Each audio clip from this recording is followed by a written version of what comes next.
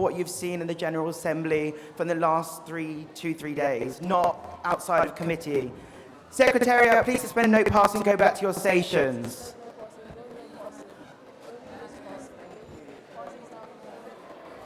Guys, sorry, can everybody who doesn't have that sort of page for voting put their hand up so we know who to give it to? Guys, so yeah, anybody who has any cards left, Put your please placards pass it up, to the please. people. Yeah, anybody with a placard up, can you just pass? Yeah, thank you, sorry.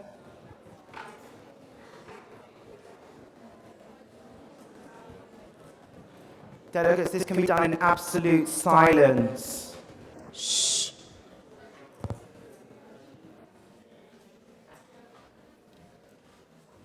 We don't have any more, sorry guys.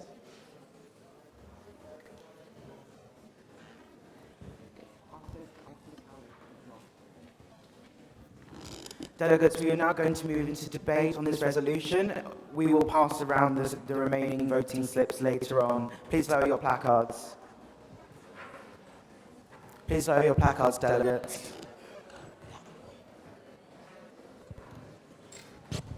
Right. Delegates, we are now going to be debating the question of implementing measures to ensure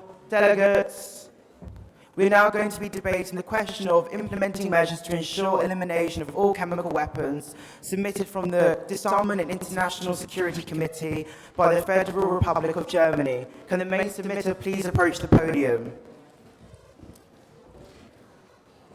Delegates.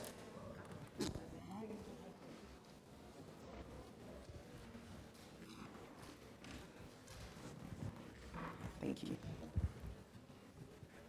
Good morning, delegates. Chemical weapons have only one purpose: to spread death and inflict mass harm. For this reason, we urge all nations to vote in favor of this multilaterally constructed resolution because it is a holistic approach in tackling the issue at hand. Specifically, Clause 1 addresses the importance of creating education campaigns to raise awareness of the effects of chemical weapons. Only by informing the young generation, upon which humanity will very soon depend, can we ensure a clean, peaceful future free of the threats that chemical weapons undoubtedly impose. Clause 6 recommends the Security Council to consider imposing economic and/or diplomatic sanctions in the case that the mandates of the Organization for the Prohibition of Chemical Warfare and the Chemical Weapons Convention have been breached by any signatory members. This incentivizes the abandonment of state production, use, and distribution of chemical weaponry. Clause 7 urges the employment of emergency relief systems in the unfortunate event of a chemical attack. Delegates, we ought not only to plan for the future, but also to act for the present. As the United Nations, we surely have to work and provide assistance to the populations in dire need, and this is exactly what this clause assures. Finally, and most importantly, Clause 2 recommends the creation of the ICWPA, which will effectively and efficiently regulate the development and distribution of chemical weaponry and related technologies, with the main aim of ultimately eradicating their existence. In order to avoid similar misunderstandings that occurred during the DISEC committee session, no nation will be forced to join this Close your remarks, please, delegate. Therefore, all sub-clauses refer to nations who have freely decided to take on the global task for the elimination of chemical weaponry. As the delegation of Germany, we cannot accept that any nation envisioning a more peaceful and prosperous tomorrow will vote against this resolution. Thank you. Thank you. Firstly, Secretariat note passing has now been reinstated. Delegate, do you open yourself to any points of information? No. Please yield the floor to the chair.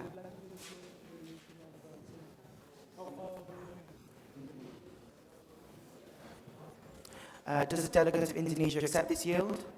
Yeah, please approach the podium. Thank you. The delegate of Indonesia would like to urge... Sorry. Delegates, please begin. The delegate of Indonesia would like to urge everybody here in the room today to vote for this resolution. We all know the threats of chemical weapons. They're not as well known as nuclear weapons, but they're just as deadly. In fact, the effects of chemical weapons are more long-lasting and more indiscriminate than nuclear weapons, meaning that they harm more civilians and cause ultimately more death and destruction. And yet they are still a relatively unknown unknown part of the triad of weapons of mass destruction. Now, Clause 1 seeks to change this. Furthermore, the delegate partially likes clauses 5, 6, and 7. Clause 5 targets chemical weapons at their source by seeking to eliminate the creation of non-nuclear weapons, chemical weapons. Clause 6 punishes nations who dare to use chemical weapons. And Clause 7 removes the need to keep chemical weapons as a deterrent by ensuring that every nation is adequately equipped to deal with a chemical attack scenario, thereby removing the mutually assured destruction aspect of the use of chemical weapons. Most countries in this room have pledged to not use chemical weapons, to destroy the chemical weapons, and yet this has still not been done. Please, vote through this resolution and let's finish the job. Could I take all points of information? Thank you. The delegates open himself up to any and all points of information. We'll be entertaining 2. If there are any such on the floor, please raise your placards now. These will come from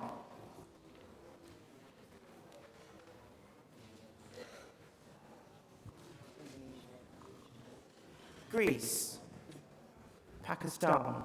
In that order, please. Please remain standing.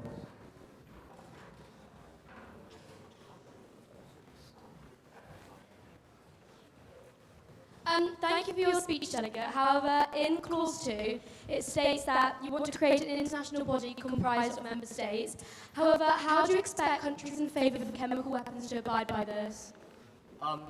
There are very few nations in favour of chemical weapons. I believe the only ones to do so are South Sudan, Egypt, and North Korea. And even so, in recent years, there have been signs that they are moving across as these weapons become more and more abhorrent to the international community. While there is really no means of properly enforcing it, their use under Clause 6 will be highly restricted. And in fact, they will either be forced to build new chemical weapons but unable to use them if they so wish.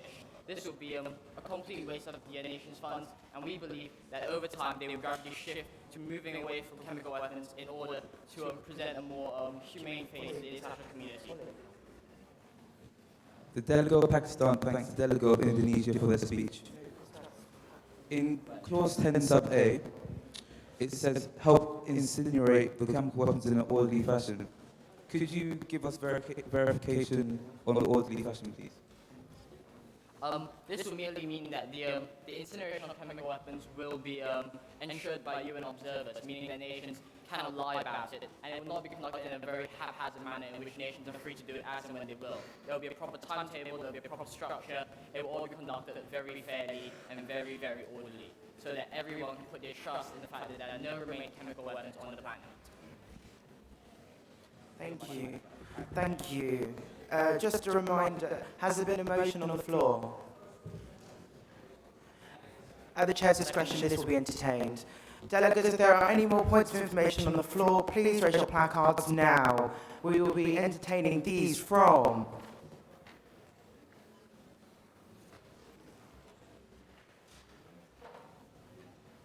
Turkey and Latvia.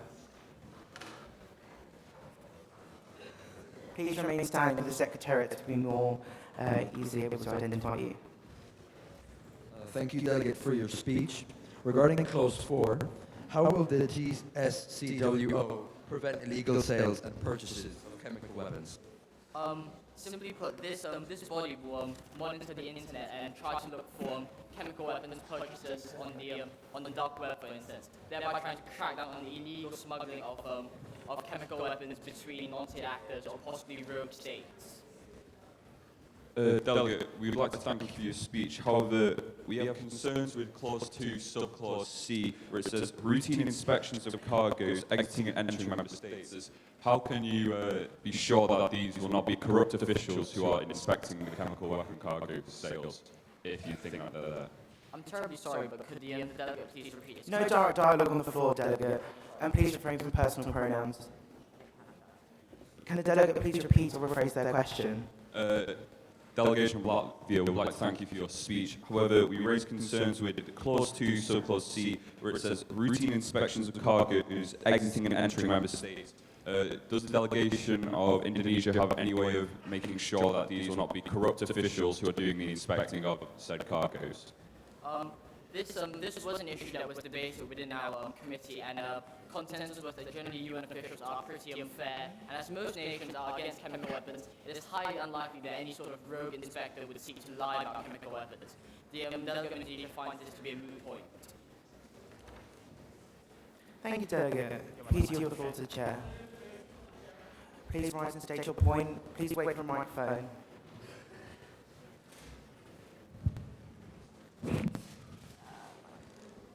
Can the committee be made aware that the State of Israel has neither confirmed or denied their possession of chemical weapons?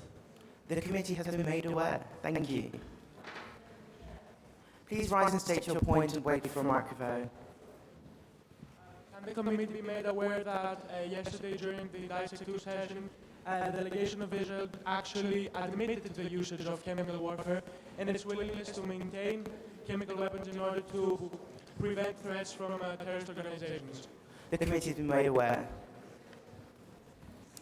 Delegates, we're still in an open debate on this resolution as a whole. If there are any speakers for or against this resolution, please raise your placards now. This speech will be coming from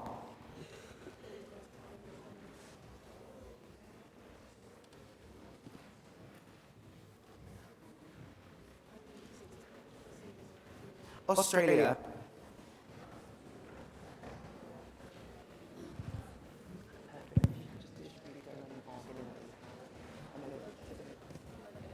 Okay.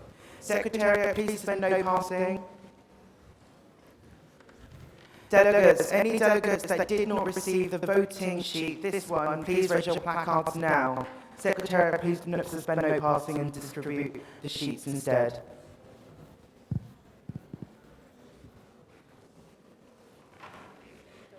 Just please wait.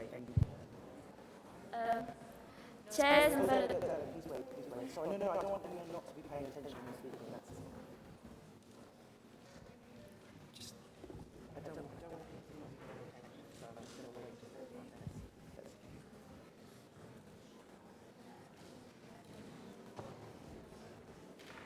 I'm just going to, sorry, we're handing out.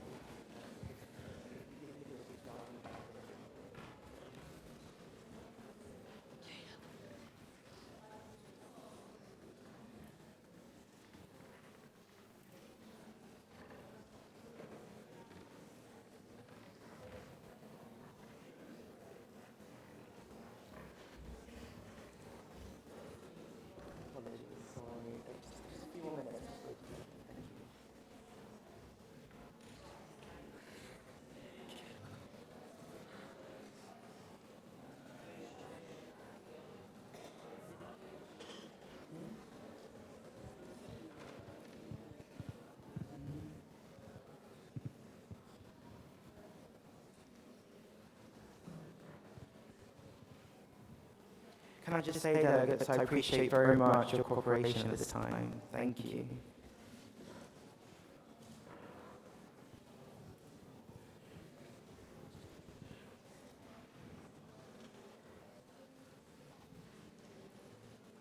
Please lower your placards.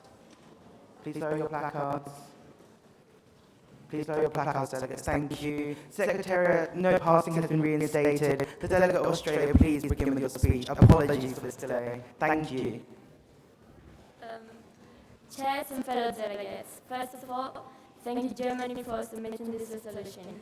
Australia consistently and strongly condemns the use of chemical weapons by anyone, anywhere, under any circumstances. Australia's commitment to the eradication of chemical weapons is founded in the memory of the many Australian casualties of chemical weapons used in the First World War. Furthermore, Australia has a long history of supporting the full and effective implementation of the Chemical Weapons Convention, including actively working towards the goal of achieving universal adherence. We strongly believe that this resolution presents practical solutions for every country concerned about this issue. Therefore, the Australian delegation would like to encourage all the delegations to vote in favour of this resolution, owing to the fact that any attempt towards the eradication of danger caused by chemical weapons is a step forward. Thank you. Thank you, delegate. Do you open yourself up to any points of information? No. Please yield the floor to the chair. Or would you like to go to another delegation? Which delegation?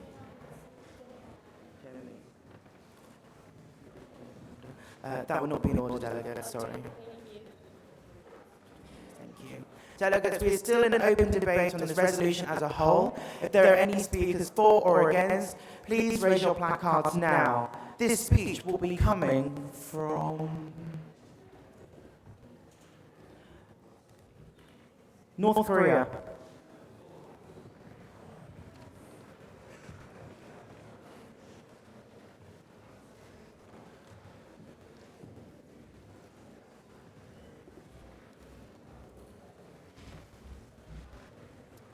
Thank you, esteemed Chair and fellow delegates. Though we thank the delegation of Germany for their efforts on this resolution, the delegation of the DPRK cannot let this resolution stand, and we urge fellow member nations to vote with us against this resolution. This is because this resolution directly challenges the national sovereignty of many nations who did not sign the Chemical Weapons Convention and have reservations towards the Geneva Protocol. There we go. And this is because we, as a state, do not see an issue with us having chemical weapons and being allowed to use this. This is something we are in our full right to disagree with other nations. And though we understand that many of you today do agree with the Chemical Weapons Convention and the Geneva Protocol, we must uphold the principles of the UN, which states that all nations have an opinion and a say on these matters, and we all have our right to national sovereignty. For these reasons, you must vote against this resolution. Thank you. Thank you, Delegate. Do you open yourself up to any points of information? Any and all. Thank you. The Delegate has opened himself up to 3 points of information. If there are any such on the floor, please raise your placards now. These will be coming from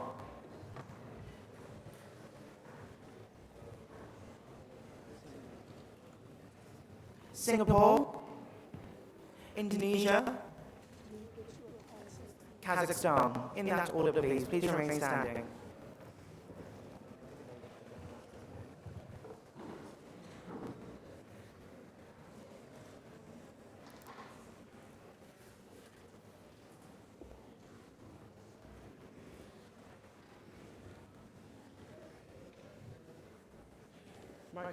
Microphone to section 1, Singapore, please.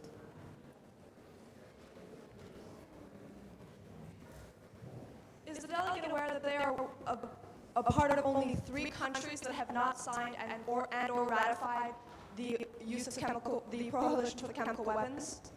We are, thank you. And our response to this is that though we are few in numbers who disagree, the principles of the UN is that we are in our full right to do so, and thus challenging our national sovereignty just because we disagree with the majority of the member nations here is not in order and cannot stand. Thank you. Right to reply? Granted.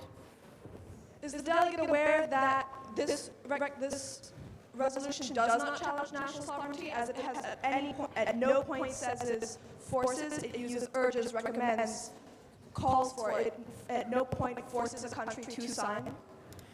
The delegation of the DPRK cannot disagree more. As in clauses, for instance, clause 6, it recommends the placement of international sanctions on countries such as the DPRK who do not agree with these conventions, which means that you are enforcing us to try and agree with these conventions against our will. It is an attack on our national sovereignty, perhaps more indirectly than would be determined, but it is still an attack on our national sovereignty that we do not agree with and cannot stand. Thank you.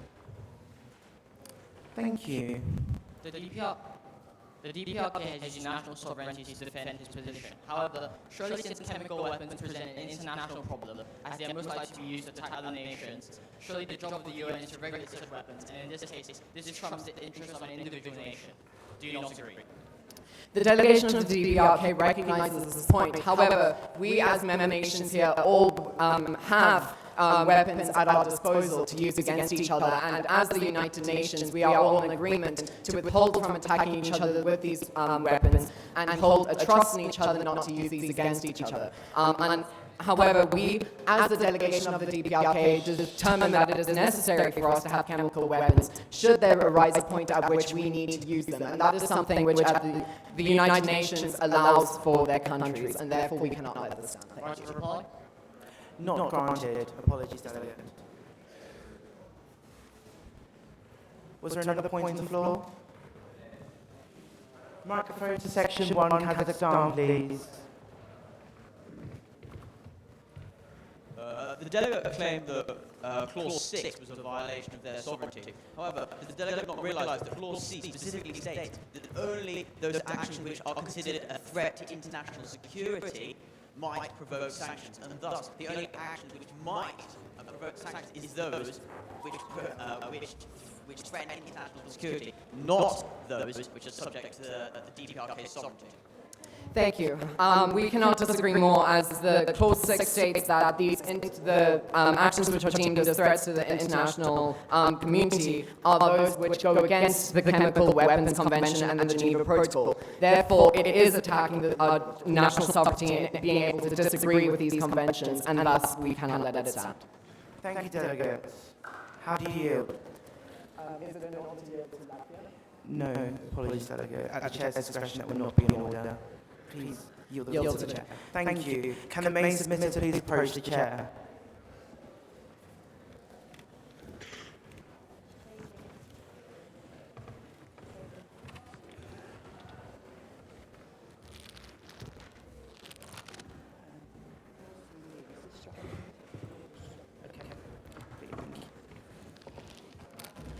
Delegates, can you please all turn to page 2, clause 3b, and please make the adjustment of striking that. That was struck in committee and should not be in the resolution.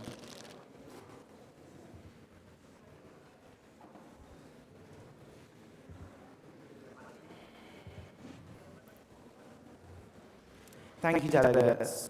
Delegates, we are still in an open debate on this resolution as a whole. If there are any speakers for or against this resolution, please raise your placards now. This speech will be coming from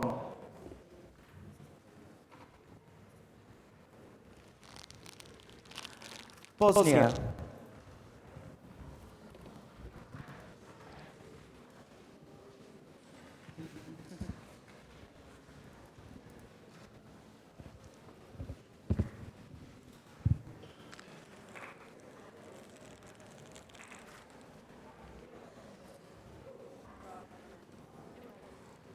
Fellow delegates, nowadays, chemical weapons constitute a major threat for both us and our planet, and a possible chemical attack will kill millions of people and destroy our natural habitat once for all. The delegation of Bosnia is highly concerned about this issue and believes that an efficient solution needs to be found soon. This resolution not only does it conclude many ideas, but also the majority of them are very realistic and can be accomplished. For example, clause number 1 that suggests the foundation of educational awareness campaign is vital to be activated if we want to achieve the elimination of all chemical weapons across the globe. Furthermore, clause number 9 that proposes the creation of an international chemical weapon disposal mechanism will be proven very useful and effective because it targets in dismissal of the chemicals and at the same time it makes sure the environment is not affected in any negative way. For this reason, the delegation of Bosnia believes that this resolution should pass because it presents many multiple positive aspects. We urge you all to vote in favor of it. Thank you for your attention, delegates. Thank you, delegates. You open yourself up to any points of information? No. No. Please yield the floor to the chair.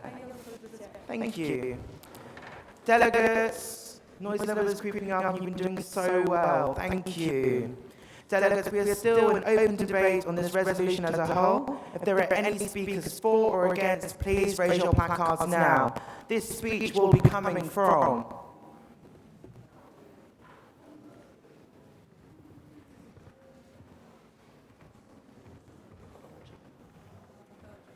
Belgium.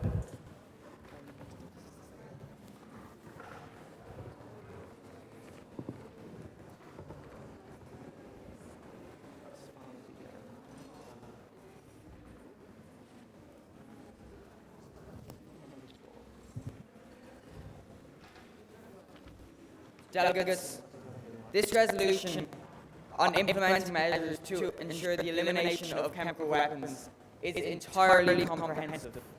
We have struggled while sitting up there to find any flaws in the resolution.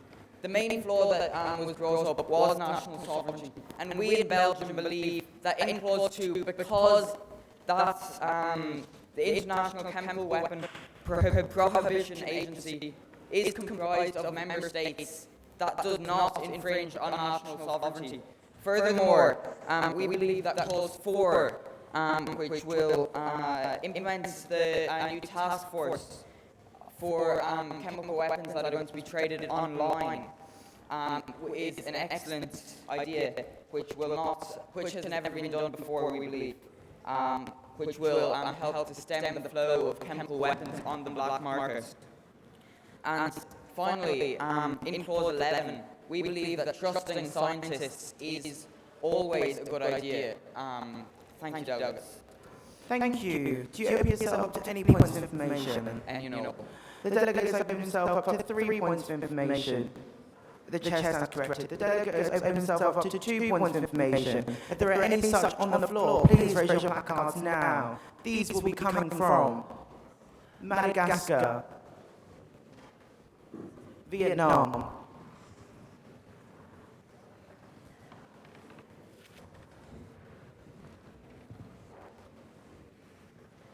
Thank you for your speech, Delegate. In regards to Clause 4 and the introduction of a new task force, how do you suggest that this task force will be implemented?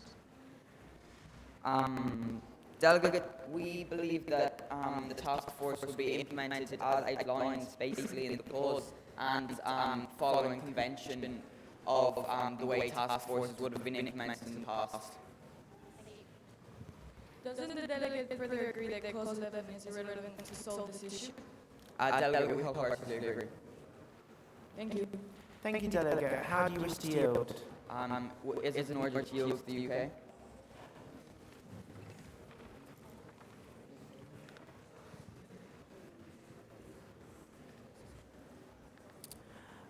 That will be in order. Thank you, Delegate. Thank you. Does the delegate accept this yield? Thank you. Please approach the podium.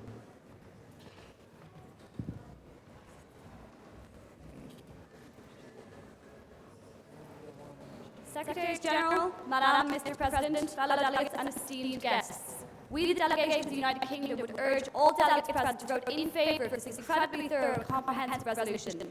We believe Clause 1 is so important. As always, delegates, education is the key part of answering the question at hand. Within Clause 2, with this new international body, this is a new UN body that will perform a crucial role, which no given UN body currently does. And we believe that the role in question preventing stockpiling and distribution of chemical weapons delegates, that is so important to answer the question at hand. Within Clause 4 of this new online task force, as said by Belgium, it's new, it's innovative, and as part of Interpol, we believe it will get the job done. We also think Clause 7 is very strong. We especially like the sub-clauses as they help to reduce the damage done after chemical weapons attacks and carry out our duty of care to the affected UN citizens of the situation. Close your remarks, please, Delegate. We also like Clause 9 because we think this international chemical weapon disposal mechanism is very important, and overall, delegates, we urge vote in favour of this incredibly comprehensive resolution. Thank you. Thank you, Delegate. Do you open yourself up to any points of information? As many as time will allow. The delegates open themselves up to 2 points of information. If there are any such on the floor, please raise your placards now. These will be coming from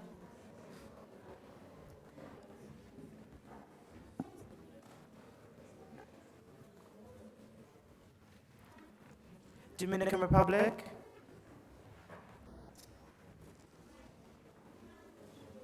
and Zimbabwe.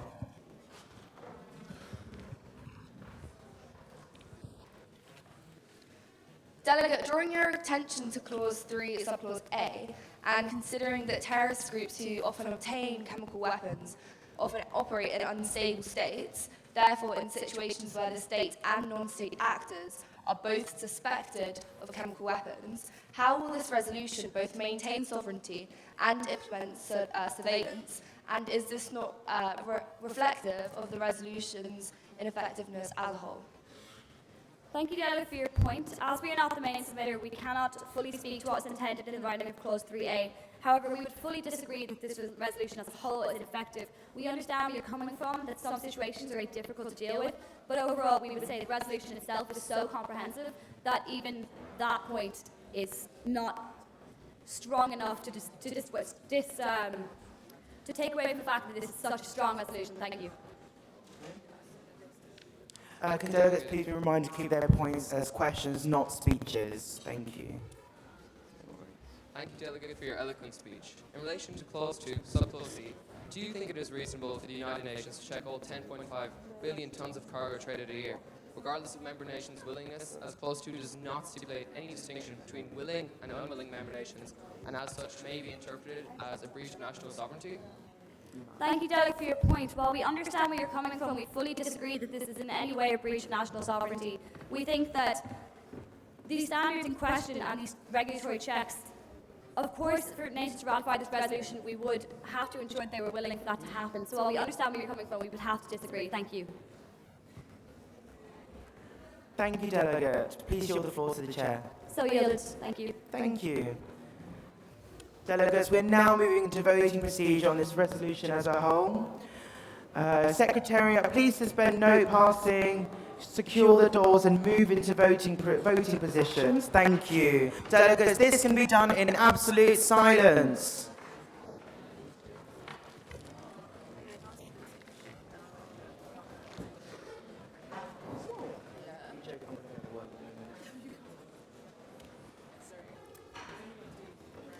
Thank you. Secretariat, we need Secretariat for Section 2 and Section 3. Who's counting Section 2?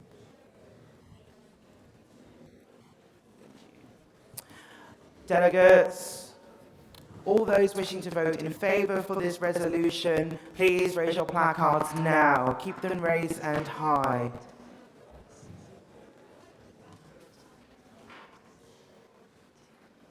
Section 1. Section 2. 22.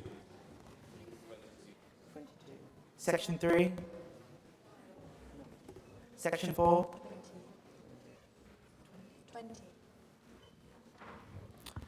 Please lower your placards. And all those wishing to vote against this resolution, please lower your placard. Thank you. All those wishing to vote against this resolution, please raise your placards now. Section 1.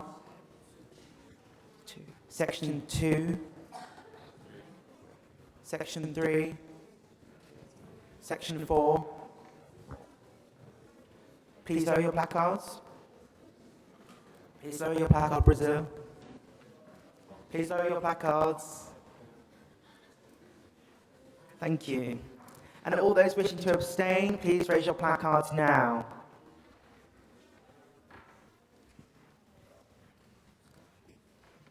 Section 2. Section 4. 3. Section 4. Please lower your placards.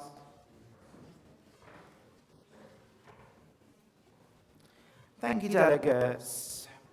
By a narrow margin with 65 votes for, 11 against and 8 abstentions, this resolution has passed. Clapping is in order.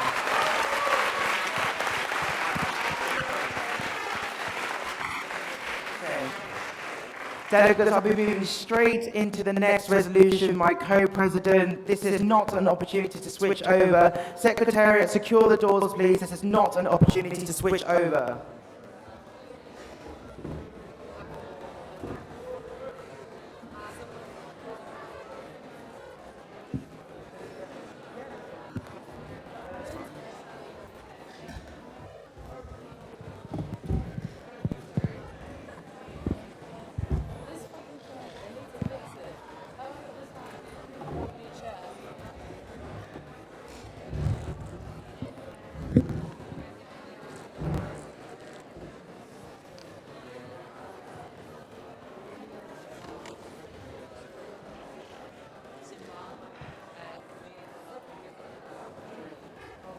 Delegates, order on the floor, please. We will now be moving into the Spec Poll 1 resolution on South Sudan submitted by Côte d'Ivoire.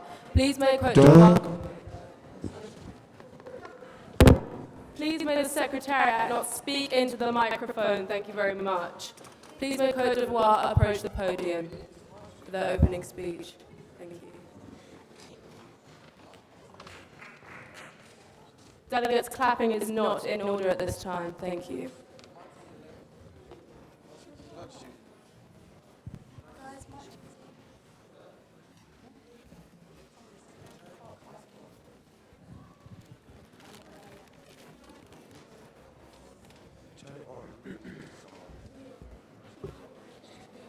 Delegates, Côte d'Ivoire is delighted to present our resolution and our solution to South Sudan. South Sudan is in the process of restabilizing after their civil war. A coalition agreement was signed last August, and this resolution aims to ensure that that agreement is fulfilled and provides strong economic and humanitarian support. Clause 1 gives South Sudan the means, responsibility, and a way of regrowing their crippled economy, and it gives them a strategic and effective way to do so, and provides a date by which the clause must be integrated, and offers multilateral economic advice to South Sudan. Clause 2 ensures the stability of the city of Juba, which is quintessential to the fulfillment of the coalition agreement is in place. Clause 3 offers extremely detailed, proactive and pragmatic approach to solving the humanitarian problem in South Sudan. Delegates, this resolution sets the framework for there to be sustained peace and prosperity in South Sudan. It encompasses political, economic and humanitarian solutions, and Côte d'Ivoire implores you to vote in favour of this fantastic resolution. Thank you, and we open ourselves to any and all points of information. Thank you, Delegate. If there are any such points on the floor, please raise your placards now. These will come from Croatia, Bulgaria, and Equatorial Guinea.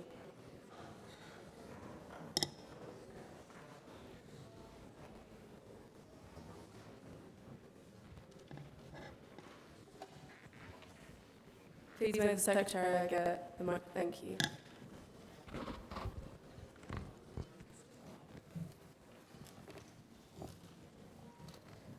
We would just like to thank the delegation of Côte d'Ivoire for their comprehensive resolution.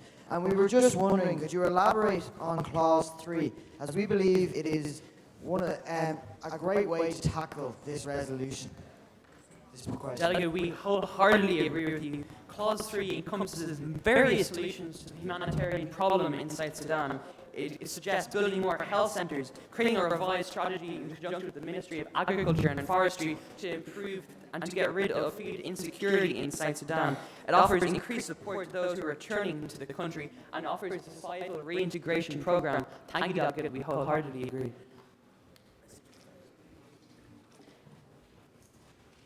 How can the delegate be confident that the deployment of UN peacekeepers will help bring harmony within South Sudan? Could the delegate please repeat her phrase? Please may the delegate repeat or rephrase their question. Thank you.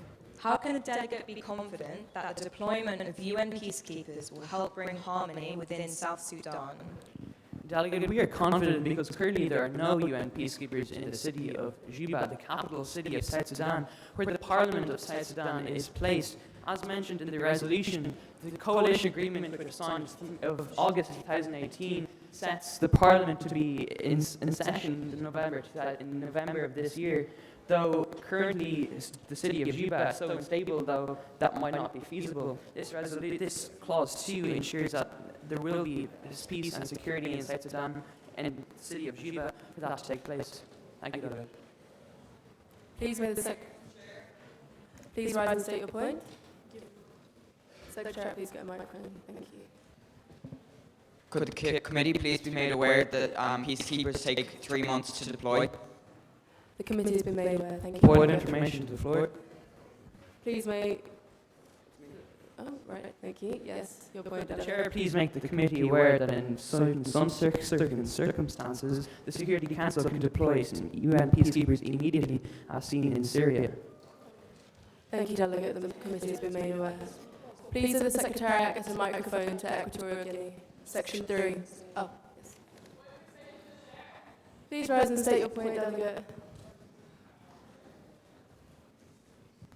Could the committee please be made aware that as there has been a peace deal recently signed in South Sudan, the Security Council would not classify it as a crisis situation, and therefore the 3 months deployment time would be in effect? Thank you, Delegate. Equatorial Guinea, your point of information. Thank you. Does the delegate not agree that, especially since Equatorial Guinea did not co-submit this resolution, the deployment of troops into their borders is an outrageous breach of their national sovereignty and an insult to their police? Could the delegate please repeat or rephrase the question? Please may the delegate repeat or rephrase their question. Thank you. Does the delegate not believe that, especially since South Sudan did not choose to co-submit this resolution, the deployment of troops through Clause 2 into their territory is an outrageous breach of their sovereignty and an insult to their own police force? Firstly, delegate, there was no delegate of the South Sudan nation in our committee. I'm sure if they were, they would have definitely co-signed this resolution. And secondly, we feel as the South Sudanese government is already cooperating with the United Nations, and they have already submitted a coalition agreement that they have the right interests at heart, and they want to restabilize their country. So we feel that there is no reason for which the South Sudanese government would not want to cooperate with the United Nations. Thank you. Granted.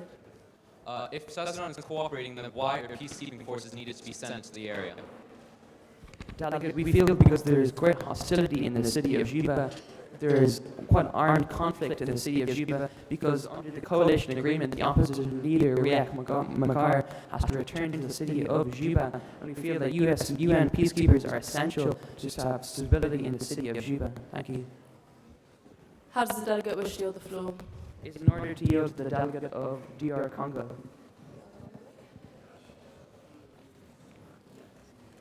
That will be an order, delegate. Does the delegate of DR Congo accept this yield? Right. Please approach the podium, delegate. Thank you. Sorry, delegates, before DR Congo does make their speech, the Chair would like to make the committee aware that we are trying to prioritise those delegations that have not spoken once. This number currently stands at 30, so if you do really desperately want to be recognised, send us a nice note and we will make an attempt to. But do not send passive-aggressive notes attacking us or our ability as chairs, because then we will simply not recognise you. This will not be accepted at our conference, delegates. But please, if you really do and you are going to raise your placards, send a note and we will recognise you because we want everyone to have the ability to speak. Thank you. DR Congo, start your speech. Thank you. Delegates, the situation in South Sudan is abhorrent and should be fixed immediately with extreme efficiency. And this resolution, which we see in front of us, is perfect for this. Let's start from the beginning. Clause 1 perfectly tackles the financial situation in South Sudan, with the giving of $5.5 billion for long-term interest of 0.1% to be given to South Sudan when the government is stable. This means that the government will have the ability to spend the money to make sure that their country has a better living standard. Next, Clause 2 calls for the Security Council to send peacekeepers into Juba. This is perfect, as there will be a lot of hostilities within Juba, as has been clearly said by the delegate of Côte d'Ivoire. And this will help keep the peace within it, therefore making the capital city a much better place to live. Next, Clause 3 helps the common man's lives a lot. The creation of the task force, the UNTSTSS, will create schools, create a hotline for people who want to report violence, and create a revised strategy with the Ministry of Agriculture. This will greatly improve, 1, the economy, 2, the living standards, and 3, the happiness index of anyone living in South Sudan, turning the country from a weak country into a global superpower. Overall, delegates, the delegate of the DRC begs all of you to vote for this superb resolution, as it will end a long-standing problem in South Sudan. Thank you. Thank you, delegate. Do you open yourself up to any points of information? Any all. If there are any points on the floor, please raise your placards now.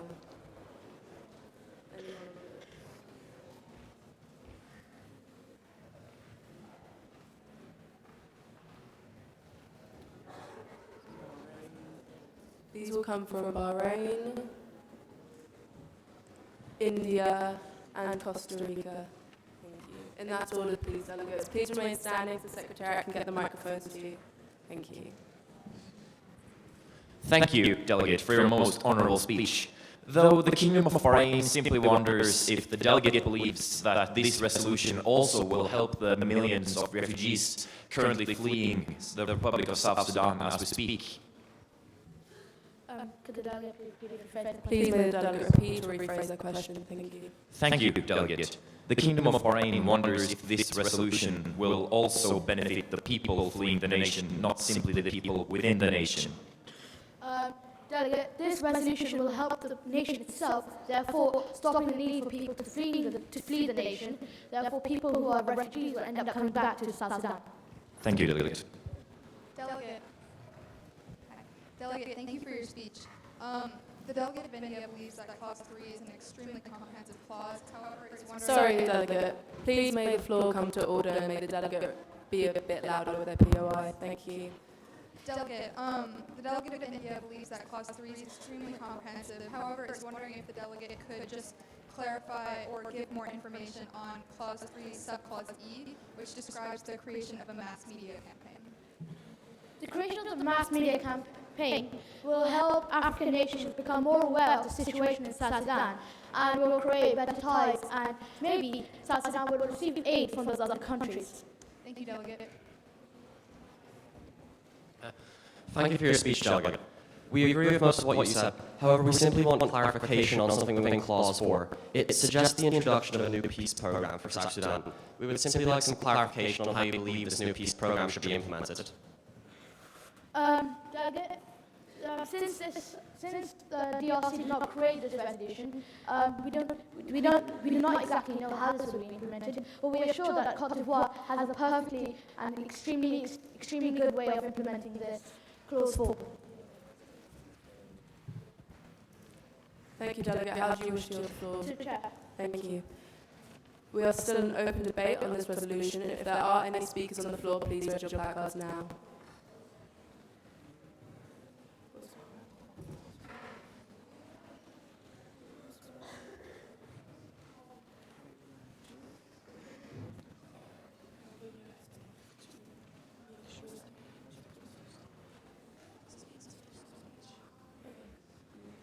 United States, you have been recognized.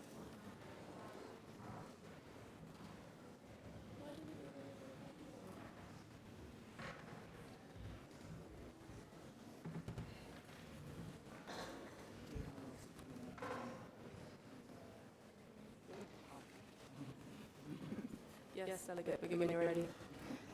The delegate of the United States believes that this resolution... Please may the floor come to order. Thank you.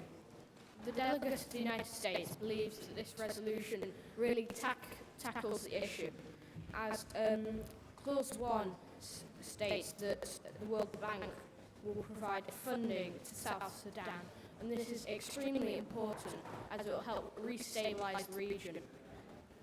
Clause 2 calls for peacekeepers, which will deployed in Juba, which will help stabilize the region once more and bring more peace to the area.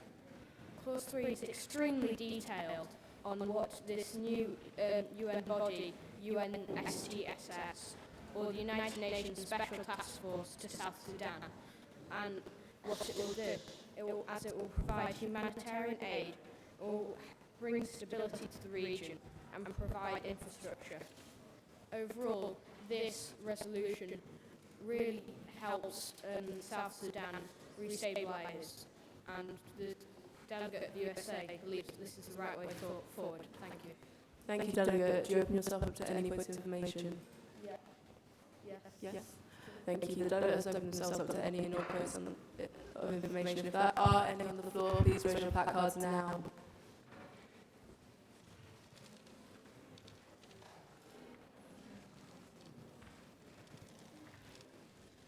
These will come from Kuwait, Jordan,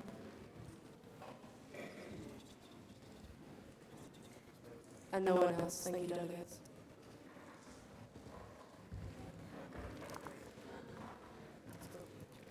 Thank you, Delegate, for your speech. Regarding Clause 6, could the delegate further explain how the event is going to take place, and to know how the event in South Sudan is going to interfere? Please may the delegate repeat or rephrase their question. Thank you. Thank you, Delegate, for your speech. Regarding Clause 6, could the delegate further explain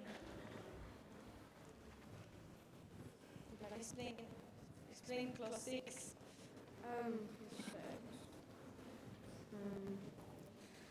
The delegate of the USA believes that Clause 6 will help rebuild the relationships between South Sudan and its neighbouring countries, to help it be reintroduced into the international scene. Thank you, Delegate, for your speech. But do you not understand that this resolution fails to address possible problems of corruption that could arise with giving Sudan so much money? The delegate of the USA believes that if the South Sudan was to be corrupt and did not use this funding and everything we give it correctly, it understands the delegate's concern as it could lead to terrorist organisations gaining a lot of funding. However, the delegate of the USA believes that due to a lot of the peacekeepers and increased infrastructure and stability in the area will help prevent against corruption. Thank you, Delegate. How do you wish to yield the floor? Thank you, Delegate. The Chair would just like to make a short announcement that we will not be accepting bribes that have beef gelatin in it. Thank you very much. Please rise and state your point. Secretary. Could the Chair please make the committee aware that the South Sudan is considered a humanitarian crisis by the United Nations Office for Humanitarian Affairs, and therefore UN peacekeepers can be deployed immediately, not 3 months. Thank you.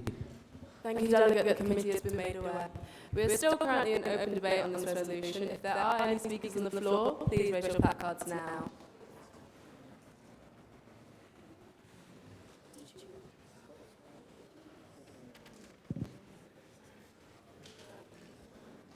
South Africa, you have been recognised.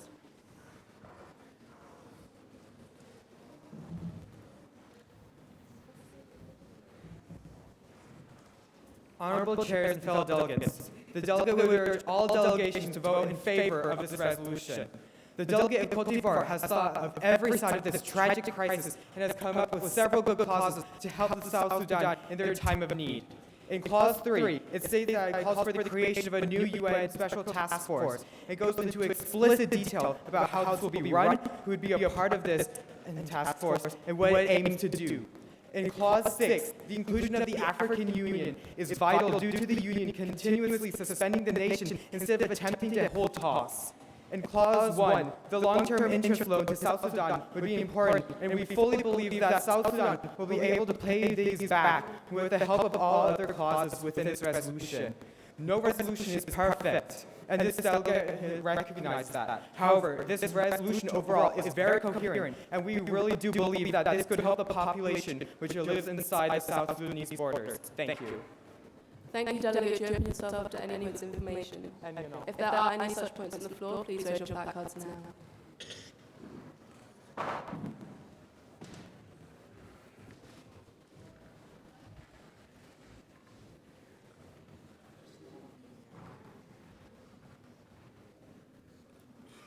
These points will be coming from Argentina and Bulgaria.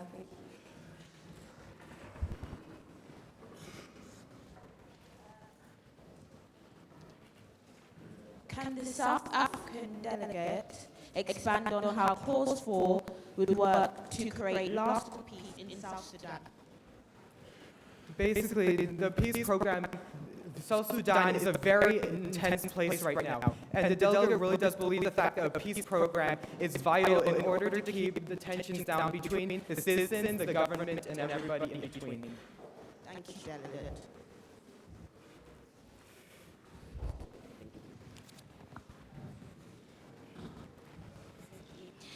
In regards to Clause 1, can the delegate suggest how a unity government could be established in South Sudan? Please may the delegate repeat or rephrase their question. Thank you. In regards to Clause 1, can the delegate suggest how a unity government could be established in South Sudan? Of course, the delegate is not the main submitter. However, we believe the fact that this could be done to help the people and help grow on the GDP, and with the interest loan, we believe the fact that this would be able to build on infrastructure, schools, and help the people inside the nation. Thank you. Please rise and state your point. Could the chair please make the committee aware that the unity government refers to the coalition agreement signed in August 2018, and therefore the resolution plays no part in setting up the unity government as it has already been in place. Thank you. Thank you, Delegate. The committee has been made aware. How does the delegate wish to yield the floor? Is it in order to yield to the delegate of Yemen? Sorry, was there a motion on the floor?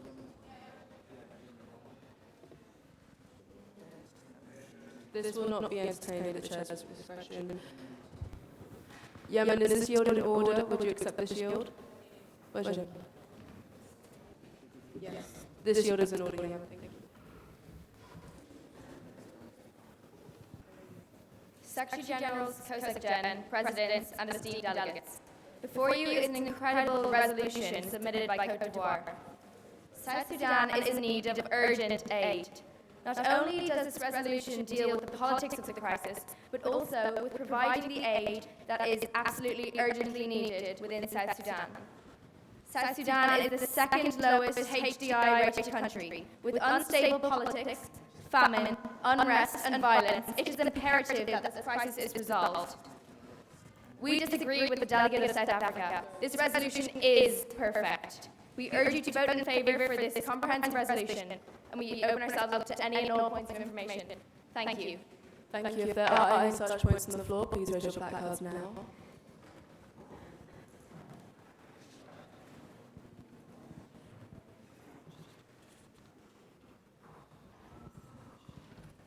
These will come from Cambodia and Croatia. Can the delegate clarify how they believe this resolution will truly help the people of South Sudan, especially in reference to subclause 3I, which states that they're creating a telephone hotline. However, considering that only 21% of South Sudanese people have mobile phones, how will this help them? Delegate, we thank you for your point. However, somewhere else in the clause or in the resolution, we cannot pick it out now. It says that it will aim to re-establish and implement better electrical lines and cables and supply throughout South Sudan. Therefore, having this, these families will be able to communicate via electrical means. Right, shall I? Granted. Does this not infer then that these telephone boxes or in their homes will be of little use as they will become hotbeds of kind of for the criminals to target? We do not agree, Delegate, sorry. These will be extremely useful and comprehensive. Delegate, we thank you for your speech, and would you not further agree that Clause 1, building infrastructure in South Sudan, will not just make a sustainable economy, but will make jobs for the people? We wholeheartedly agree, Delegate. Thank you. How does the delegate wish to yield the floor? Is it in order to yield to the delegation of Croatia? No, this will not be in order, delegate. We yield to the chair. Thank you, delegate. Delegates, we do have a list of the delegations that have messaged us or have not spoken, so please do not be afraid to raise your placards for the next speech, because we, even though you might not have received a reply, we've got lists, okay? We are still currently in open debate on this resolution, so if there are any speakers on the floor, please raise your placards now. Sudan.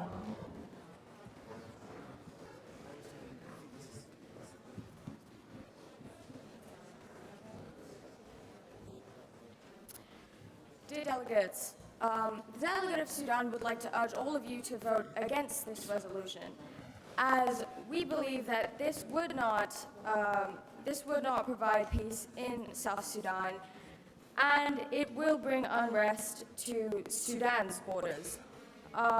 In Clause 3, subsection F, working with the local police to establish a more secure prison system, we believe that this would, in fact, foster more corruption instead of aiding the country.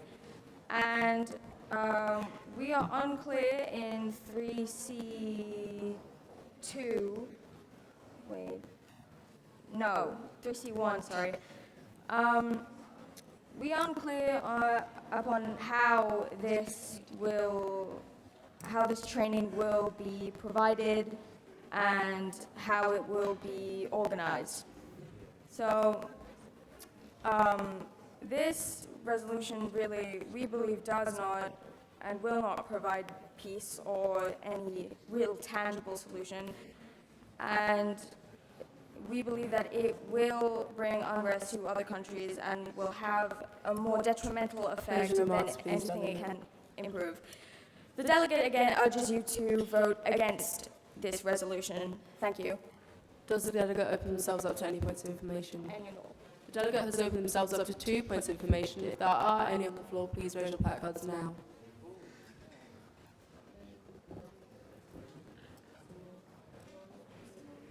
These will come from Somalia,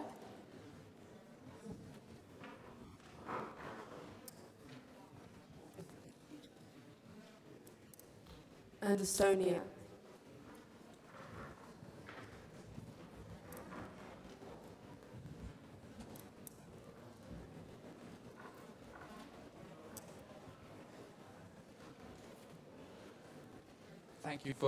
Thank you for your speech, delegate. Would the delegate not agree that Clause 5 goes against many of the patriarchal and tribal functions within South Sudanese culture? Yes, the delegate wholeheartedly agrees. Delegates, the noise level seems to be creeping up again. Will you please be quieter and respect the speakers? Thank you. Delegate, thank you for your fine speech. And but just in relation to the resolution as a whole and then your speech, do you not feel that with everything that Côte d'Ivoire has put into this resolution and trying to put together South Sudan again, that it is only beneficial and that maybe you should reconsider the support of South Sudan's rebuilding after such a horrible war? Thank you, Delegate. The Delegate of Sudan would like to commend the efforts of Côte d'Ivoire for writing this resolution. But we believe the effect on Sudan and the unrest that it would bring, we do not believe that this would have the beneficial intent or the results that it intends. Thank you. Delegates! Delegates, this will not be entertained at the chair's discretion. Thank you. Please make the delegate yield the floor to the chair. Thank you. Delegates, have you all filled in your GA slips? Right. Secretariat, will you please suspend note passing?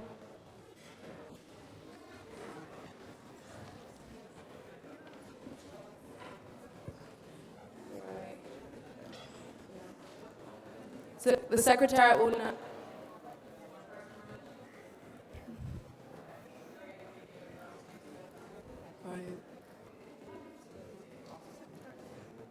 Secretariat, please make one of the GA delegation slips for the best delegation be delivered to Ethiopia. Right.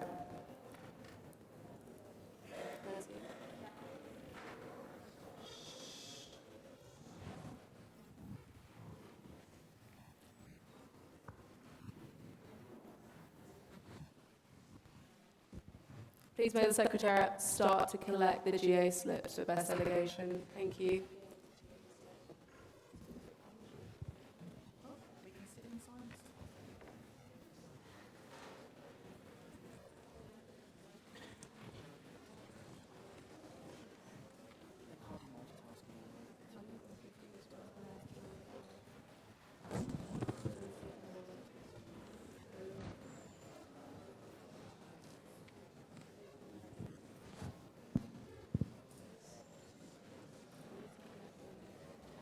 Please may more Secretariat come to the floor to collect these slips. Thank you.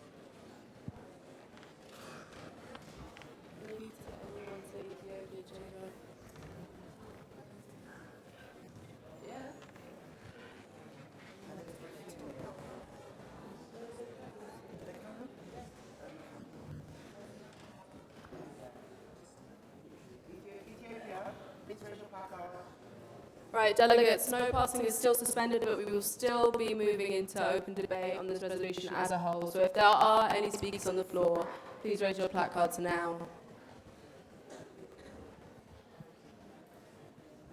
The Chair would like to remind delegates that we do have a list of delegations that have sent notes in and want to be recognised, and this is your time to put your placard up and be recognised.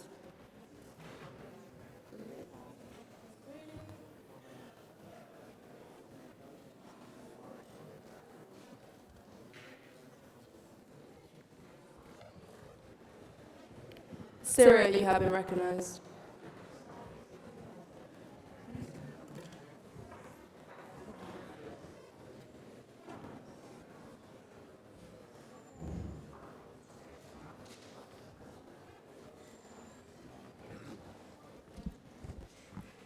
Delegates, we urge you to vote against this resolution. This resolution does not address the problems within South Sudan and simply seeks to create an unnecessary UN body as seen in Clause 3.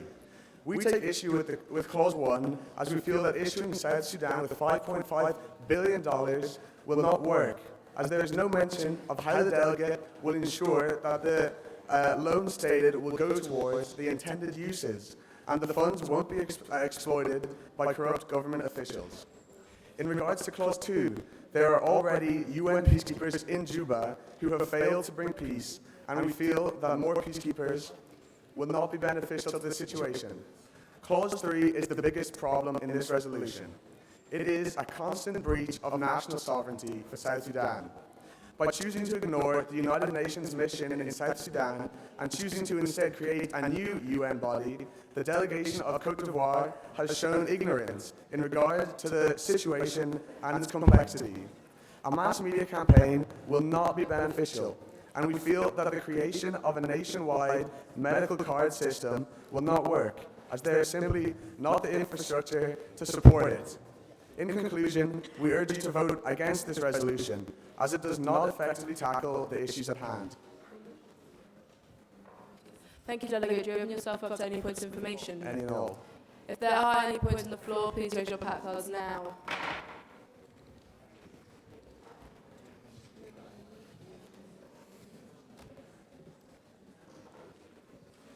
These will be coming from Egypt, Iraq, and Indonesia. Thank you.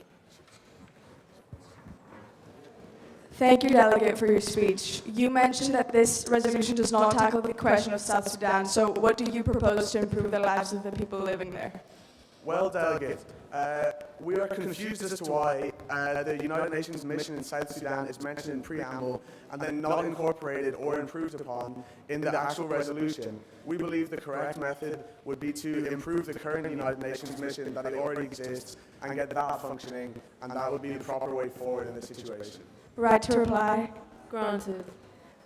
Is the delegate not aware that the UN mission is, in fact, mentioned in Clause 3, and this new task force will be operating under the UN mission? Yes, Delegate, but we believe this is unnecessary, and it's just saturating the situation with sub-bodies, when really it is unnecessary to have a sub-body to this United Nations mission. We need to focus on the mission as a whole and improve that solely. Thank you. Does the delegate not agree that Clause 3 relies on an infringement of sovereignty to work? Absolutely, Delegate, and we do not understand how this can be allowed in our modern world, where we are all in agreement that each nation is sovereign and has a right to rule itself. We see this as a huge breach of South Sudan's sovereignty, and therefore we cannot support this resolution. Would the delegate not further agree that due to the historical neglect of education for women, that they are unfit to be able to hold positions of power in these governments? Yes, Delegate, this is another serious issue which also needs to be addressed, and we agree with you that it is another flaw in the resolution. Thank you. I yield my time to the Chair. Thank you. Delegates, we are still currently in open debate on this resolution. If there are any speakers on the floor, please raise your placards now.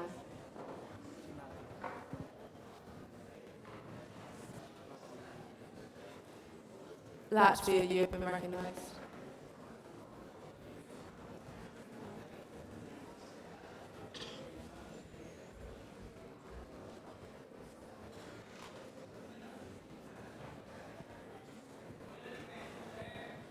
Please rise and state your point and wait for a secretariat to give you a microphone. Delegates, please be quiet. Thank you. Could the chair please make the committee aware that in no way and no clause in this entire resolution does it ever mention the creation of any UN sub-body, merely a UN task force, which is completely different to a UN sub-body. Thank you. Okay. The chair would like to make the committee aware that you should not use points to the chair as points of information that you should instead do to delegates. Thank you. Delegates, this is possibly the most comprehensive resolution that anyone has ever received on the question of South Sudan. I mean, just look at Clause 3. It covers pretty much everything you would like a clause to cover. It's got too many sub-clauses to count even, really. There is a reason why this passed back poll on with no votes against. This is the best thing that we could possibly do for South Sudan. It solves nearly every issue that has been raised, and it will do so with success. And Latvia would like to state that they believe fully in this resolution and urge every single member state in this nation, in this room right now, to vote for this resolution. Thank you, Delegate. You open yourself up to any points of information. Any and all. If there are any points on the floor, please raise your placard now.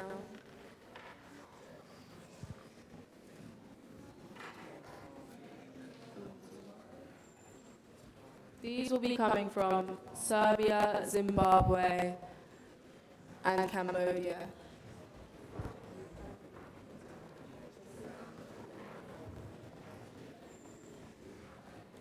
Please may the Secretariat get a microphone to Section 1. Thank you.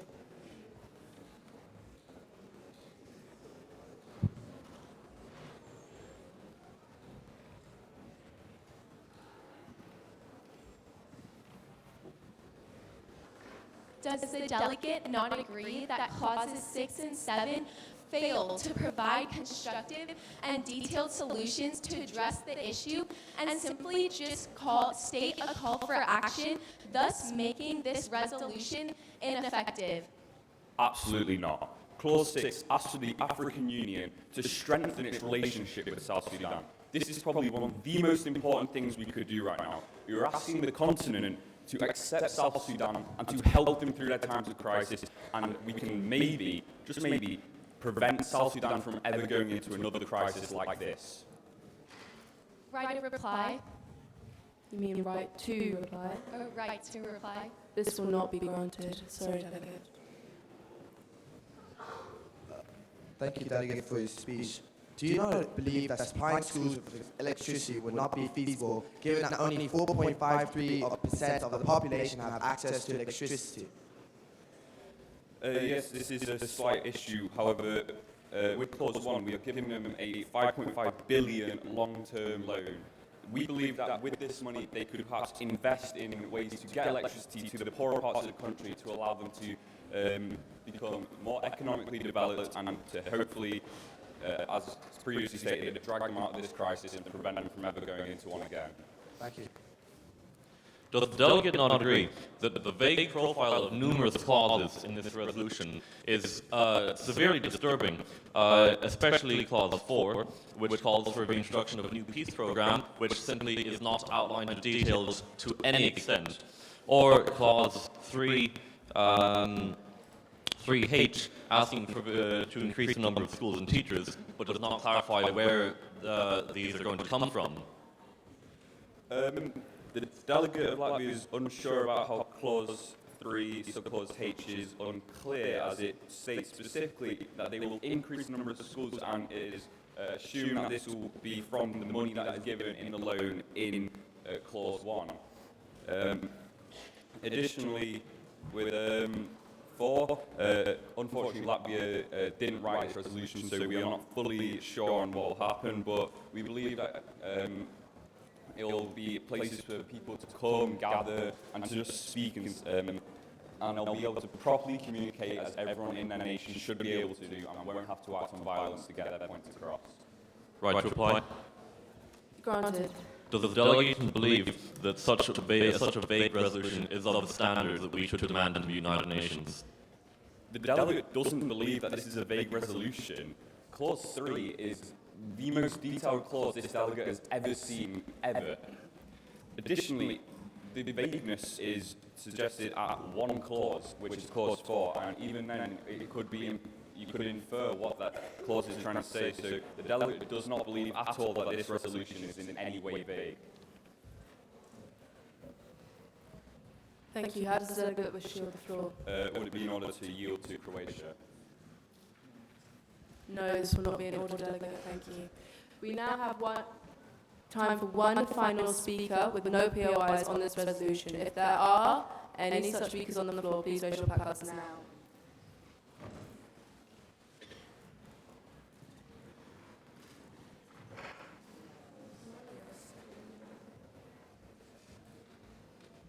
Serbia, you have been recognised.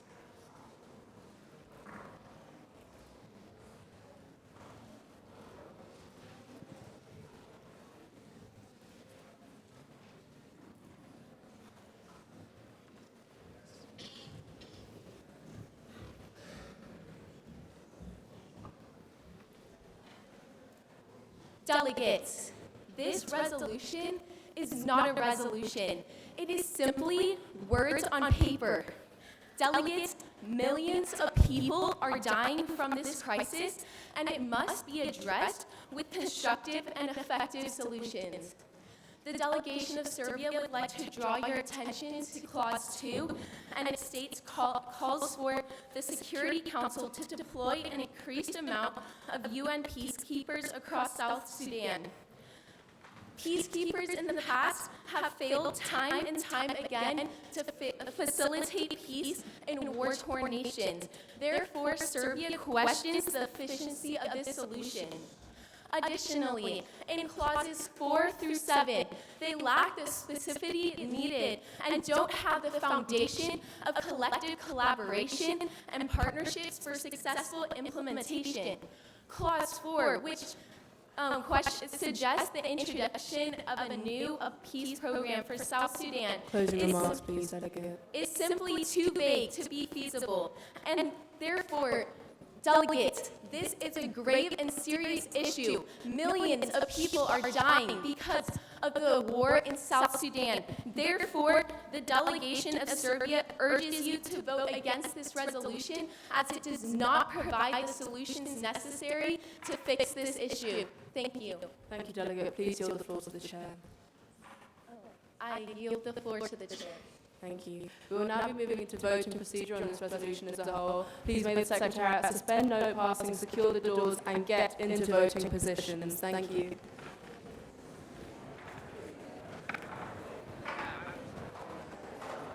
Delegates, this is not an opportunity to talk. Thank you very much.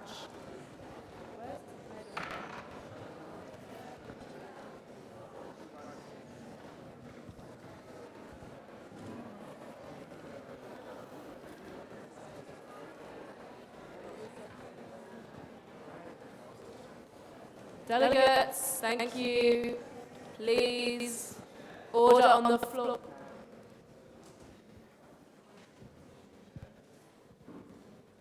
Please get the Secretary out to this delegate.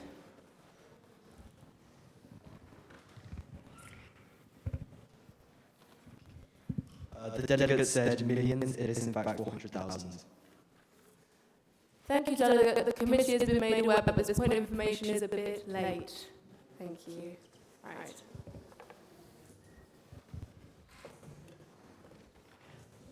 Okay. All those wishing to vote in favour of this resolution, please raise your placards now.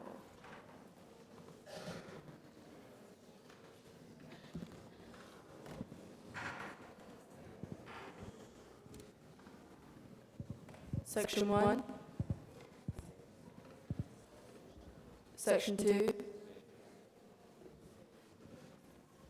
Section 3.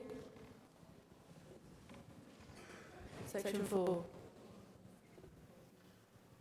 Thank you, delegates. Please lower all placards. New Zealand, please lower your placard. Thank you. All those wishing to vote against this resolution, please raise your placards now.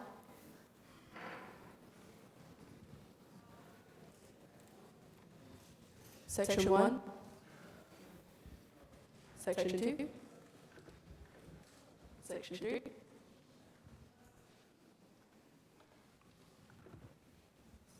Section 4. Please lower all placards, delegates. And all those wishing to abstain, please raise your placards now.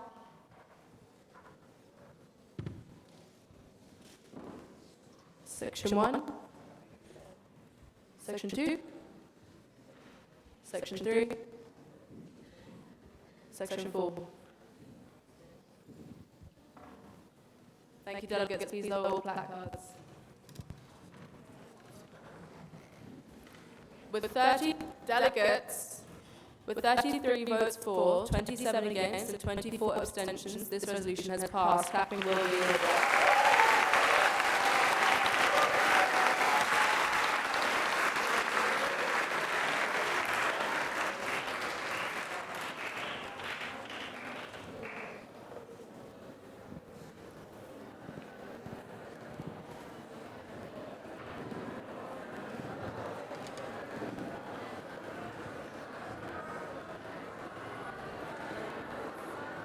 Delegates, please may the Secretariat secure the doors. Thank you. But we will be having actually a 5-minute changeover break. This is not just lunchtime. We will still be moving into debate on the next resolution in the next 5 minutes. Thank you, delegates.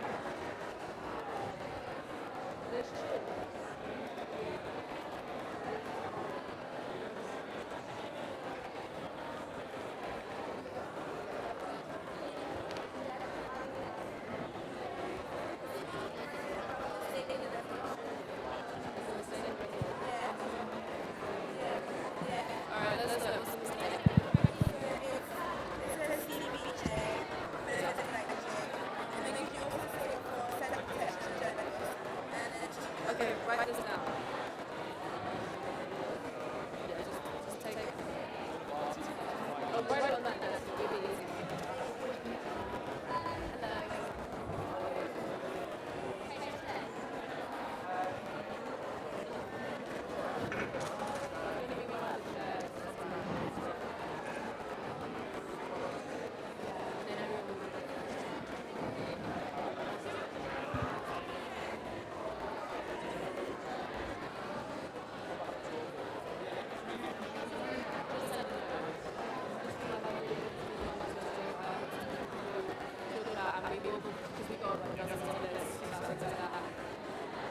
We keep that one.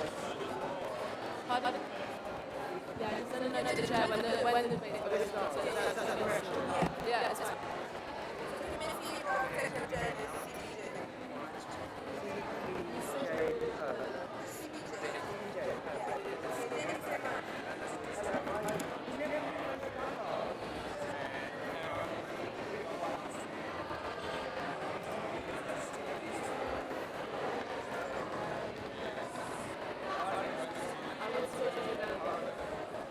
So you don't get like stuck here.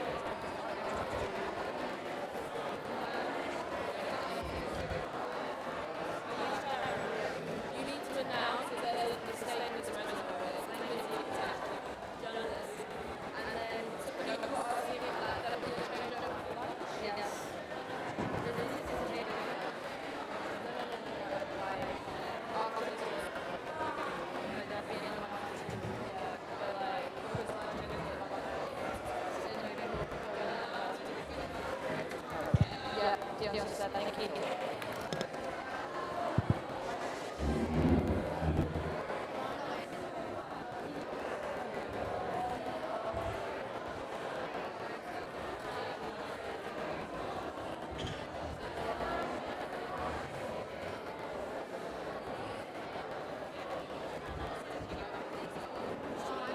Could all delegates please begin to take their seats?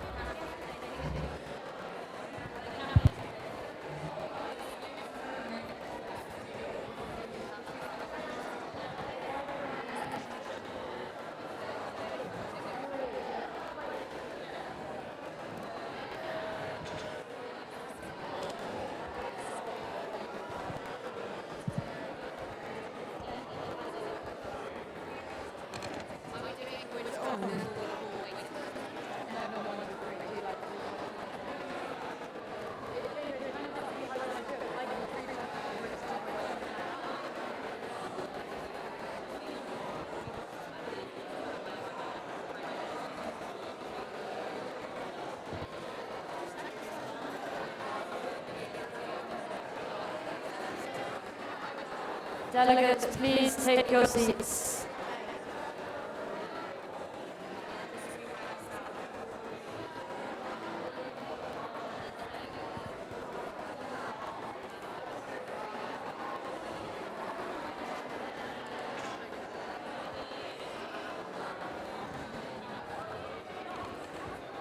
Delegates, we're about to start, so please take your seats, and Secretariat, please secure the doors.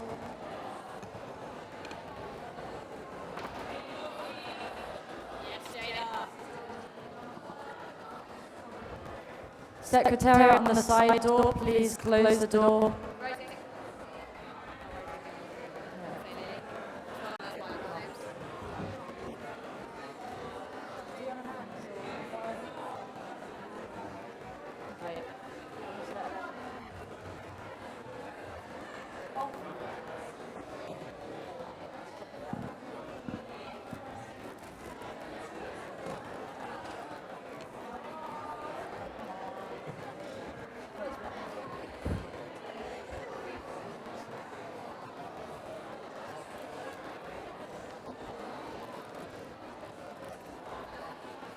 Delegates, please take your seats and come to order. We're about to begin.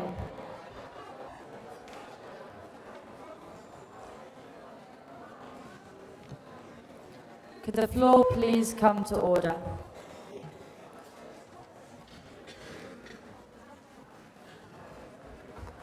Delegates, we will now be debating SOCOM 1's resolution on the protection of journalists. Before we get going, I'd just like to draw the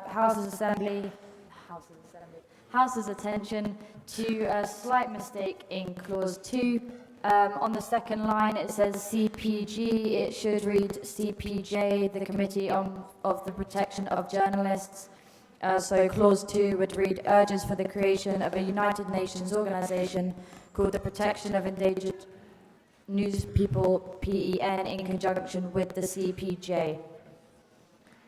Could the main submitter, Singapore, please approach the podium?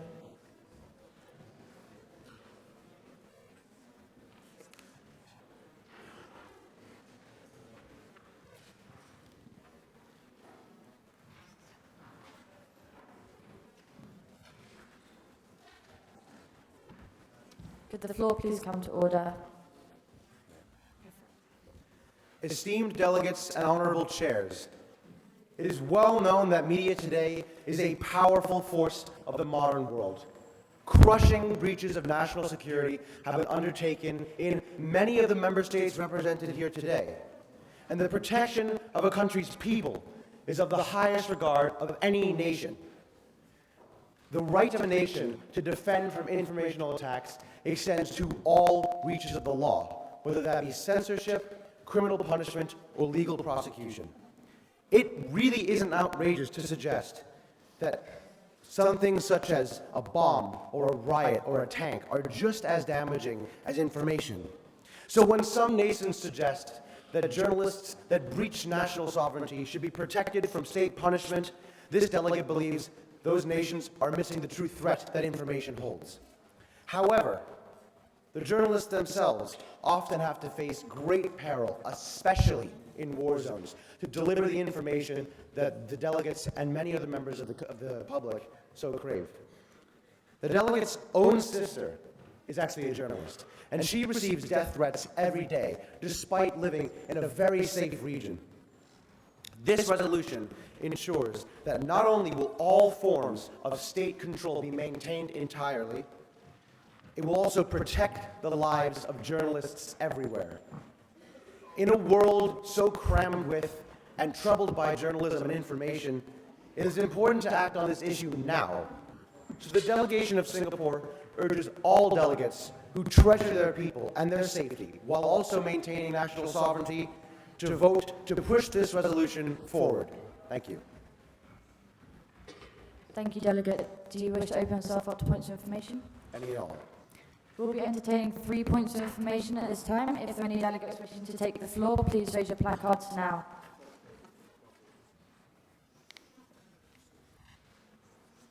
These points will come from Venezuela, Jamaica, and Ireland in that order.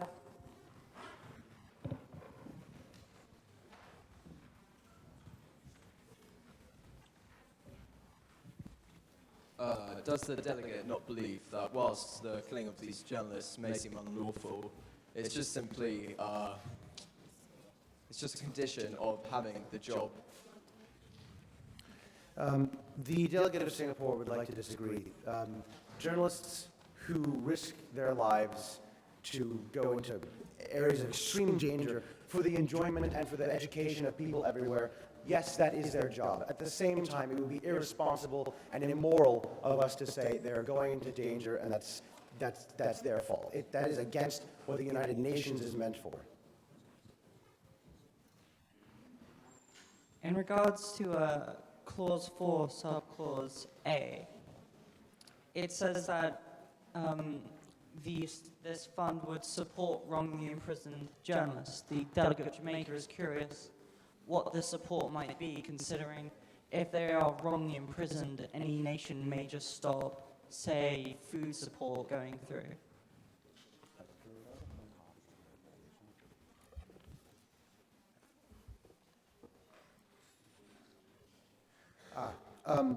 This relates to, so Clause 4B relates to when national law is broken.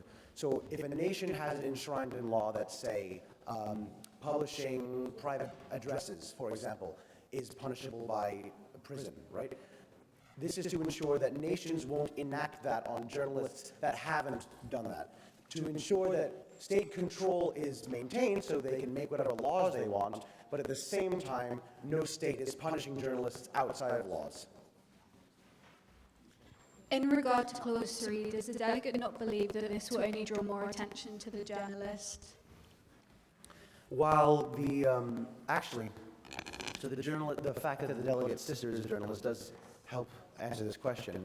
The delegate's sister has talked with many people who work in very, very dangerous areas and have gone to places like Syria.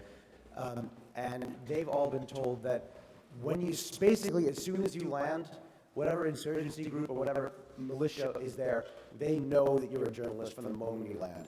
So the delegate believes that offering protection for these journalists won't affect how they're viewed. It'll just affect their ability to protect themselves. Thank you. Thank you, Delegate. Do you wish to yield the floor to the chair to another delegation?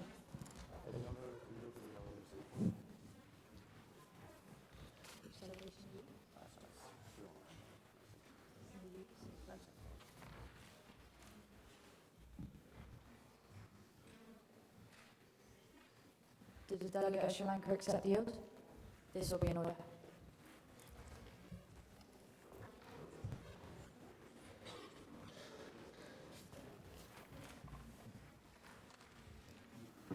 Esteemed chairs and fellow delegates, the question of the protection of journalists is more pressing than ever. With the dire situation of Nazanin Ratcliffe to the most recent case of Seema Hazi, many journalists have spoken out about the stifling climate fear that has enveloped many thousands of journalists. The journalists said, journalism is not a crime until all journalists are free. It is simply inhumane to make these journalists suffer for actions which benefit our society. They give the public access to information they didn't have previously, enabling them to make informed decisions. In the so-called information age, information is more important than ever. In reality, only people in high-power places have access to knowledge and information. However, with the courage and reliability of journalists, all classes and status can have access to information. Journalists often deal with sensitive information and go to great lengths in order to obtain newsworthy items. Their efforts must be rewarded and respected, accordingly to carrying out their duties and informing citizens. According to the Committee of Protection of Journalists, the CPJ, 16 journalists have been killed this year. This resolution aims to reduce that figure rapidly. Clause 1 and 2 enforce United Nations bodies. Clause 3 introduces the formation of PEN, which provides a specific active response for the protection of journalists globally. Clause 4 and 5 establish the collaboration with NGOs and fund sources. In addition, there's an element of punishment to ensure appropriate justice systems have been served. The delegate would like to end on a proverb that goes like this: wisdom can only be found by traveling. Therefore, it is our duty as the United Nations to protect our journalists. Thank you. Thank you, Delegate. Do you wish to open yourself up to points of information? As many as time will allow. We'll be entertaining 3 points of information. If there are any delegates wishing to make such a point, please raise your placards now.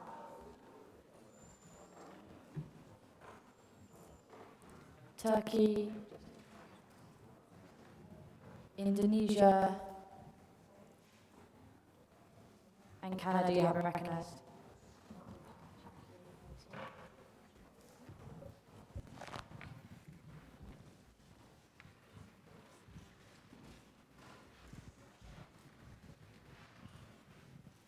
Thank you so much, Delegate. However, doesn't the delegate agree that internal information of a country should be or shouldn't be shared internationally, or at least it should be controlled by the country? Thank you, Delegate, for the point, but Delegate believes that information should be shared globally if it involves other countries, rather than just one independent country. Thank you, Delegate. Does the delegate not agree that this resolution actually achieves very little, especially when it comes to Clause 6 and Clause 8, where it calls for the member states to be able to respect their own legal systems, which means that they can actually just prosecute journalists however they like? Thank you, Delegate, for your point, but the Delegate disagrees and doesn't think that this resolution achieved very little. As I said in my speech, that 16 journalists were killed in the last 8 months. I think this resolution is better than nothing, and having journalists out there in the risk of risking their lives for the benefit of society. So I do not think that this resolution achieves nothing, as we see the formation of PEN, which informs a national bodyguard and escort system, which hasn't been implemented before. And Clause 6 and 8, like you said, does target media and outreach, like the delegate of Singapore mentioned, that media is the future of this generation. Thank you for your speech, Delegate. While Canada appreciates you're not the main submitter of this resolution, we were wondering if you could clarify for us Clause 4, subclause A, on how the aid would be supporting these journalists, if the aid would be supporting their families, if it was legal, or how it would even reach them. Thank you, Delegate, for your point. I think the Delegate of Singapore would like to imply that these funds would probably help them in terms of protection and aid in their writing. So when they go into foreign countries, they would be more protected, and it could help their families as well if they're in danger. And when these journalists are put on trials, because a lot of countries execute journalists for their acts, this fund could help them with their trial cases and in terms of law funds. Thank you, Delegate. Please yield the floor to the Chair. So you think. We'll be moving on into open debate on this resolution, so if any delegates wishing to take the floor, please raise your placards now.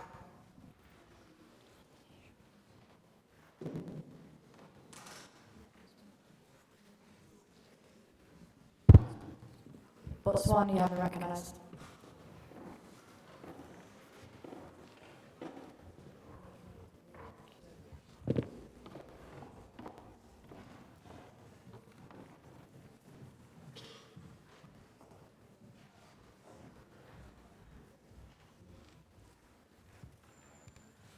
Honourable chairs, fellow delegates, Botswana, as an African country, is extremely concerned about the protection of journalists. This resolution is extremely comprehensive and has a variety of key points that will help resolve the problem. The protection of journalists is an important issue, and for this reason, the delegation of Botswana would like to tell that agree with Clause 4. The creation of a special fund is a very smart solution, because in this way we will manage to support journalists who are imprisoned unfairly. Furthermore, Clause 9 supports the need for appropriate punishment upon nations that do not meet these standards by using a three-strike system in order to protect journalists. These are some of the reasons why I urge all of you to vote in favor of this resolution. Thank you for your attention. Thank you, Delegate. Do you wish to open yourself up to points of information? No. Does the delegate wish to yield the floor to the chair to another delegation?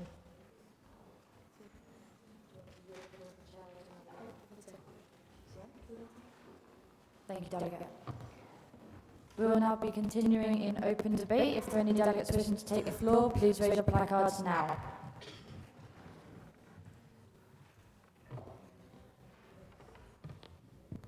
Malaysia, you have been recognised.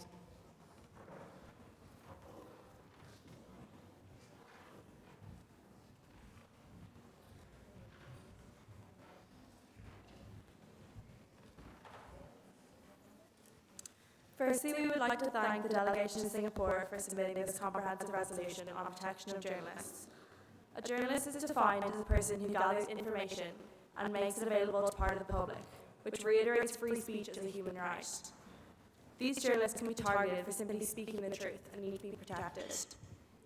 We particularly like Clause 4, which addresses wrongly imprisoned journalists, which is an issue that is currently on the rise. According to the Committee to Protect Journalists, an unprecedented 262 journalists were jailed in 2017 simply for doing their work, and we feel that Clause 4 aims to combat this by supporting and funding these wrongly convicted journalists. Also, Clause 6 affirms that it is the right of the nation to dictate with their own legal frameworks whether these laws have been breached or not, therefore ensuring not to infringe on national sovereignty, which is vital on this issue. Clause 9 also will incentivise nations to abide by the suggestions set out in the resolution, as it imposes sanctions upon member nations if they breach one of these standards. We urge you to vote for this resolution. Thank you. Thank you, Delegate. You open yourself up to points of information. Any and all. We'll be entertaining 3 points of information, so if any delegates wishing to make one of these points, please raise your placards now.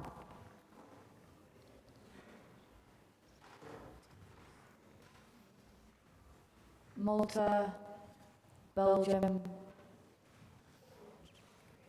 and Bulgaria have been recognised.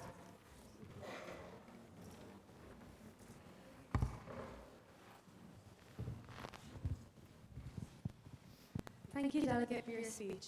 Would you further agree that this resolution ensures that it does not infringe on national sovereignty by reiterating the right of the nation to enforce their own legal action? Thank you, Delegate. We wholeheartedly agree that this is a large issue involved in protection of journalists, that the resolution can infringe on the national sovereignty of the nations. However, in regards to Clause 6 and Clause 8, for example, it both reiterates the right of the nation to act within their own legal framework. Thank you.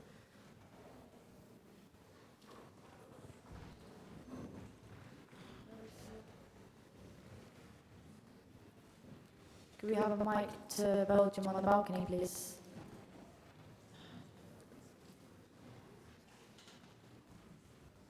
Secretary, could you please get the mic from the third speaker and give it to Belgium on the balcony?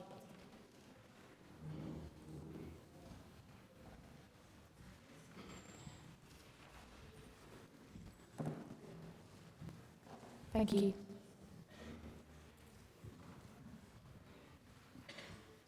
Thank you, Delegate, for your speech. Would you not agree that in relation to Clause 3, where it requests member nations to provide physical protection for journalists, that do you not believe that this would be difficult for some fragile, failing states who are already struggling to protect their own citizens, let alone journalists? Thank you, Delegate, for your point. However, we feel that in conjunction with PEN, we will be able to carry this out, as although they may have danger within their own states, if we carry this out in conjunction with these, they will be able to provide these people, these escorts, to carry out this work. Thank you. Thank you, Delegate, for your amazing speech. Just to clarify, Delegate Bulgaria would like to ask, in Clause 5, it mentions mobile education units. Is this subject to particular age groups, for example, schools, or not? Thank you, Delegate, for your point. We feel as if these mobile education units could be aimed at any age, as protection of journalists needs to be carried out by all population, not in particular young people or old people. So thank you. We agree that it should be all ages. Thank you. Thank you, Delegate. Do you wish to yield the floor to the Chair or to another delegation? To the Chair. Thank you. We'll be continuing on an open debate, so if any delegates wishing to take the floor on this resolution, please raise your placards now. Please rise and state your point, and please wait for a microphone. Secretariat members giving you a microphone there. Could the Chair please make the committee aware that in Clause 7 it classifies the Universal Declaration of Rights as a universal law? Could the Chair please make the committee aware that the Universal Declaration of Human Rights is not legally binding, and therefore member nations do not actually have to comply with it? Thank you very much. The committee has been made aware. Please keep all placards raised. Ethiopia, you have been recognised.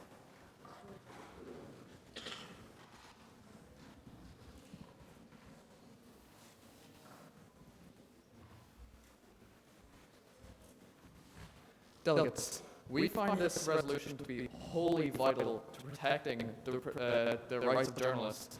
In relation to Clause 6 and 8, it does not infringe on national sovereignty, which is quite needed. And at the same time, in Clause 7, it upholds that the Universal Declaration of Human Rights is followed. And then in relation to Clause 2, it takes out the threat of fake news that has been being spread over the past number of years. So we urge all delegates to vote in favour of this resolution. Thank you. Thank you, Delegate. Do you open yourself up to points of information? Any and all. We'll be entertaining 3 points of information, so if any delegates wishing to make one of these points, please raise your placards now.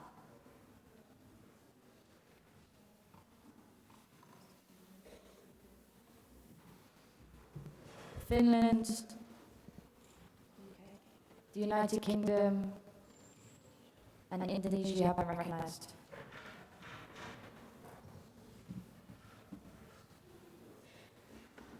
In relation to Clause 4, it is very ambitious as how this would be implemented to support journalists, and would access be given to nations such as the journalism companies?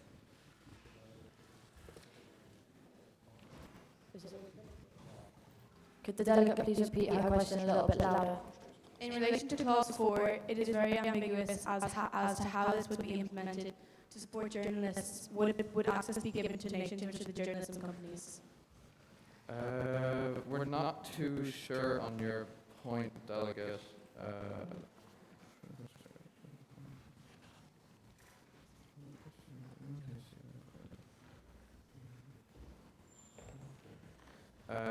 We're not too sure, Delegate, sorry. Thank you, Delegate, for your speech. This is in regards to Clause 3. What would qualify a journalist for the protection of an escort, or would it be offered to any random blogger who wish to explore dangerous territories? We believe since this is protection of journalists, it will only be to journalists. Right to reply? This will not be in order. The delegate mentioned in his speech about how Clause 2 does much to work with fake news and such topics, but does the delegate not believe that Clause 8 contradicts this, instead allows nations to make their own rules and use fake news for their own advantage, and also there are no incentives for nations to limit fake news for the better? We believe that Clause 6, well, as we mentioned, Clause 6 and 8, they help protect national sovereignty. We just believe that Clause 2 would be more of a suggestion more than anything if, say, there would be breakdowns in communication, then if, you know, the UN would have to step in, then Clause 2 would be initiated. Right to reply. Not granted, Delegate. Thank you. Please, would the delegate like to yield the floor to the chair to another delegation? Would it be in order to yield to iMUN? No lobbying on the floor while speeches are going on is in order, so this will not be granted. I yield to the chair. Thank you. We'll still be carrying on in open debate, so if there are any delegates wishing to take to the floor, please raise your placards now.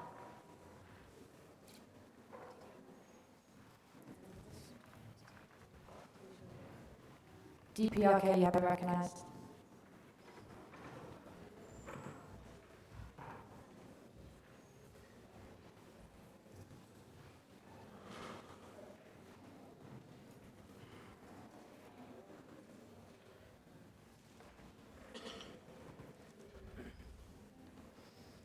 Esteemed delegates, for too long we have accepted such lunacies. And for too long, the delegation of North Korea in particular has been subject to Western imperialist control. And for too long, we have stood for it. Thus, we firmly disagree with the resolution being put forward. For instance, Clause 1 suggests we should sign and ratify a convention that we have previously refused to sign, as we believe it disregards our national sovereignty and ultimately undermines the decisions made by our Supreme Leader.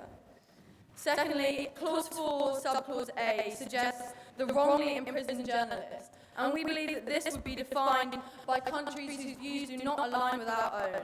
And we fear this would subject us to be vulnerable to more Western propaganda that too frequently manipulates the views and decisions of our Supreme Leader. And we recognise that this would project us into a vulnerable state, hence we are not willing to comply with the resolution. Second of all, this resolution is not only an illusion, but a firm contradiction. In clauses 6 and 8, it adheres to the rights of said nations. And then in clause 9, it affirms the need for appropriate punishment. We firmly believe that this could hold us victim to hostile Western belief and prejudice, and jeopardise the control that our Supreme Leader holds on our nation. So to conclude, we believe this resolution is futile and should not be passed. Thank you. Thank you, Delegate. Does the delegate open herself up to points of information? We'll be entertaining 3 points of information, so if there are any delegates wishing to make a point, please raise your placards now.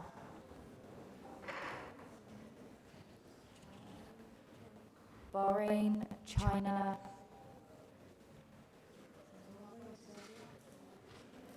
and Serbia, you have been recognised.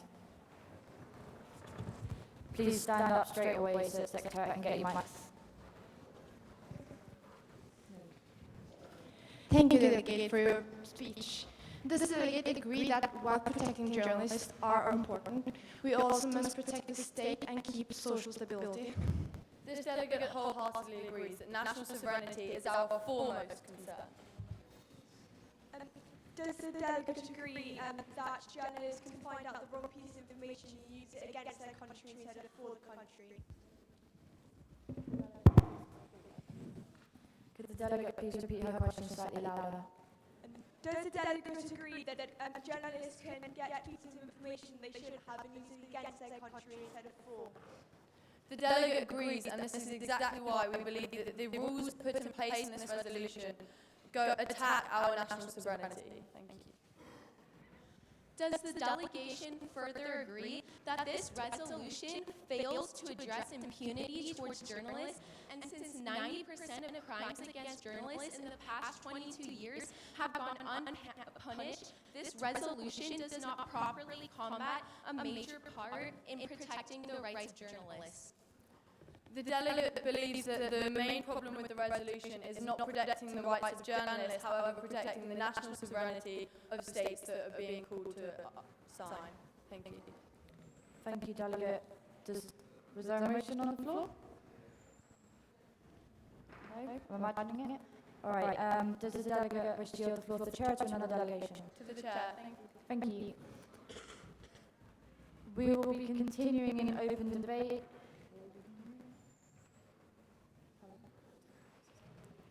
And we'll be having our last couple of speakers, so if any delegates wishing to take the floor, please raise your placards now. Uruguay, you've been recognised.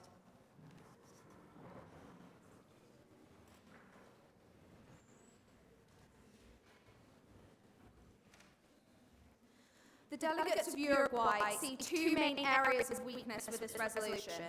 First of all, this resolution is riddled with methodological flaws because although the clauses such as 2 and 3 make some weak suggestions, they do not develop them, making them impractical and difficult to implement and therefore open to exploitation. For example, Clause 2 would simply lead to more levels of bureaucracy by creating a new United Nations organisation that needs a far clearer mandate than to monitor censorship and legal prosecution of journalists. And Clause 3 gives no clear purpose of these escorts and no details of their training or who they would be assigned by. Secondly, the delegate of Uruguay believes that this resolution has flaws in its underlying principles. The dangerous ideas behind this resolution are showcased in Clause 6, where a breach or potential breach of national security is highly subjective and could lead to unwarranted persecution of journalists. And Clause 8 violates journalists' human rights to violates citizens' human rights to internet access through the illegality of the internet and right to free speech through censorship, which goes against people's human rights to freedom of opinion and expression under the United Nations Declaration of Human Rights, Article 19.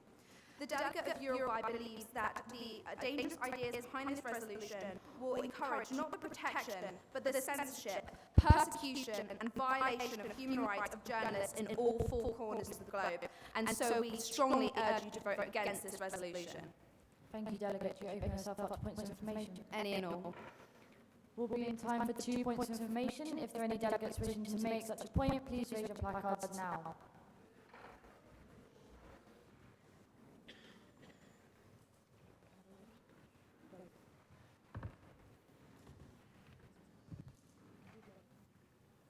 Côte d'Ivoire and Cambodia, you have been recognised.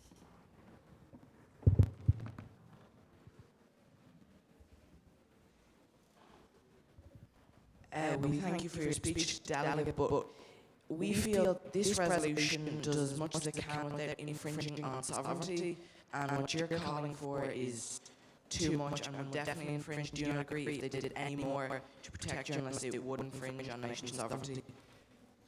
The delegate completely disagrees. The delegate was not advocating for any breach of national sovereignty, and in their speech they made no suggestions as to what a resolution on this question should hold. They only pointed out the flaws in this current resolution. The delegate believes that there are ways of protecting journalists' human rights without infringing on national sovereignty, and in fact believes that this resolution, while it may protect nations' national sovereignty, what it doesn't do is protect the human rights of journalists, which is the actual purpose of this resolution. Thank you for your speech, Delegate. Do you further agree that Clause 2 lacks the sufficient development required to suitably combat the issue of censorship within the media, and that it is unclear whether the law refers to the state of nationality of the journalist or the state the journalist is in, which overall makes the clause dangerously unclear and unspecific? Could the chair please ask the delegate to repeat or rephrase their question? Could the delegate please repeat or rephrase their question? Thank you for your speech, Delegate. Do you further agree that Clause 2 lacks the sufficient development required to suitably combat the issue of censorship, and it is dangerously unclear and unspecific? The delegate completely agrees. In order to justify the creation of a new United Nations organization, this resolution would need to set out a very clear mandate of what this organization is supposed to do and how that would protect journalists. And Clause 2 in no way sufficiently does this. Thank you. Thank you, Delegate. Does the delegate wish to yield the floor to the chair or to another delegation? To the chair. Thank you. We'll be in time for one final speaker on the resolution as a whole. If there are any delegates wishing to take the floor, please raise your placards now.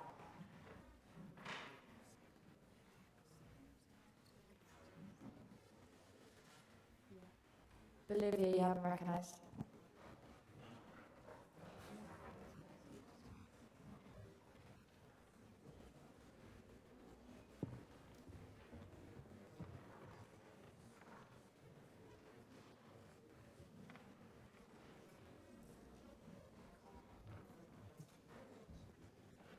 Honourable Chairs, fellow delegates, the protection of the journalist is a really important issue. As per right, every human should be able to state his point and express his opinion without any fear. This resolution provides effective solutions, such as the creation of PEN in Operative Clause Number 2, supporting prisoners, journalists at Operative Clause Number 4.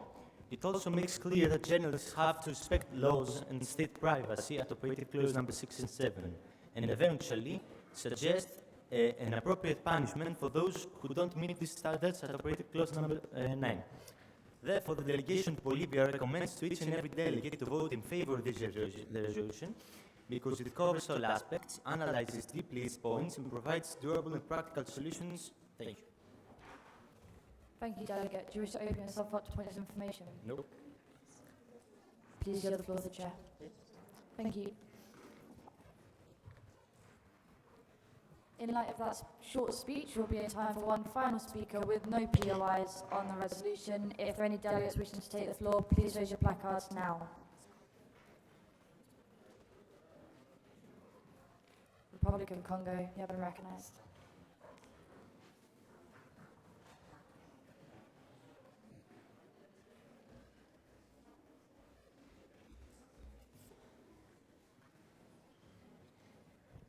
Delegates, we would like to encourage all member nations here today to vote in favour of this incredibly great resolution on this topic. One of the most important things to consider on this topic of the protection of journalists is the national sovereignty of a nation, and we believe this resolution tackles this problem so effectively. In clauses 6 and 8, this resolution confirms that each nation has a right to their censorship laws, and it has a right to their defamation laws.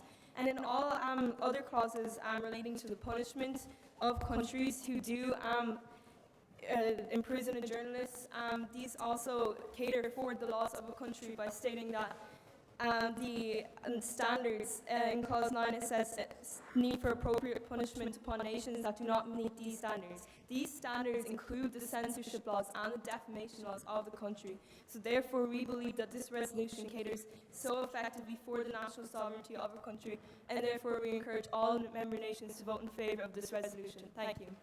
Thank you, Delegate. Please yield the floor to the chair. So yielded.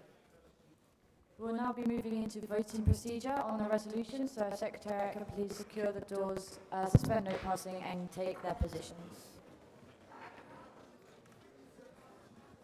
The Chair would also just request that we do maintain silence at this time.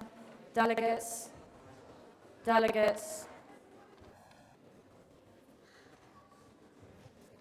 to thank you all for making GA so brilliant over the last couple of days. It's my last one chairing. So thank you very much, and let's just maintain it for the last few minutes.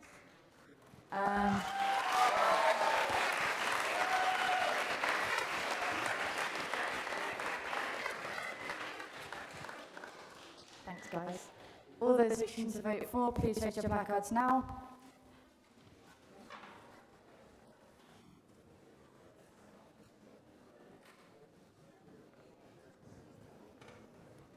Section 1. 7. Section 2. Section 3. Sorry, delegates, we are having trouble hearing Secretariat, so if we could just keep it down, that would be great. And Section 4. Thank you, please, oral placards. all those wishing to vote against, please raise your placards now.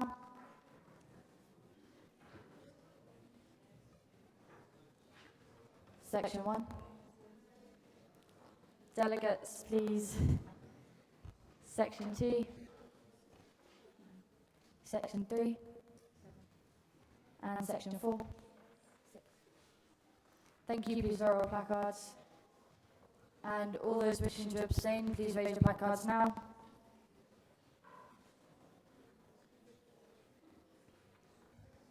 Section 1. Section 2. Section 3. And Section 4. Thank you, delegates. Please lower your placards. The chair is delighted to announce that with 38 votes for, 28 votes against and 11 abstentions, this resolution has passed. Clapping is in order.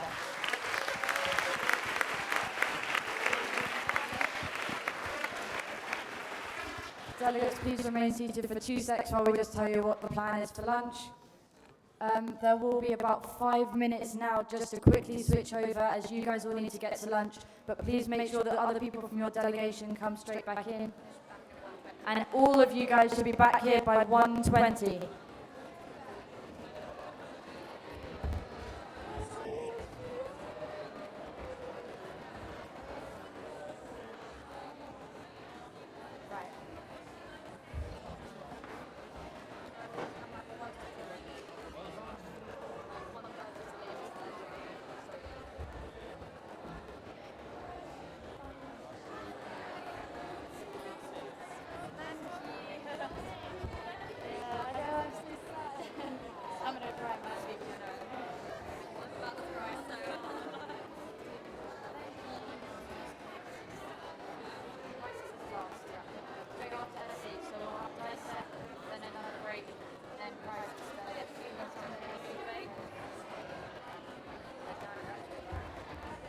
Delegates, we are going to be continuing debate during this time, so tell all of your delegates who have gone to lunch that they should come in now. This is a switchover.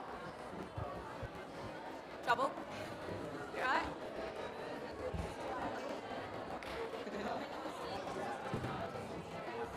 Have fun. Send some people back in here then. Good.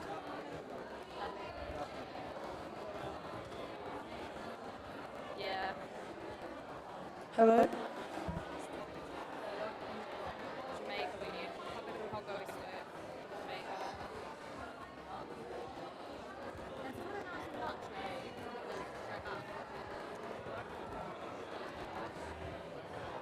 Ella, sorry, do you...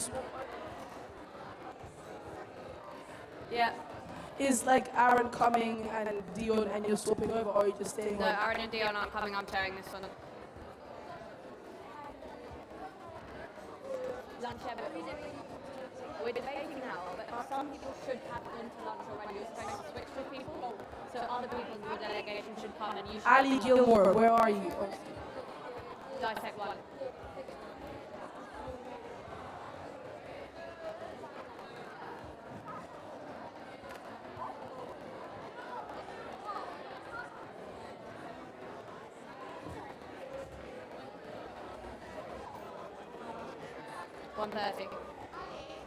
Yeah. Rosie, where are you?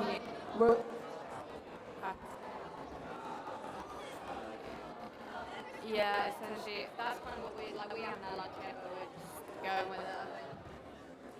Yeah. All ambassadors, make sure that you have somebody back in your delegation.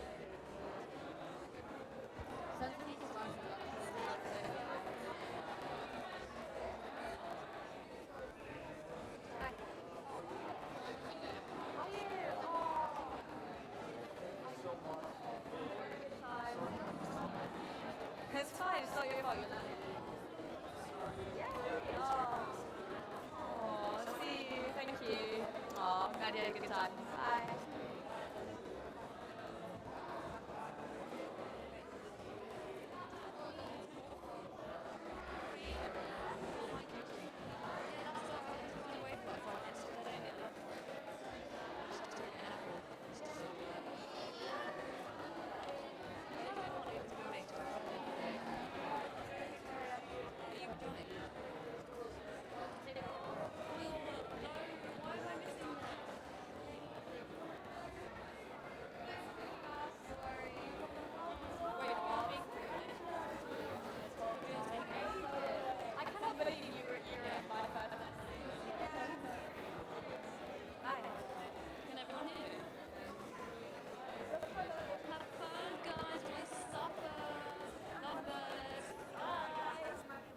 Yeah, we'll be about 5 minutes. Yeah.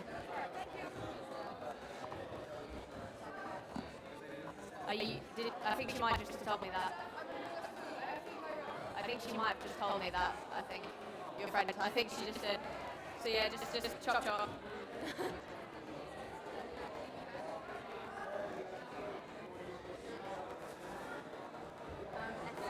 We'll give a break to let them into the US. So at the end of this, I'll save the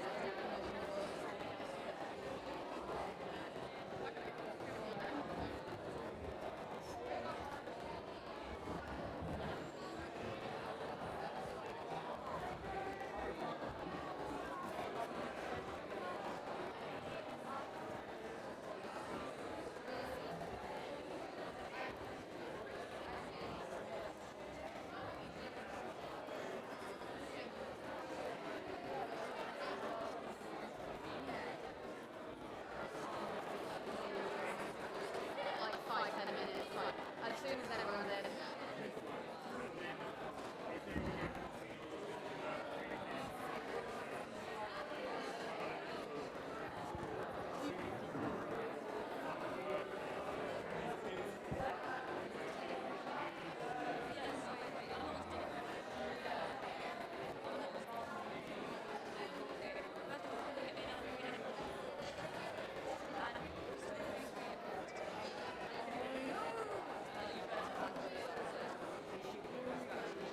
Delegates should all be back in their delegation seats.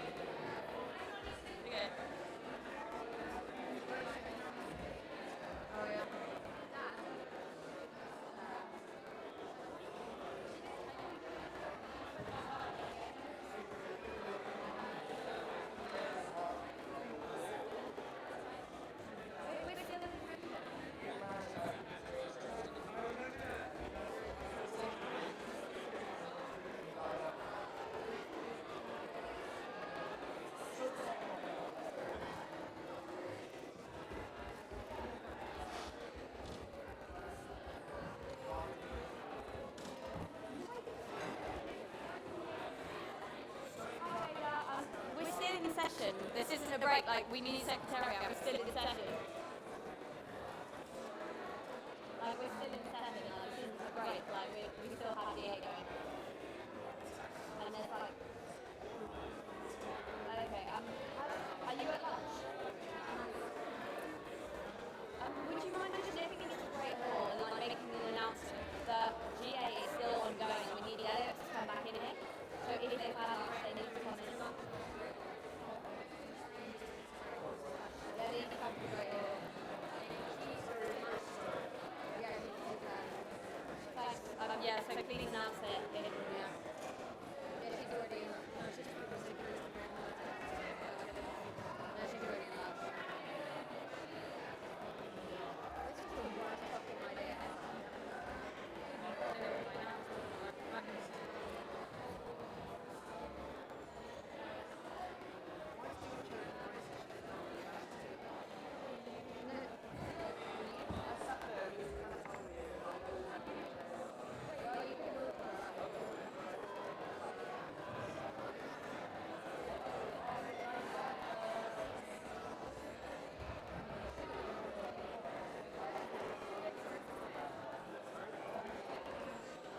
Delegates, please, if you have any contact with other delegates who have already had lunch, please remind them that GA is actually in session and they should be back in here.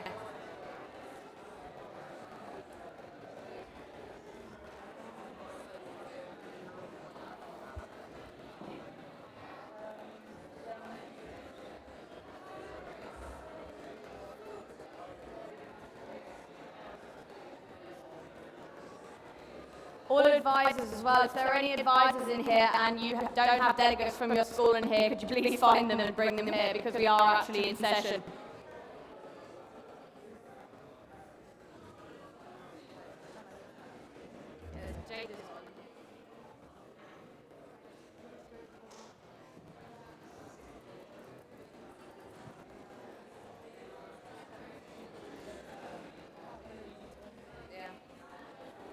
Thank you to all the delegates who are in here on time.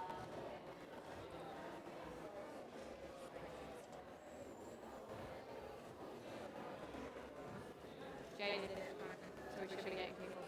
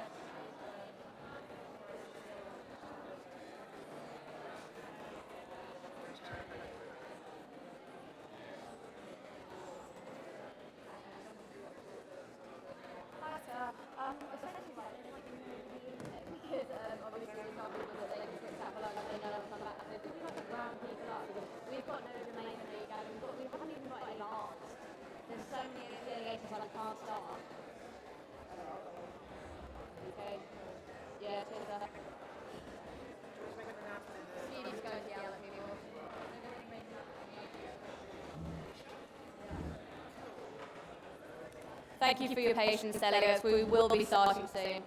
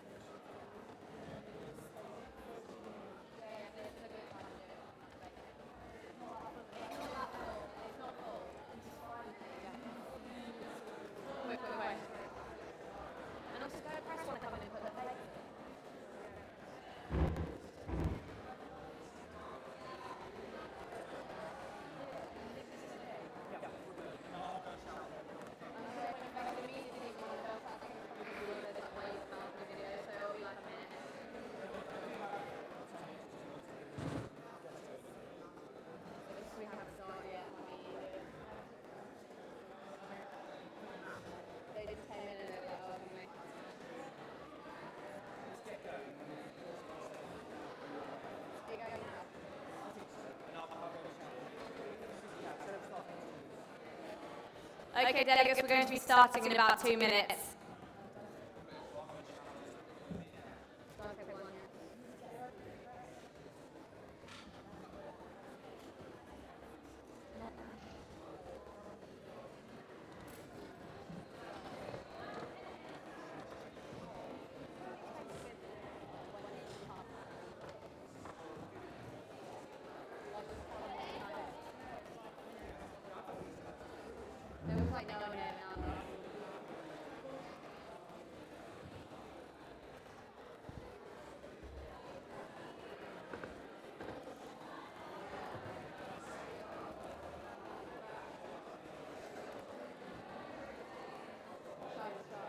Okay, delegates, can you please take your seats? We are about to start. Delegates, please take your seats. All delegates, please return to their delegation seats. All of them. Particularly those in section 4.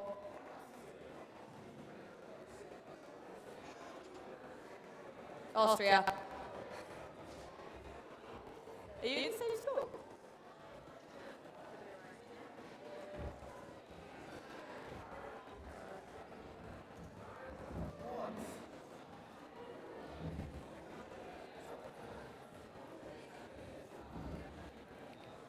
Okay, delegates, can the floor please come to order? We are about to begin debate on the question of the future of the Iran nuclear deal submitted by the Syrian Arab Republic. So could the main submitter please approach the podium and make their speech?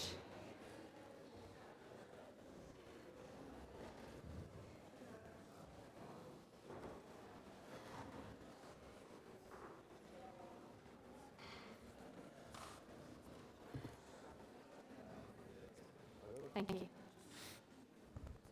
Delegates. Section 4, please. In 2015, a landmark deal was achieved. The Joint Comprehensive Plan of Action, more commonly known as the Iran nuclear deal. And it worked. It brought peace and prosperity to Iran, while also preventing them any chance to build nuclear weapons. Then, unfortunately, the United States left the deal, seemingly with no reason. And there was no reason. But remember, this is the United States we're talking about. They don't need a reason. They didn't need a reason to go into Iraq or a reason to abandon our country, Syria, at a time of great threat.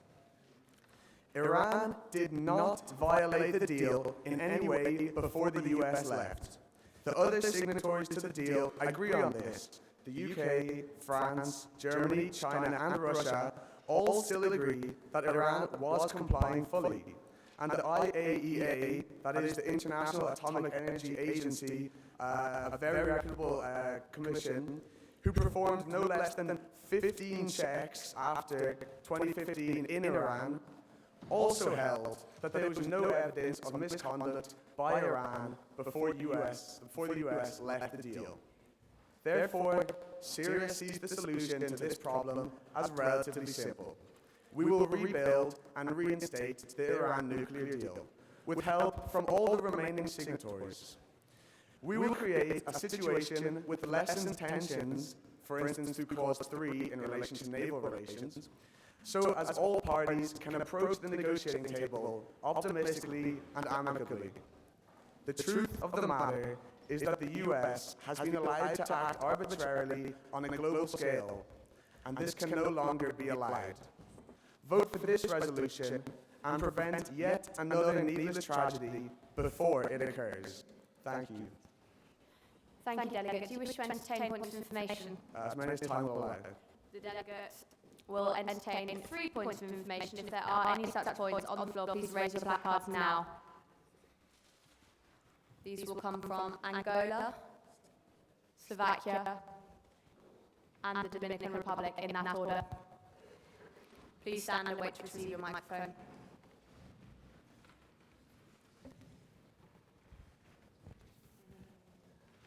Thank you very much, Delegate, for submitting this resolution, but we are a little confused as in Clause 1 why direct single-purpose hotlines been set up between Tehran and the US. We don't believe that the US should be given special status on this. All negotiation on this should be done through the UN and the UN only. We believe that a deal here is not even necessary as our friends in Iran have never been developing nuclear weapons. Delegate, Clause 1 exists more for the sake of Iran than for the sake of the United States. It has been proven an uncountable amount of times in past situations, for instance, the Cuban Missile Crisis, that a direct line of communication and open and honest communication is the best way to solve a crisis before it escalates out of our preventable control.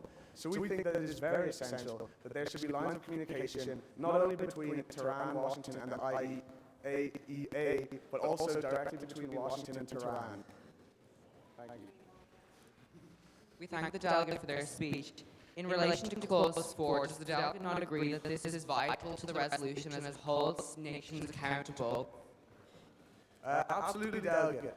We believe that this clause is necessary when countries would not feel encouraged, if countries would not feel encouraged enough to partake in the resolution, that we believe that all countries will naturally be interested in partaking in the deal, as the main focus of every nation, in truth, is and always should be peace and prosperity for our entire global civilization. Thank you. Thank you, Delegate, for your strong resolution and your very good speech. But does the Delegate not agree that creating a peaceful negotiation between Iran and the United States is the best option, as shown through this resolution, and not to chastise the United States as the delegate may have done during his speech. Absolutely, Delegate. We need to create a situation where all parties to the deal feel like they are being listened to, they're being respected, and that there is no immediate risk of outbreak or conflict. This is why Clause 3 is so essential and Clause 4 is so essential to the resolution, and we agree wholeheartedly with what you're saying. Thank you. Thank you, Delegate. Do you wish to yield the floor to the Chair to another delegation? Sorry, Delegate. This will not be entertained, the reason for which will become clear in about a minute. Delegate, do you wish to yield the floor to the Chair to another delegation? To yield the delegation of Yemen. This will... Can we do it after? Once a year. So what's that will be in order. However, before we entertain the yield, we will just be entertaining a short announcement from our Head of Secretariat, Sophie. So Sophie, please. Also, if any delegates outside can hear me, Dan, can you please go tell all the delegates outside to come in, please? So basically, the media team is filming a video for our website, and we're basically lip-syncing 24 Karat Magic. Do you guys know the song? Yeah? So can we please imagine where the 24 Karat Magic... that part, sorry, my voice is so bad.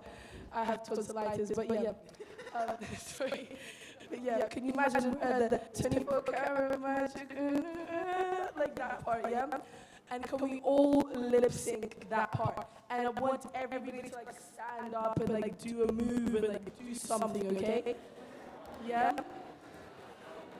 Also, the camera at the top, do you see a boy with a bun at the top with glasses? His name is Sam. Sam Wave. Sam Wave, just like wave. Yeah. And right here, this is another Sam King, future head boy of the school, by the way. Yeah.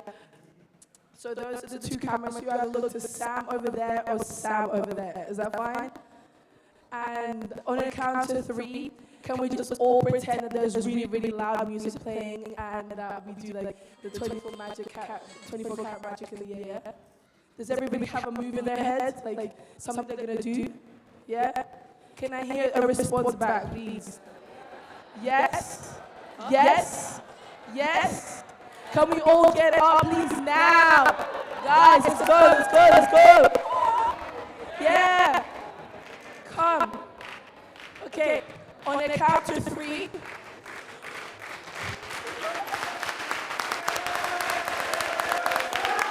Guys. On a count of 3. Oh, can everybody look at Sam? And anybody who's in the middle, kind of look at that Sam, okay? So anybody who's not in this area can look at Sam, but anybody who is in this area, look at that Sam, okay? And kind of come out, like a little bit in. Don't block me, but kind of come in the shot, okay? Okay, on a count of 3, we'll do the 24 karat magic in the air. I want everybody, every single person here to sing along, okay? I lost my voice, so guys, everybody, I want you to sing along, okay? Okay? Can I have a response, please?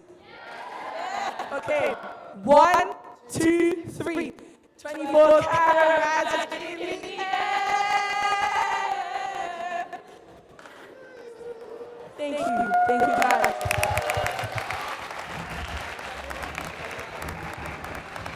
A big thank you to the media team, the Secretariat team for all their work at this conference. Okay, we will now be moving into Yemen's speech on the question of the future of the Iran nuclear deal. I would like to thank the delegation of Syria for this excellent resolution and, of course, the head of Secretariat for her wonderful singing. President of the General Assembly, Secretary General, honourable chairs and esteemed delegates, it is of the utmost importance that this resolution is passed. The Iran nuclear deal was a keystone of peace and stability before the USA left it, and this resolution is necessary to retrieve this deal and restore the peace between the US and Iran. Iran is being crippled by unfair economic sanctions, as they never breached the Iran deal while the US was still a part of it. This resolution tackles this effectively by reinstating direct dialogue in Clause 1. Clause 3 is essential to this resolution as it reinstates maritime law and releases all ships that are being held by other nations without breaking international law. And lastly, we believe that Clause 5 is the key to this resolution as it allows for the United States to rejoin the deal, which would lessen sanctions and rebuild Iran's economy. Delegates, we strongly urge you to vote in favour of this resolution as it provides for long-lasting peace to be established. Thank you.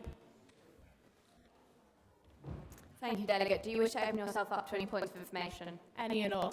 If there are any such points on the floor, please raise your placards now. These will come from the USA, Estonia, and the Côte d'Ivoire. Thank you. The delegation from the USA is very disappointed that this resolution has been submitted regarding the reintroduction of what is a ridiculous deal negotiated between Iran and the rest of the world. So USA's point of information is, does this entire resolution not overwhelmingly rely on cooperation between Iran and the rest of the world, which has previously seen to break down following the numerous times Iran has acted aggressively towards both the EU and the United States? Thank you for your point, Delegate. However, we would have to disagree. Iran has, in fact, not acted aggressively to the rest of the world, and especially not to its partners in all treaties that it has signed, and especially with the Non-Proliferation Treaty. Thank you. Right to reply? Granted. The problem with Iran at the moment is that, on paper, of course, it acts neutrally and impartially, saying that it is completely peaceful. But in reality, its actions show the complete opposite.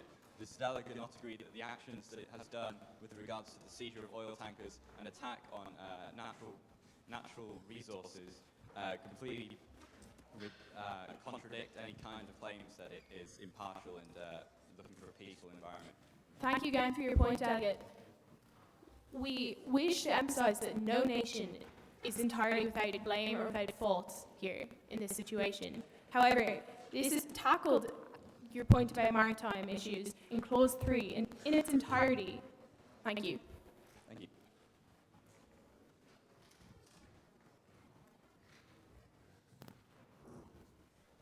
Thank you, Delegate, for your fine speech today on this fine resolution. Just here. Sorry. Just like to draw your attention to Clause 1, where it talks about a phone line communication. Now, of course, this is a very good option and it's a very good solution, but do you feel that face-to-face communication also may be more beneficial? We do agree, thank you. As we are not the main submitter, we cannot amend this, but we believe that that would be very beneficial. And this is also mentioned in Clause 5 with the creation, when they go to the conference on the continued plan of action. So thank you for your point, Delegate.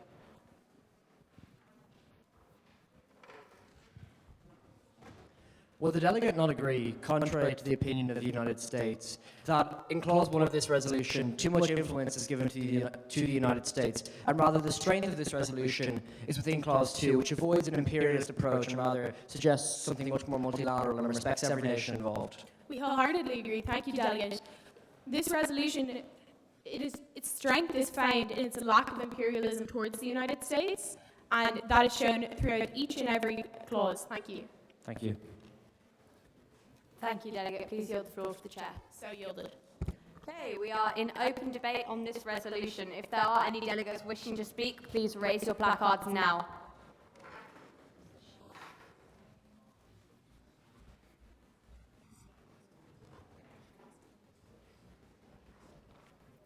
Apologies, 1 second, delegates.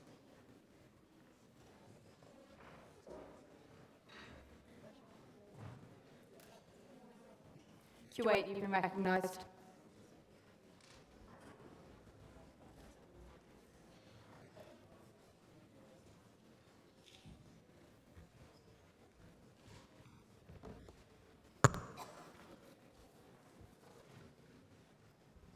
Honourable Chairs and fellow delegates, the country of Kuwait thanks the delegation of Syria for presenting this resolution.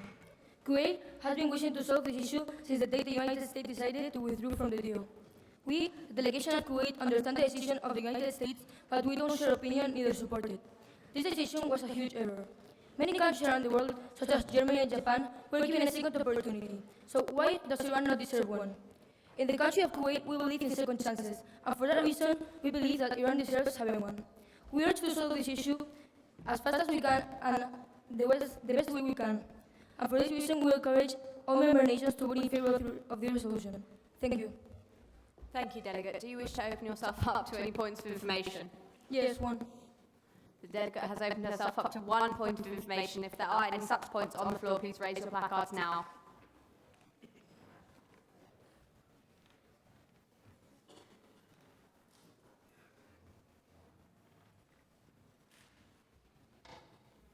Turkey, you've been recognised.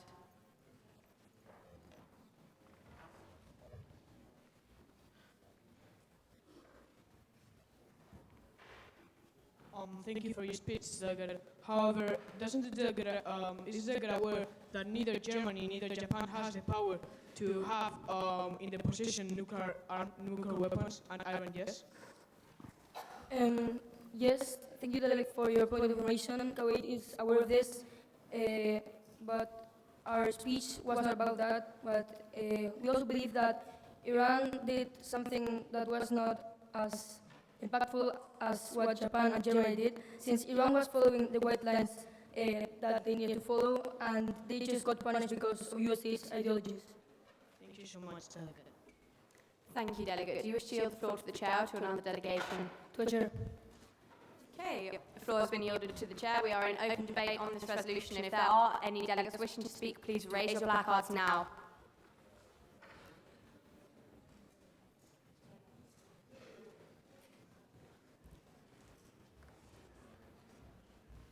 Mexico, you've been recognised.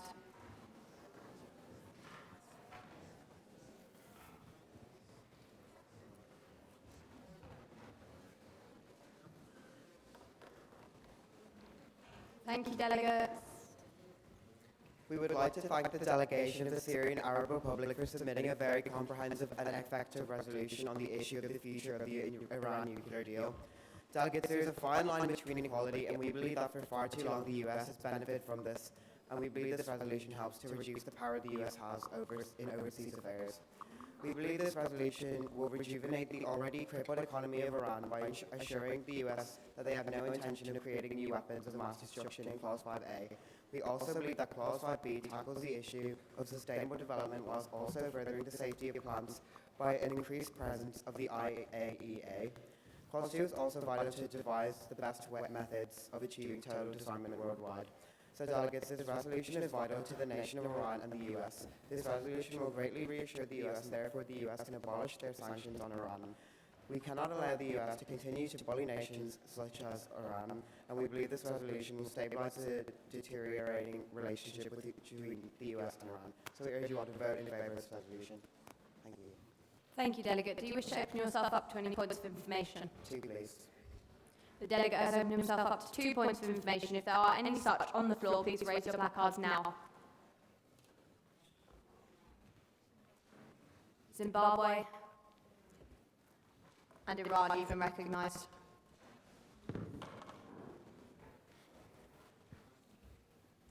Thank you, Delegate, for your excellent speech. Would you further agree that Clause 5B is essential as it allows the US to rejoin the nuclear deal? We wholeheartedly agree with, yeah.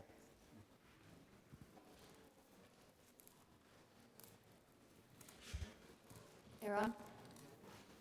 Wouldn't the delegate further agree that this resolution reduces fault and hostility from Iran when it was the United States who withdrew from the agreement?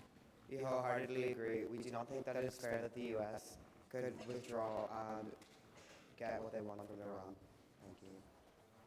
Thank you, Delegate. Do you wish to yield the floor to the Chair or to another delegation? It would be in order to yield to the delegation of the United Kingdom. Pardon? United Kingdom. Sorry, Delegate, this will not be in order as you're at the same school. Please yield the floor to the Chair. Okay, we are still in open debate on this resolution. If there are any delegates wishing to speak, please raise your placards now.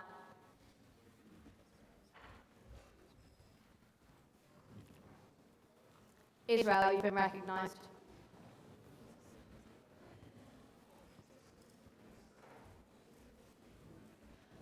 Thank you, delegates outside the doors and in the gallery. Delegates, we strongly urge everybody in this room to vote against this resolution because we feel it is just, it's weak, it's vacuous, and really it does nothing to get this deal anywhere, really. We feel that there is nothing in this resolution that actually means, or actually ensures that Iran will not violate the terms of the deal again, like it has thrice times prior. We feel that clauses 4 here are particularly redundant because any referral to the Security Council will just be completely vetoed by the US, as they are the ones most likely to be not adherent to the guidelines, as they currently do not like the deal. And also, we feel that clause 5A(I) in particular is particularly vague because it does nothing to actually talk about how the US will be reassured. It just has sort of some weird notion that things will miraculously come together and the US will suddenly feel comfortable getting back on board and back in the deal with Iran, which we feel is unlikely to ever happen. And that is why we strongly urge all delegates in this room to vote against this resolution. Thank you. Thank you, delegate. Do you wish to open yourself up to any points of information? As many as time will allow.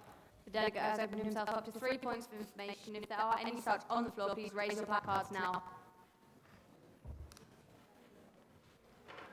Latvia, is that your placard? Latvia? Iceland? China, you've been recognised. Does the delegate not believe that using UN peacekeepers, such as in clause 3B, may actually cause detriment to the resolution, as the reputation of these peacekeepers over the years has actually perhaps been tainted and is quite questionable in regard to many people? Yes, the delegate completely agrees, and we feel that putting peacekeepers into a region that's already has high tension in that area, we feel will just escalate the situation and bring unnecessary violence to that area, which we feel Iran is definitely not in need of right now.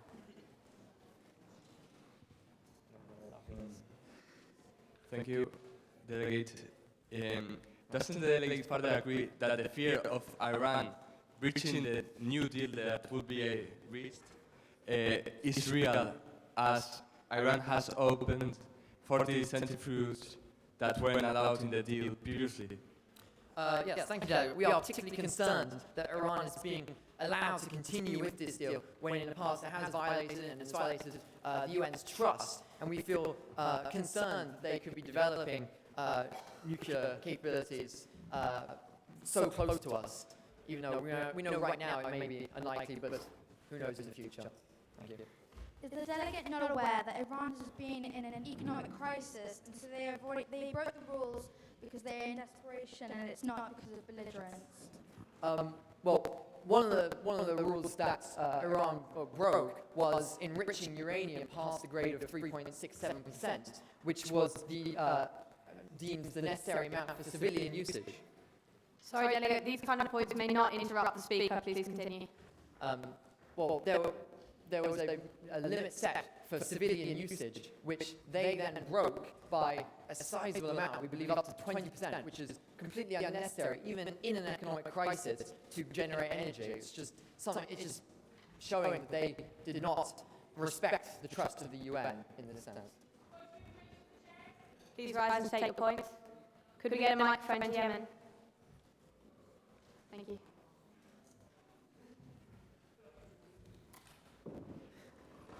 Can the committee please be made aware that Iran did not breach any sanctions or any terms of the deal until after the USA left the deal, and the delegate is wrong in his statement in which he said Iran has violated the percentage by up to 20%. They have added 0.1% onto their uranium capacity. Thank you very much. Thank you, delegate. The committee has been made aware of your statement. Thank you, delegate. Do you wish to yield the floor to the chair? Would it be in order to yield to the delegate of Serbia?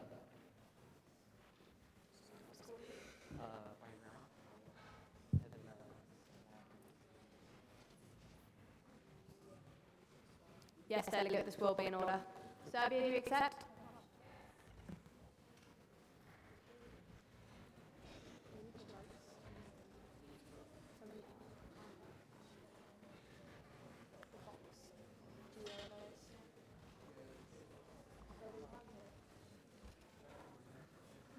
Thank you, Delegate. Please begin. Serbia has taken issue with multiple clauses of this resolution. Operative Clause 1 of this resolution is not feasible because the leader of Iran has stated that they will not engage in talks with the U.S. until they alleviate sanctions. However, this resolution does not address how to convince the United States to alleviate sanctions beyond talks. In Clause 2 of this, Operative Clause 2 of this resolution, Serbia does not see the use of including NGOs in nuclear talks, as nuclear weapons is a state-to-state issue, and including other organizations can cause additional security risks. This resolution also has no concrete plan to stop Iran from further breaking the Iran nuclear deal. Apologies, Delegate. Just 1 second while we allow people to come in because I think some delegates can't hear you. Thank you. Continue. Sorry. As they have recently failed to disclose their nuclear weapons program, gone over the grade of uranium they can enrich from 3.67% to 20%, and went over the amount of low enrichment uranium that they are permitted to produce. Especially considering these recent disregard of rules in the Iran nuclear deal, we cannot expect the U.S. to have substantial incentives. Okay, I've been appointed personal privilege due to audibility. Delegates have been fantastic all morning. Can we please keep it down, including in the gallery and outside the doors? Delegate of Serbia, could you please try and speak more into the microphone if possible? Thank you. Thank you. Okay, thank you, Delegate. Do you wish to... Please rise and state your point. However, this cannot interrupt the speaker, and generally this point should not be made while there is a speaker on the floor. Can the committee please be made aware that Iran has not violated the terms of the deal in terms of their uranium by up to 20%? That is simply untrue. Thank you. Thank you, Delegate. The committee has been made aware. Do you wish to entertain points of information? Any and all. The delegate will be entertaining 2 points of information. If there are any such on the floor, please raise your placards now. These will come from Canada and France.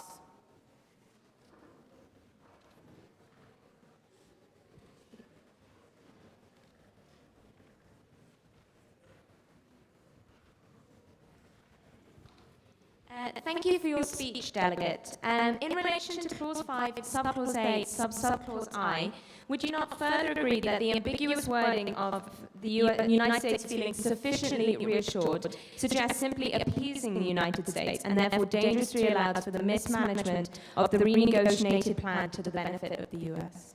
Yes, as we believe that the United States is not the only one that must be appeased in this deal, as there are other members of the Iran nuclear deal.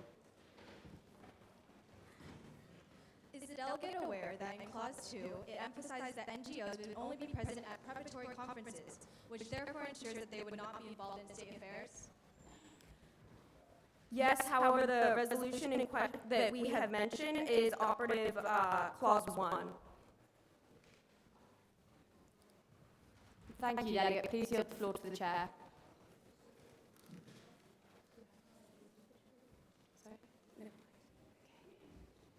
We are in time for a final speaker on this resolution. If there are any delegates wishing to speak, please raise your placards now.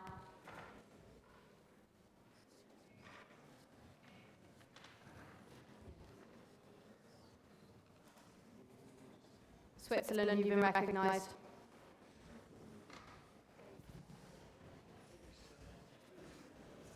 The Chair stands corrected. We will be entertaining 2 more speakers for the sake of constructive debate, however, with no points of information due to time constraints.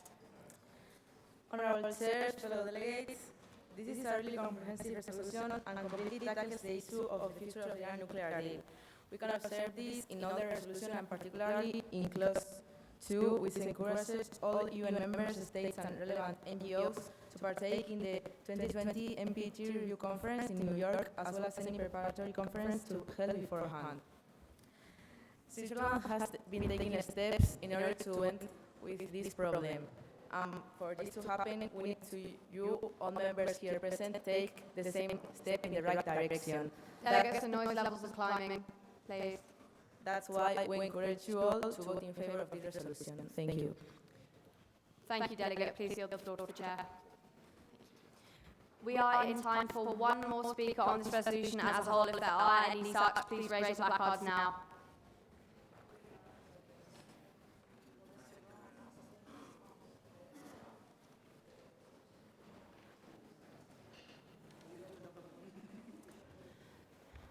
USA even recognised.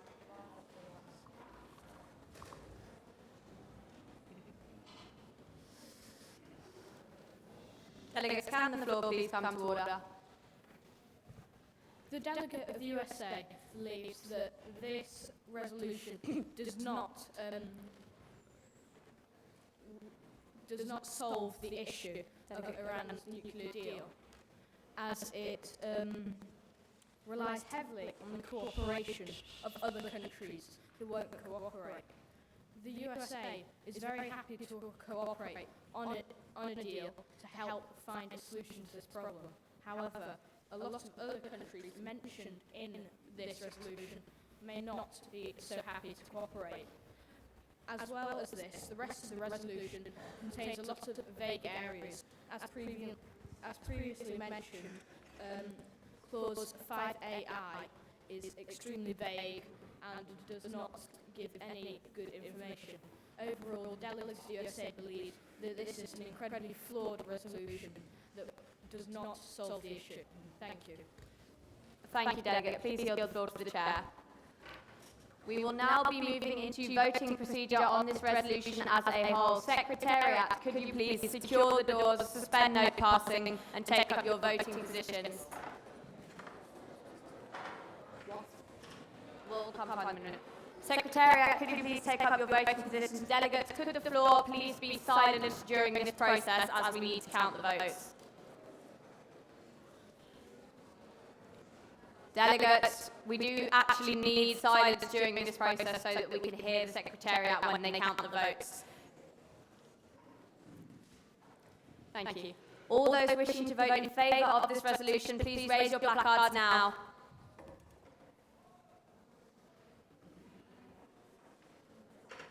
Section 1. Section 2. Section 3. Section 4. Please lower your placards. Please lower your placards.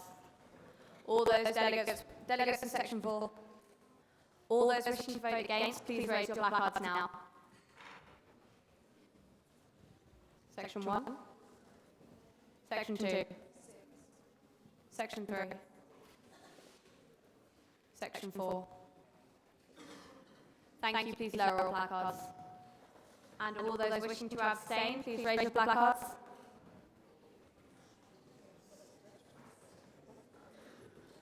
Section 1. Section 2. Section 3.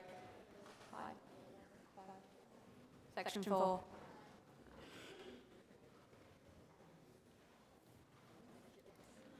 With 27 votes for, 21 against, and 26 abstentions, this resolution has passed. Clapping is in order.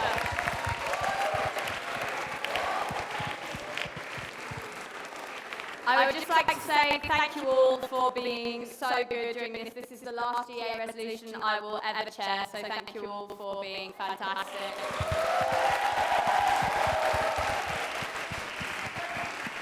I will now be handing over to the President of Security Council, but we will be entertaining a literal 5 minutes of sorting things out, so chop chop.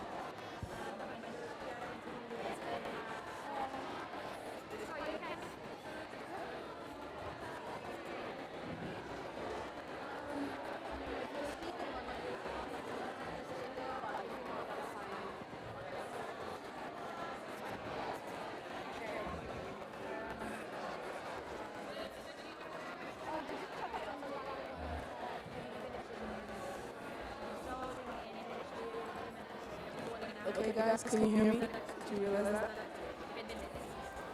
that? Could all delegates please begin to take their seats as we will be starting a debate on the Security Council resolution soon. Guys, or my secretariat, the one that chose to do my duty. Can you look at me now? Oh my days.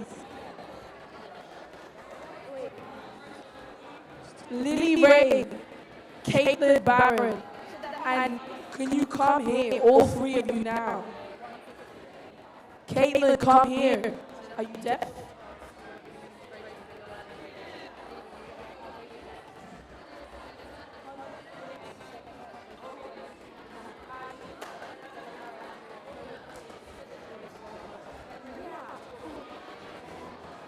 Hello?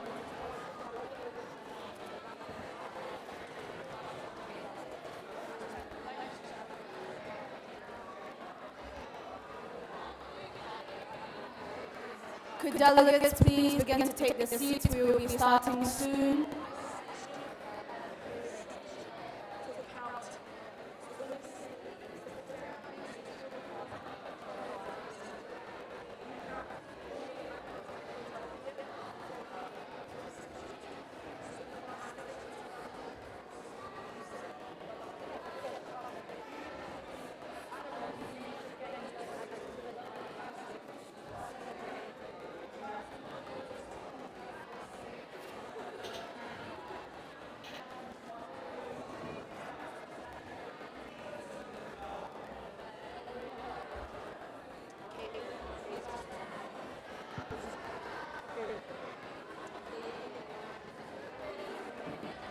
Double doors.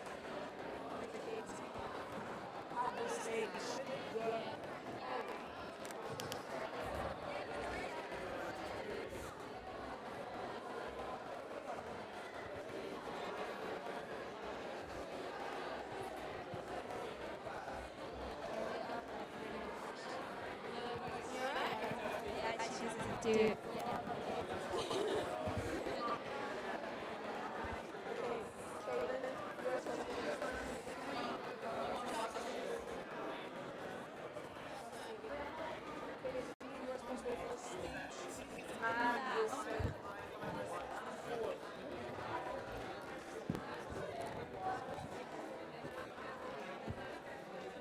Could delegates please take their seats? We will be starting soon.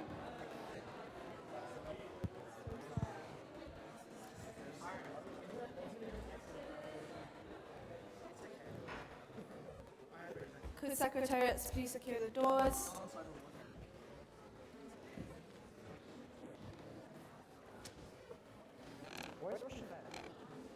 We will now begin an open debate on the question of the blockade of Qatar submitted by Côte d'Ivoire from the Security Council.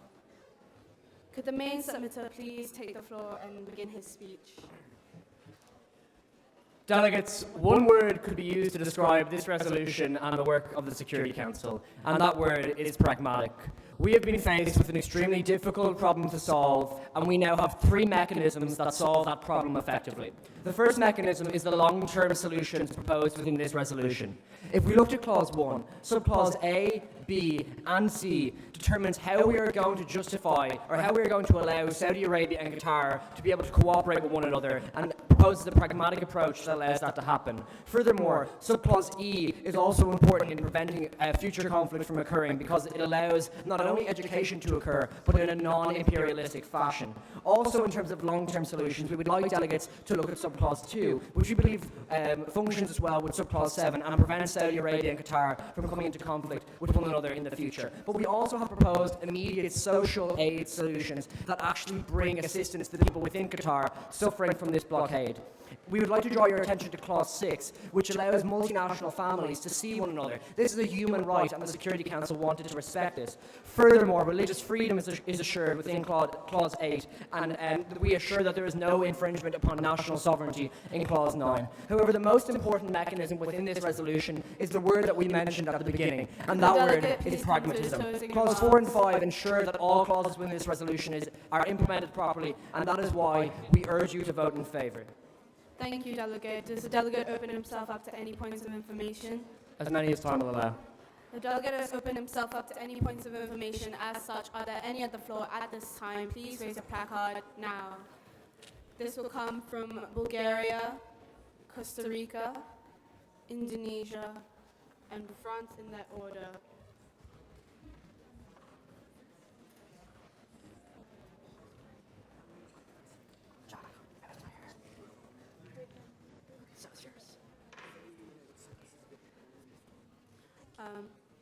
Bulgaria. In regards to Clause 2, how will this investigation be undertaken and by whom? Delegate, the investigation within Clause 2 and who carries out that investigation is going to be left up to the remit of the Security Council, and depending on when that investigation takes place and by who it is going to be taking place by is up to them. However, within the clause, we suggested that the United Nations Office of Counterterrorism perform that investigation. Thank you. Thank you, Delegate. Costa Rica. Thank you for submitting this resolution, Delegate. However, we simply have a query about Clause 1, Subclause A, where it says that it limits to investigating Qatar's involvement with EU-recognized terrorist organizations. We would like to query about why the recognition of the EU is relevant here, rather than recognition by the UN, Qatar, or any other relevant parties. Apologies, Delegate. That was a typo within the resolution. Thank you, Delegate. Delegate of Indonesia. Does the delegate not believe that one of the main virtues of this resolution is the way in which it uses local bodies and local nations rather than international bodies and international nations to deal with the issue, thus minimising any xenophobic sentiments in the region and hopefully contributing to long-term stability? Wholeheartedly, Delegate. We as the nation of Cote d'Ivoire understand what it feels like to be imperialised, and we've seen the effects of that in our own nation with the animosity towards the nation of France, and we believe that we don't need Qatar and the nations within the Persian Gulf to see the same effects that we saw, and we believe that using local bodies prevents this. Thank you for your point. Delegate of France. Thank you, Delegate. Here's the mic. The delegate wonders whether the delegate would concur as to whether the FRAGP would be successful in mending the interpersonal relationships and xenophobic thoughts and sentiments between the different Gulf nations. Could the delegate please rephrase the question? Could the delegate please rephrase his question in a more concise manner? Would the FRAGP, Forum for the Relations Among Gulf Peoples, be successful in the alleviation of xenophobic sentiments between Qatar and its blockading nations? Delegate, we don't believe that the forum proposed is going to solve xenophobia amongst nations in one go. However, we do believe it takes an extremely strong step, and in conjunction with other clauses within this resolution that are focused on much more social issues. For instance, Clause 8, which brings people of the same religious faith together, we believe we can solve the xenophobia and prevent a future conflict occurring in the region subsequently. We thank you for your point. Thank you, Delegate. How does the delegate yield? Would it be in order to yield to the delegation of Belgium? Does the delegation of Belgium... Apologies, Delegate. Does the delegate of Belgium accept this yield? This will be in order. Thank you.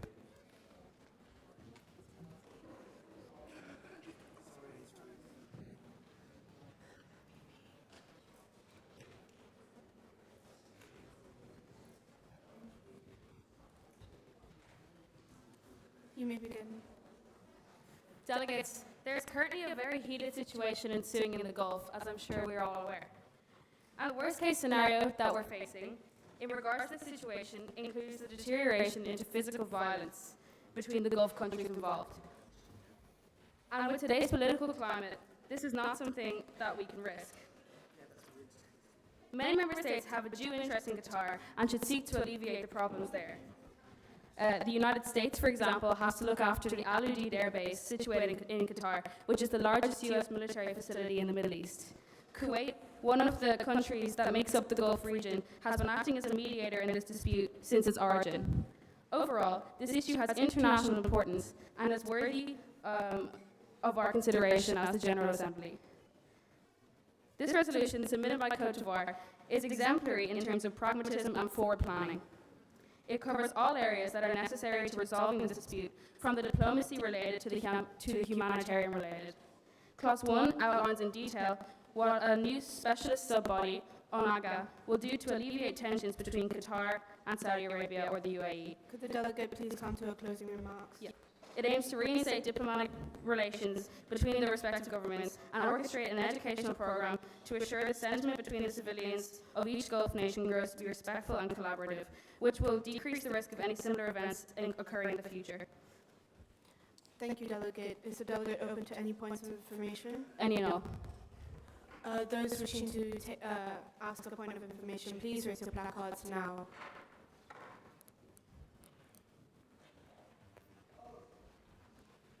This will come from Latvia, Serbia, and Croatia, in that order.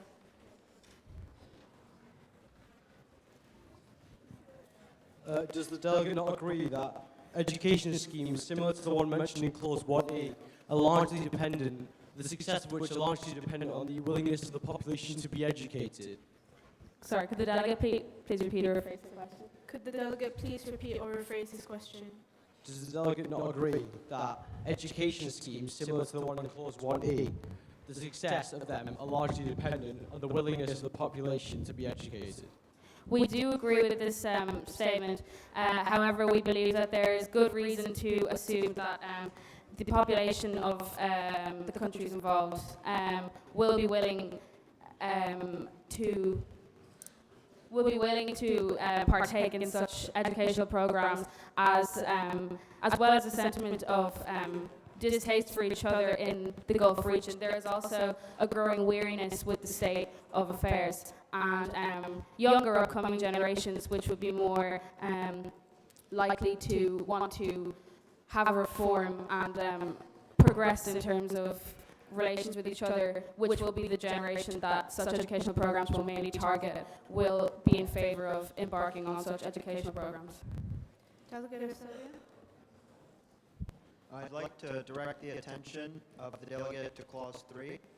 And given that it implores Saudi Arabia and the other countries, although they have not been affected, especially economically, by this blockade of Qatar, to free the Qatari news outlets, wouldn't the delegate agree that Saudi Arabia and the other member nations have little incentive or reasoning to approve of these news organizations which are critical of them? Sorry, could the delegate please repeat or rephrase? I didn't hear the end of that. Could the delegate please repeat or rephrase his question slightly louder as well? Thank you. Given that the Saudi Arabian government, along with others who are participating in the blockade of Qatar, have had minimal economic impact due to the blockade, what incentive or reason would they have to release the Qatari news outlets which have been critical of them? Thank you for your point, Delegate. We believe that the incentive in this resolution is actually more of a disincentive, as we would like to direct your attention to other clauses, for example, Clause 4, which provides a disincentive for continuing the blockade, as we feel that incentives have been tried in the past to deal with this issue and they haven't been effective enough.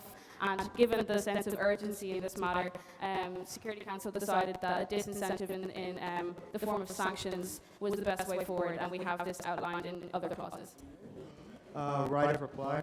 This will be granted. All right, and seeing as then the only other measure that can be taken is sanctions of these nations, which you have explained in Clause 4, wouldn't the delegate agree that this would just further increase conflict, especially as many of these nations have been fighting to preserve stability in the area? We thank you for your point, and we do see it to a certain extent. However, this matter did arise while debating this resolution, and we feel that clauses 4 and partially 5 work in conjunction with the rest of the resolution and other measures that have been taken to increase diplomatic discussion and ensure that there is a sentiment of collaboration and wanting to resolve the issue will balance out the possibility of mal-sentiment towards the entire solving of the issue. So we feel that this won't be an issue, as other clauses work to make sure that there isn't a feeling of wanting to disregard what the resolution is setting out. Thank you. Delegate of Croatia. Delegate, we thank you for your commendable speech. We would just like to ask about Clause 6. The governments of member states directly involved with blockade of the Qatar 2. What do you believe the incentives of these member states will be? Thank you, Delegate. Sorry.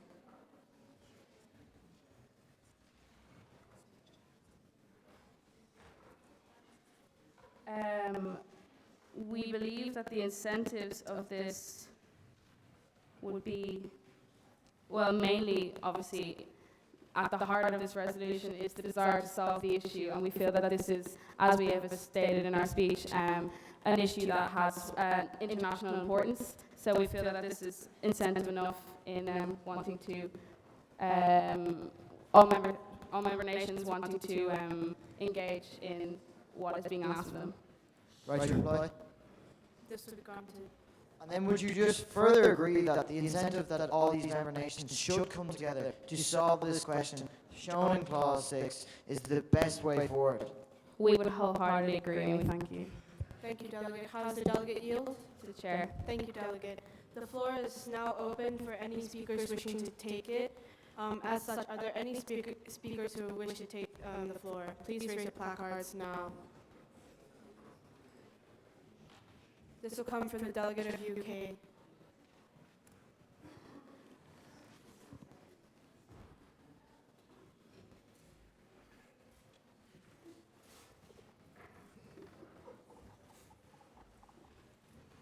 You may begin.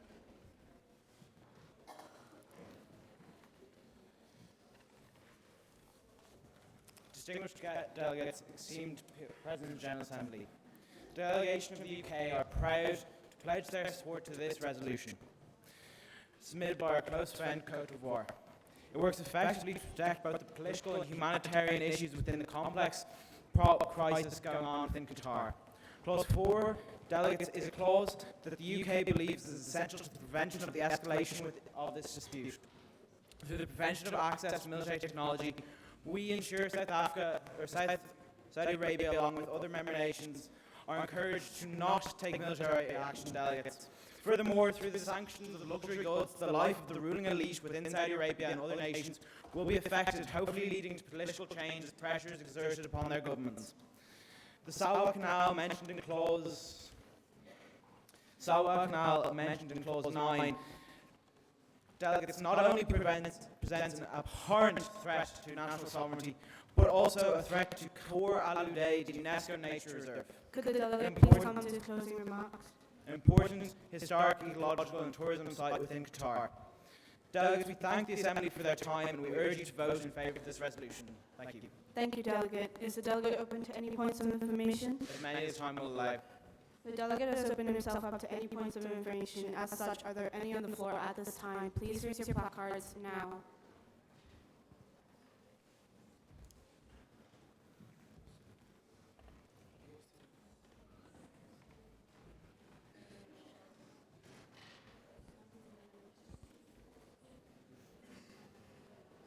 This will come from Serbia, Malaysia, and the United States.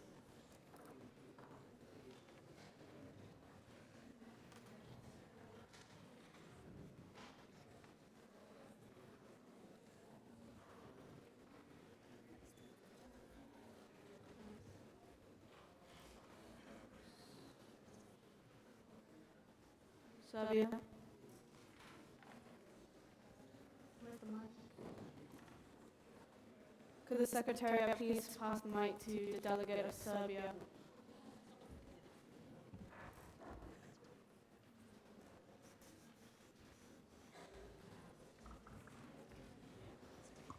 Can Serbia stand up, please? Sorry. Sorry, I'm blind.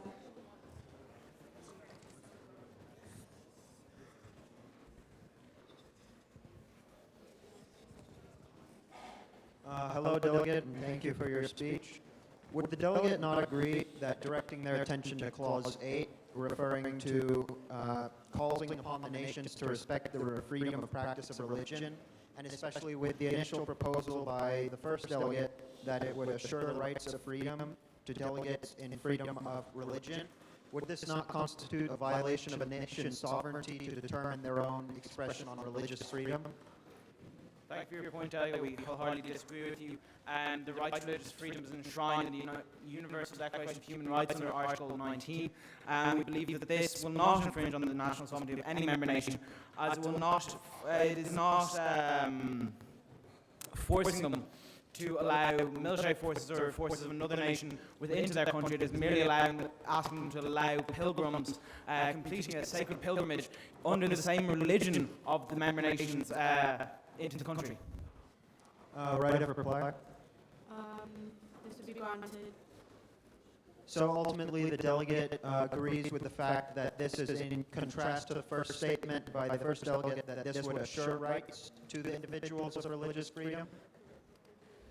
Delegate, we're not sure what statement you're referring to. We do not want to infringe upon another delegate's statement. However, we, the delegate and delegation of the United Kingdom, believe that Clause 8 upholds the rights of all citizens of the world under Article 19 of the Universal Declaration of Human Rights. Thank you. Delegate from Malaysia. Thank you, Delegate, for your speech, but also in concern with Clause 8. Would the delegate not agree that this could affect national security if they remove travel restrictions from the countries? Thank you for your point, Elias. This is an issue that must be dealt with by the countries themselves and not the Security Council or the General Assembly. However, we must reiterate, as we have with the delegate of Serbia, that we are merely asking Saudi Arabia and other member nations to allow religious pilgrims under Article 19 of the Universal Declaration of Human Rights their freedom of religion to transit through their country on a sacred Hajj pilgrimage. Thank you. Thank you, Delegate. United States. Thank you, Delegate, for a great speech on a great resolution. Will the delegate not agree that part of the resolution's beauty is the fact that it gives Saudi Arabia so much time to think about its position, to clarify its demands from Qatar, and to therefore not face the effects of Clause 4's implementation immediately if it does not immediately comply with the resolution? Will the delegate not agree that this is absolutely crucial to maintaining a peaceful atmosphere in the region? Thank you for your point, Delegate. If the delegate of the United Kingdom remembers correctly, this time period was extended and manipulated within caucus to allow Saudi Arabia the proper amount of time to deal with this and react to the demands and requests of this resolution in order to ensure that their national sovereignty is not affected by this resolution. Thank you. Thank you. Thank you, Delegate. How does the delegate yield? Is it in order to yield to the Security Council delegate of China? This will not be in order, sorry, Delegate. I will now be handing over my chairing rights to Nikita.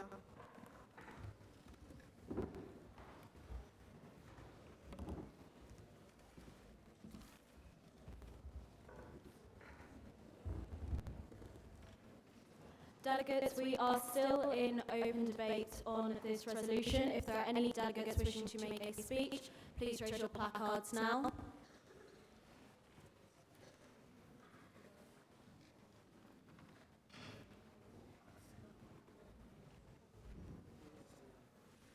Iraq, you have been recognised.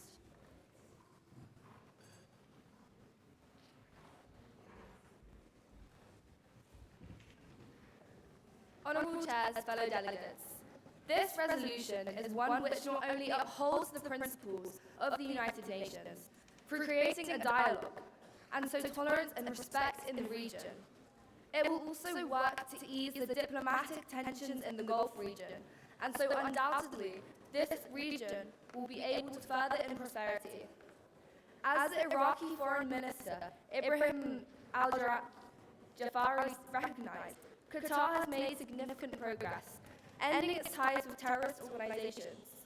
And so this resolution would allow Qatar to reintegrate into the region. We understand the need for investigation and strongly believe that the further denial by the Qatari government means this is simply a step to legitimize its position at the negotiating table.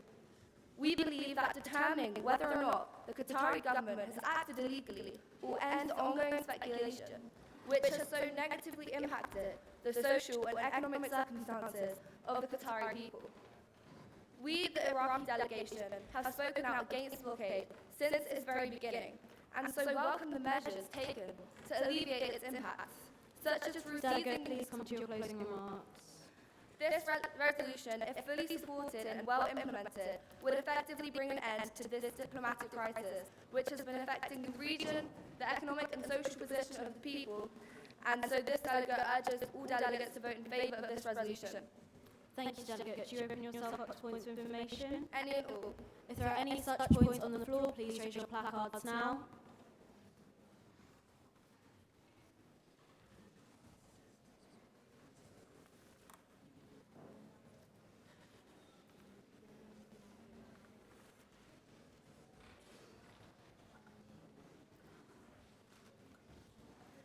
Yemen, Latvia and Cote d'Ivoire, you've been recognised in that order.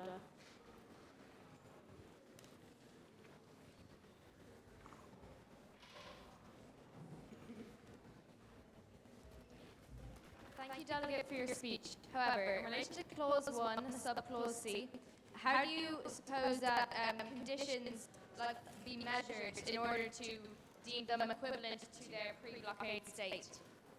In what way will you measure these conditions and deem them if they are appropriate or equivalent?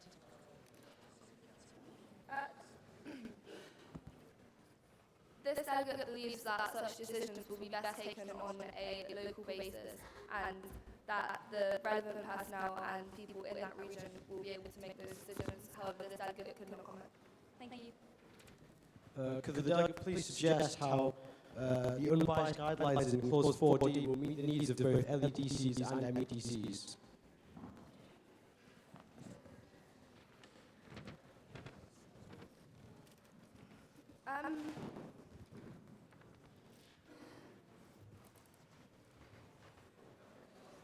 This delegate believes that, again, the Sanctions Committee would be overseen by the Security Council, which is perfectly capable of making such decisions and being able to establish relevant guidelines which would be appropriate.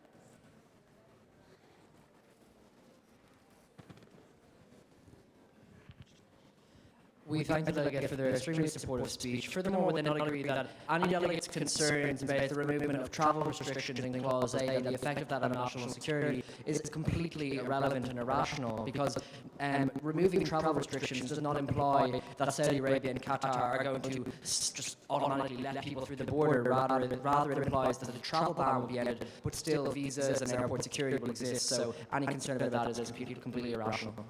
This delegate wholeheartedly agrees. Thank you, Delegate. Thank you, Delegate. Do you wish to yield the floor to the Chair or to another delegate? To the Chair. Thank you, Delegate. We are still in open debate on this resolution. Any delegates wishing to make a speech, please raise your placards now.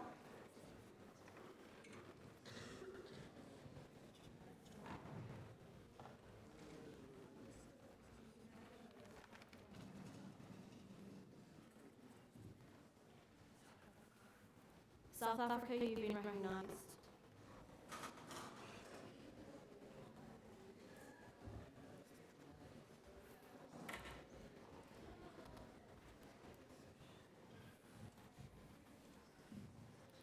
Honourable Chairs, distinguished delegates, the delegation of South Africa encourages all member states to vote in favour of this resolution, as we strongly believe it takes necessary steps to verify claims, stop hasty and provocative action, and establish firm consequences should reasonable demands not be met. We would like to start by drawing your attention to Clause 9. We see the construction of such a canal as an open provocation against Qatar by Saudi Arabia, as effectively renders Qatar an island. We would also like to point out that the canal will only be large enough for a maximum ship draft of 12 meters.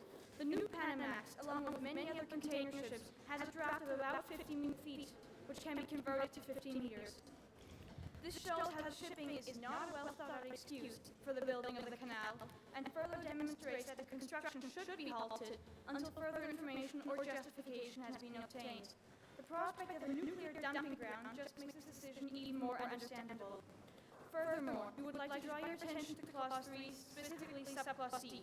Although most delegates probably think of party balloons when they hear the word helium, Delegate, please could you come to your closing remarks? Thank you. Helium is needed for many medical applications as well. Qatar currently supplies around 30% of the worldwide helium demand and has the reserves equivalent to 50 years' worth of demand. All in all, we encourage all delegates to vote in favour of this resolution and help resolve the issue at hand. Thank you. Thank you, Delegate. Could you open yourself up to points of information? As many as time will allow. If there are any such points on the floor, please raise your placards now.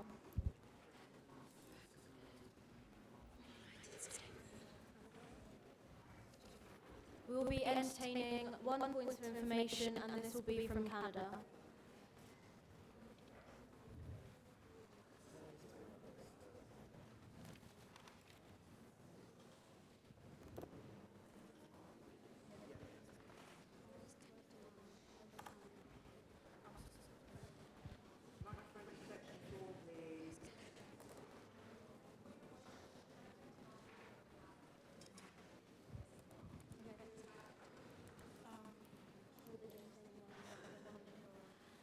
We will be entertaining 1 point of information. If there are any such points on the floor, please raise your placards now.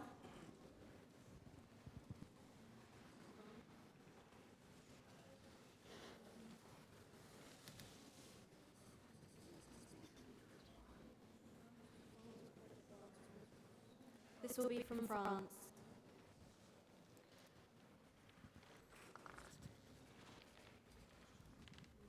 Does the delegate not agree that Operative 8 lacks the fundamental approach to easing diplomatic tensions amongst opposing parties, and that mediators are necessary to influence unbiased decision-making in regard to traveling policies? Could the delegate please repeat or rephrase the question?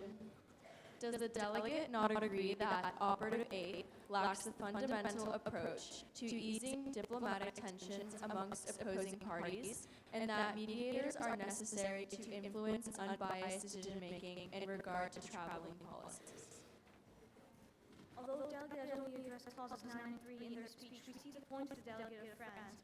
Would however like to make the point that these list demands have been set by Saudi Arabia, and a revised list made from the UNAGA is acting as a mediator in itself.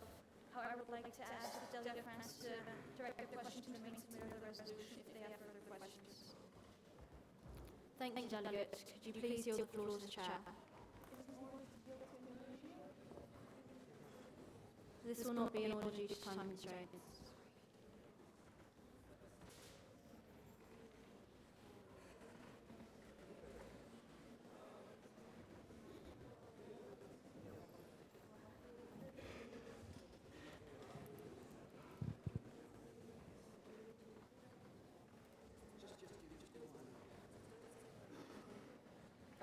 We are still in open debate. If there are any speakers wishing to make a speech, please raise your placards now.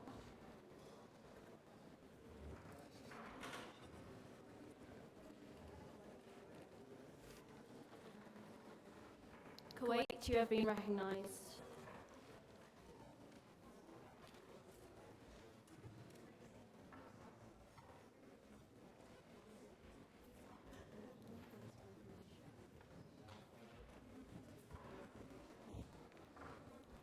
Honorable chairs and fellow delegates, the delegation of Kuwait fully agrees and is in favor of this resolution for numerous reasons.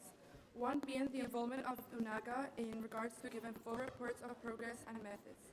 Secondly, the investigation of Qatari funds towards terrorist groups that will allow to answer many questions that other nations have as to whether it is true or not. And lastly, the establishment of the Sanctions Committee overseen by the Security Council with the help towards the end of this ongoing disaster. Thank you. Thank you, Delegate. Do you open yourself up to points of information?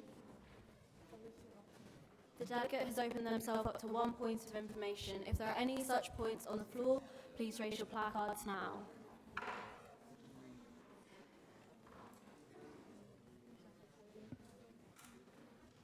Poland, you have been recognised.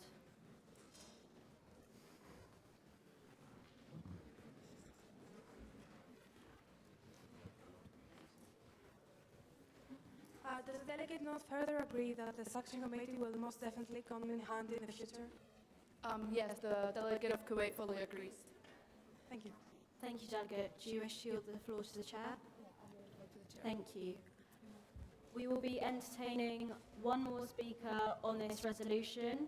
If there are any such speakers wishing to make a speech, please raise your placards now.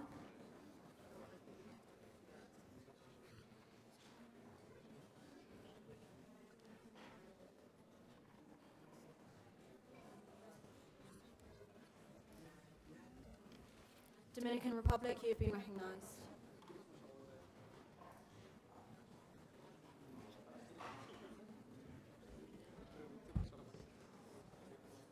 The delegate of the Dominican Republic would urge all delegates to vote in favour of this resolution, and there are a number of reasons why you should vote in favour. First of all, this resolution is unbiased. It investigates the claims on Qatar, as well as taking steps to give Saudi the chance to revise their demands from Qatar. As well as this, it deals with bigger issues such as terrorism and climate change. If you refer to Clause 7, it deals with the bigger issue of climate change by encouraging Qatar to deal with terrorism in the region. And if you refer to Clause 9, it ceases development of the Suez Canal, which it will be detrimental to climate change. As a Security Council, we did call in the ambassador of Saudi Arabia, who made it clear that the intention of the Suez Canal was to isolate Qatar from the region and make it an island.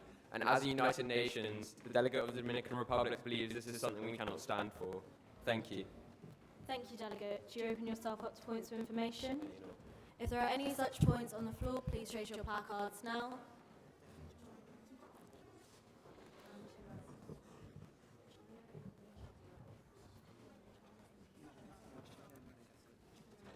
China and Madagascar, you have been recognised in that order.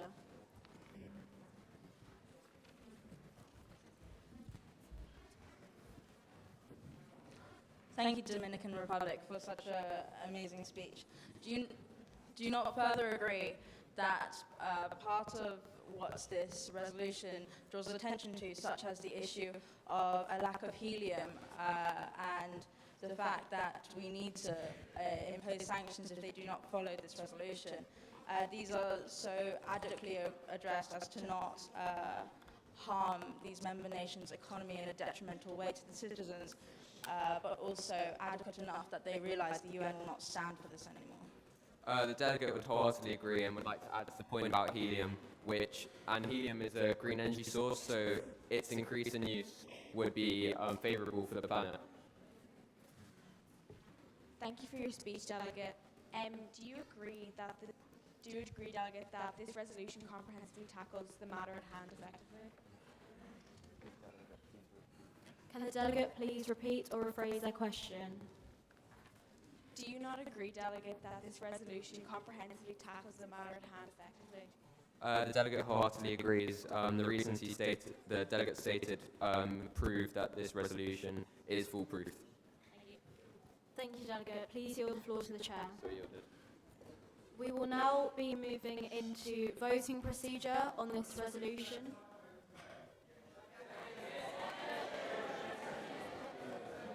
At the Chair's discretion, delegates, can there be order on the floor, please? At the Chair's discretion, this will not be in order.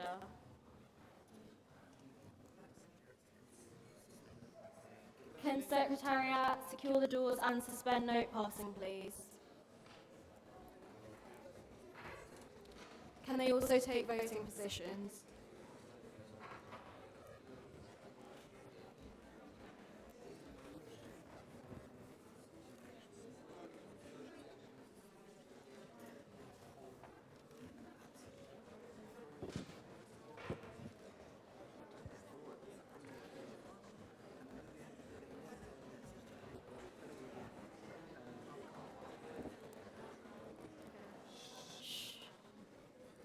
All those delegates wishing to vote for, please raise your placards now.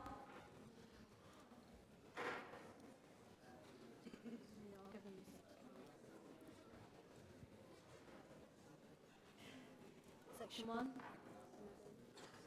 Section 2. Section 3. Section 4. Please lower all placards. All those delegates wishing to vote against, please raise your placards now.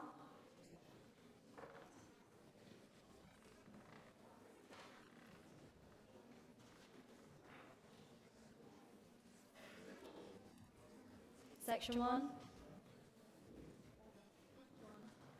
Section 2. Section 3.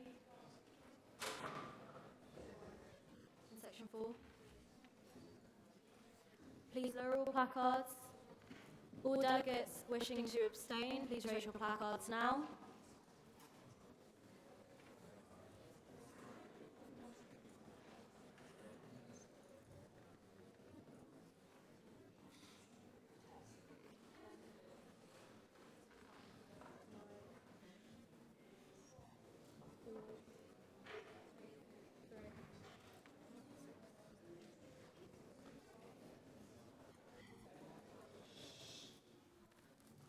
With 34 votes for, 10 against and 26 abstentions, this resolution has passed. Clapping will be in order.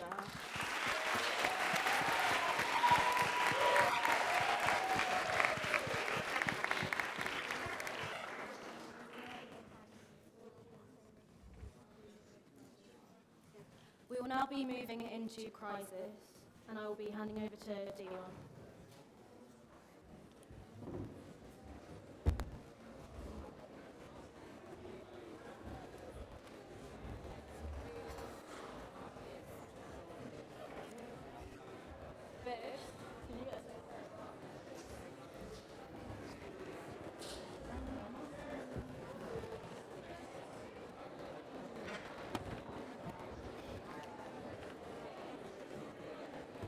Oh, me, I was saying you should just complain to Secretary for stealing stuff.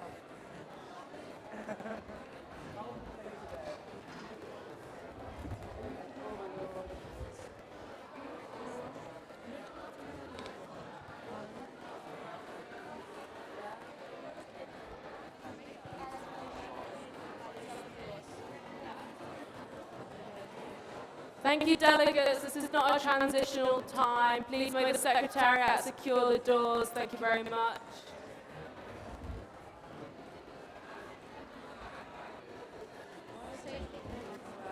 Delegates, please do take your seats. We are moving straight back into debate on the Crisis Committee's resolution. Thank you very much.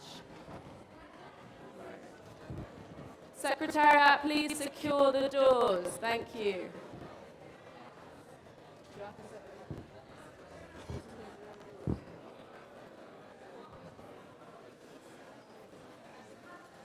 Delegates, please take your seats and please may the Secretariat secure the doors. Sophie, can the Secretariat secure the doors, please? Thank you. Right.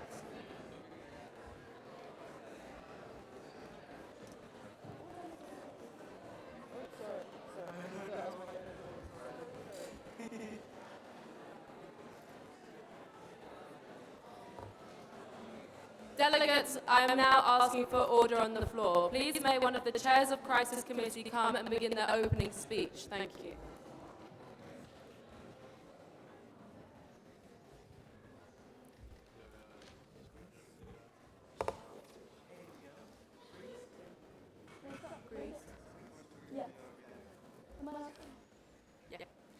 Fellow delegates, we would first like to commend the efforts of the Crisis Committee for manufacturing this purposeful resolution in such a short amount of time. The delegation of Greece strongly urges everyone here to vote in favour for this resolution for the following reasons. Firstly, Clause 2 encourages possible violent tensions to simmer by enabling a temporary truce in which peaceful talks will take place to spur a radical and suitable solution to this abhorrent event. Furthermore, Clause 3 is unequivocally crucial, as whilst many other clauses address immediate answers to this conflict, Clause 3 ensures the prevention of any subsequent events involving chemical weapons by strengthening the consequences of such actions. Finally, Clause 6 addresses the social repercussions of the attack and aims to transition the area back into the most normalised situation possible by giving civilians the help they need, both mentally and physically. Thank you. We urge you to support this resolution. Thank you, Delegate. Do you open yourself up to any points of information? 2, please. If there are any such points on the floor, please raise your placards now.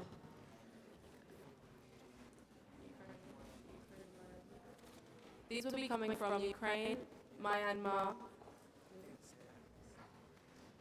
and Angola.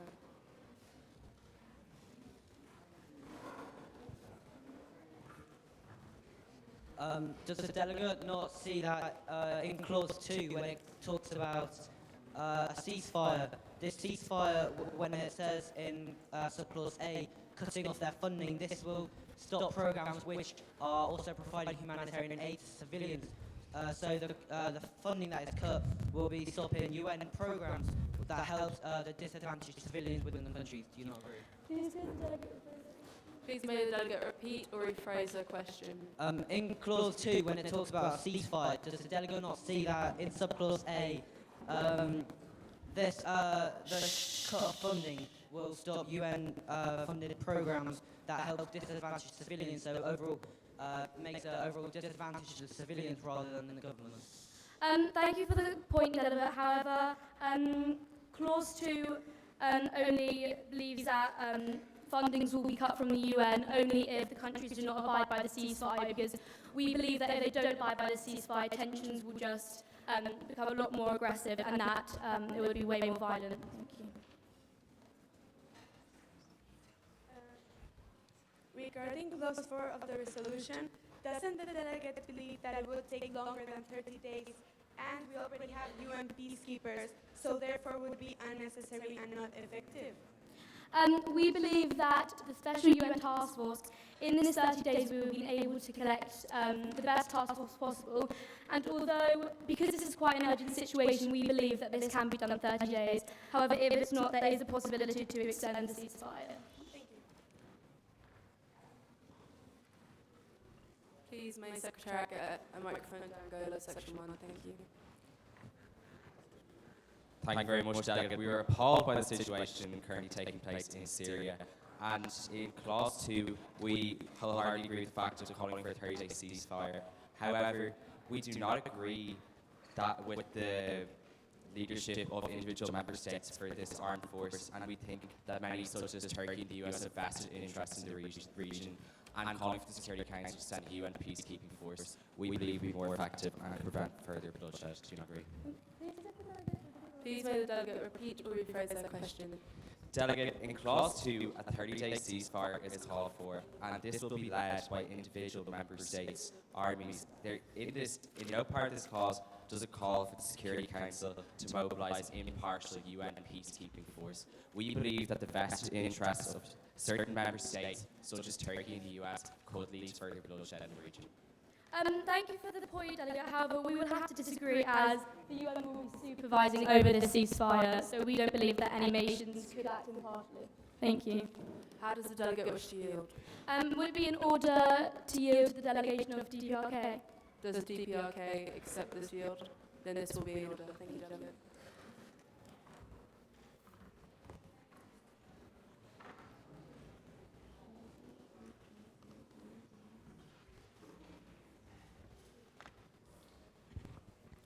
Honourable Chairs, fellow delegates, dear comrades, a crisis has occurred. Following a large-scale chemical attack in the northern part of Syria, it has been reported that Turkey troops are moving south towards Syria and that Israel is planning to invade Syria through the Golan Heights. Delegates, right now, while we're discussing about this crisis in the GA, imagine all the children, the women, the newborns that are in need of help, of our help. The delegation of the DPRK, with its supreme leader, is proud of how all the delegates have contributed to write a resolution able to put an end to this abominable crisis. We strongly believe that this is a comprehensive resolution, as first of all proposes a 30-day ceasefire, during which a specific UN task will collaborate with Interpol and the OPCW to investigate which party must be held responsible for this attack. Moreover, it gives the people affected the humanitarian aid they are so desperately in need of. Finally, it promotes measures that would prevent the reoccurrence of such events. The DPRK, with Supreme Leader, is known for encouraging peace among nations, and we believe that this is the right path to pursue to achieve this goal. Thank you. Thank you, Delegate. Do you open yourself up to any points of information? I open myself to 2 points of information. The delegates open themselves up to 2 points of information. If there are any on the floor, please raise your placards now.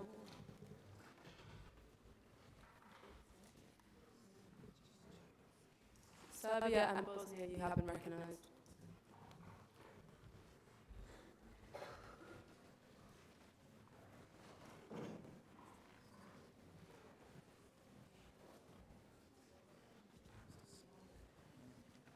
Thank you, Delegate. I would like to direct your attention to Clause 5, calling for the investigations regarding chemical attacks.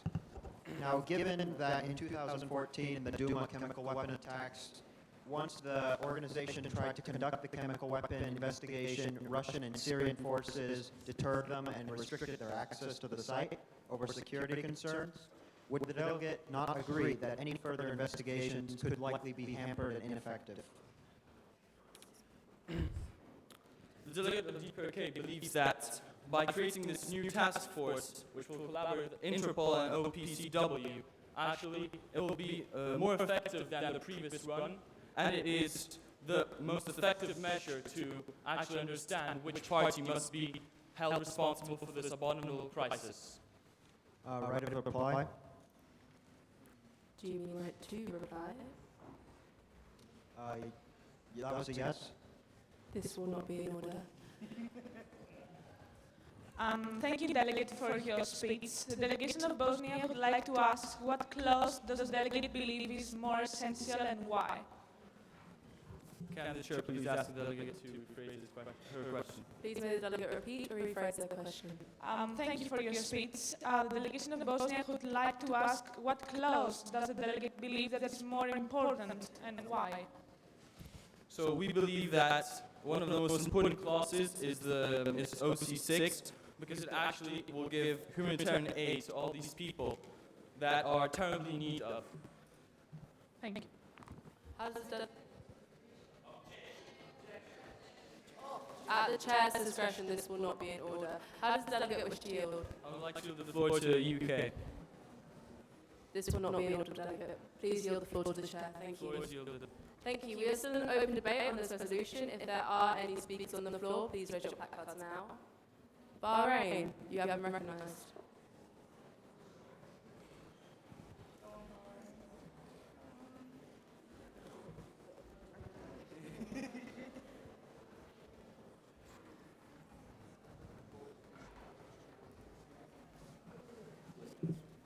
Delegates, it was once said that a kite rises highest when it goes against the wind. And this is exactly what we must do. We cannot be simple sheep following mere words. At first you might say, for example, that Turkey is to blame for this attack.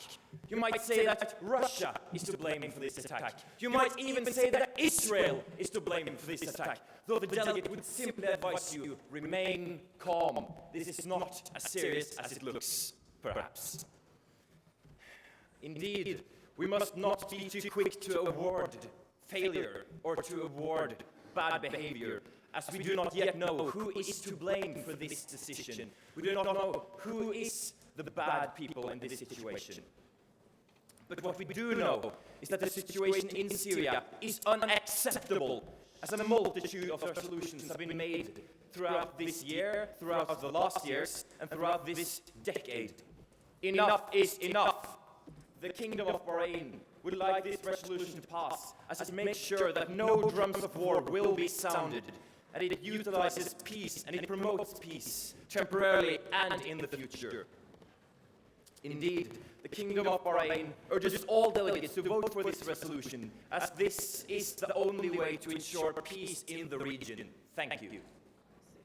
Does the delegate open themselves up to any points of information? Any and all. If there are any points on the floor, please raise your placards now.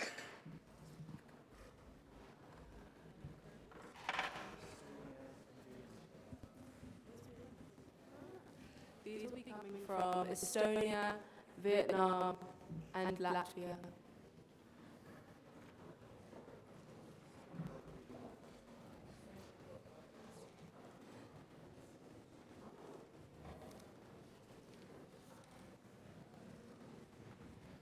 Delegate, do you not feel that Clause 8 would be completely useless, as no nation would willingly give up valuable and lucrative trade deals? Thank you, Delegate.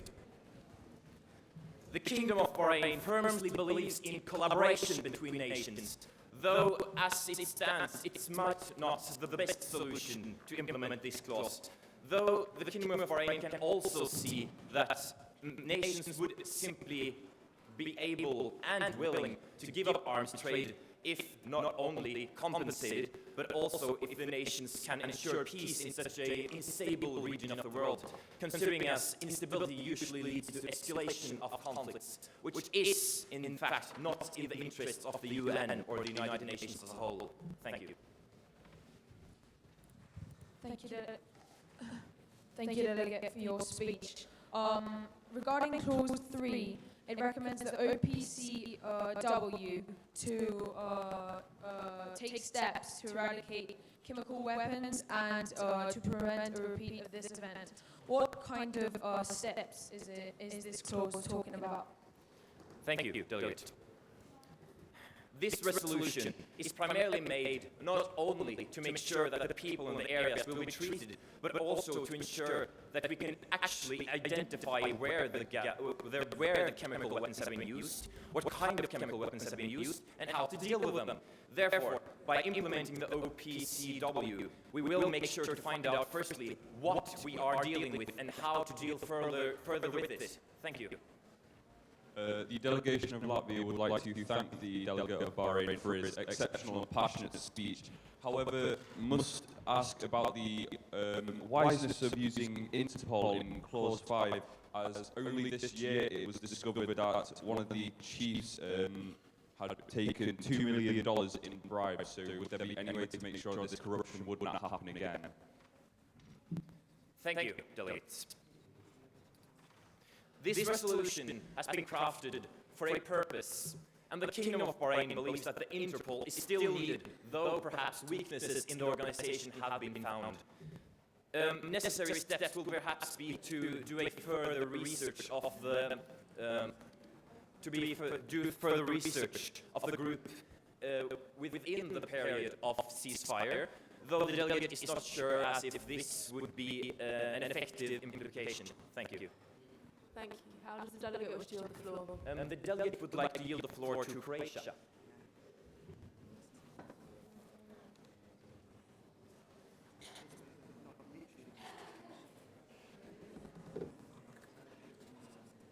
Delegate, unfortunately, this will not be able to Thank you.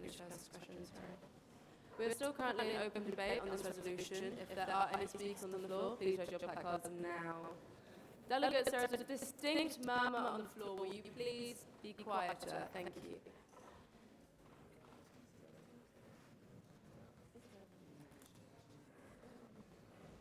Tunisia, you have been recognised.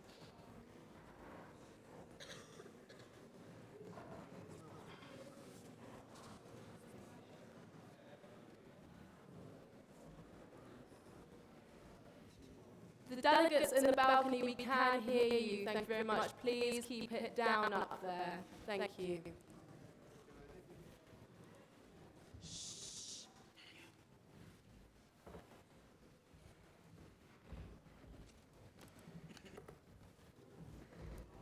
Delegates, this resolution is not worth the paper it is printed on. First, we would like to forward the attention of the nations to Clause 1. It is already international law, and thus not needed. The ICC already prosecutes these crimes regardless of this law, thus having no addition to the resolution. Clauses 7 and 8, also, to put it simply, are quite absurd. The UN has no right to tell member nations to control their media or block aid and trade. Clause 7 especially infringes on freedom of speech, which absolutely must be protected. Additionally, this resolution also fails to address the issues such as the Israeli attack on Syria through the Golan Heights. Although the delegate recognizes some good clauses, overall this resolution is absolutely embarrassing and childish and should in no circumstances be voted upon by the nation's president. Thank you. Thank you, Delegate. Would you open yourself up to any points of information? Any and all. The delegate has opened themselves up to 3 points of information. If there are any on the floor, please raise your placards now.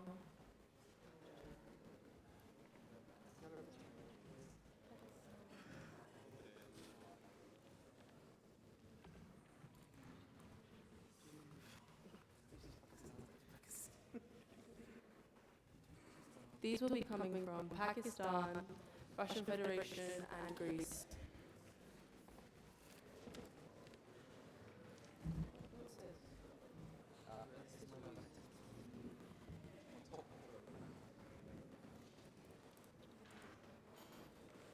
Thank you for your speech, Delegate. Do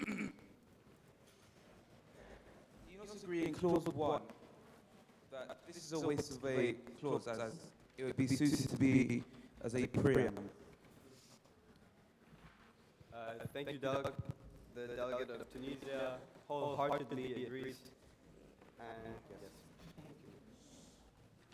Thank you. Does the delegate not further agree that the ICC would not be the best organisation to deal with this, given that the US, Russia, China, along with many other nations, including Syria, are not members, and do you not agree that at this time of emergency we need unity? The delegate wholeheartedly agrees. Thank you.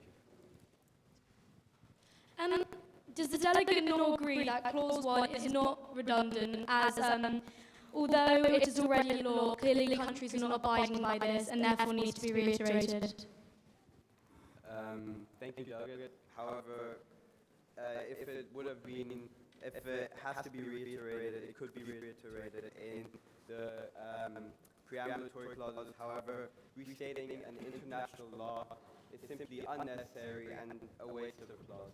Thank you. How does the delegate wish to yield? The delegate would like to yield the... Please rise and state your point.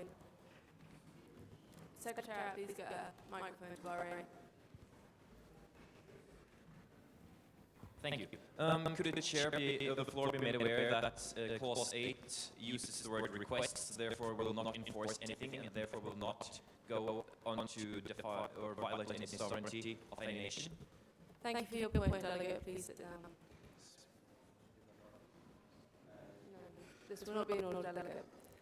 Please yield the floor to the chair. Thank you. We are still currently in open debate on this resolution as a whole. If there are any speakers on the floor, please raise your placards now.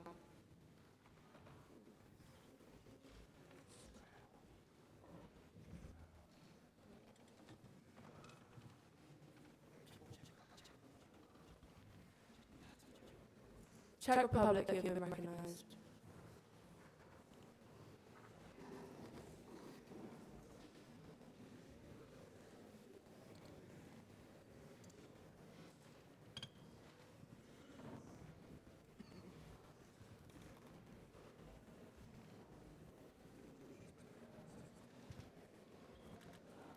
Sorry, delegates, please make the secretariat outside be more quiet. Thank you. Sorry, delegate, do begin. Honourable chairs, fellow delegates, the delegate of the Czech Republic would like to stress the importance of passing this resolution. This resolution as a whole has been created to resolve the situation unfolding in North Syria with as little violence as possible. Moreover, the resolution has elements in place to combat further conflict in North Syria, for example, Clause 8 and Clause 4. In addition, this resolution also covers the investigation of the chemical attacks in Syria and the treatment of its victims. Therefore, we believe it covers all angles of the crisis, and we urge you all to vote in favour of this resolution. If you vote for this resolution, you vote for peace. Vote for this resolution. We urge you. We do urge you to vote for peace. Thank you very much. Does the delegate open themselves up to any points of information? Thank you. The delegate has opened themselves up to 3 points of information. If there are any on the floor, please raise your placards now.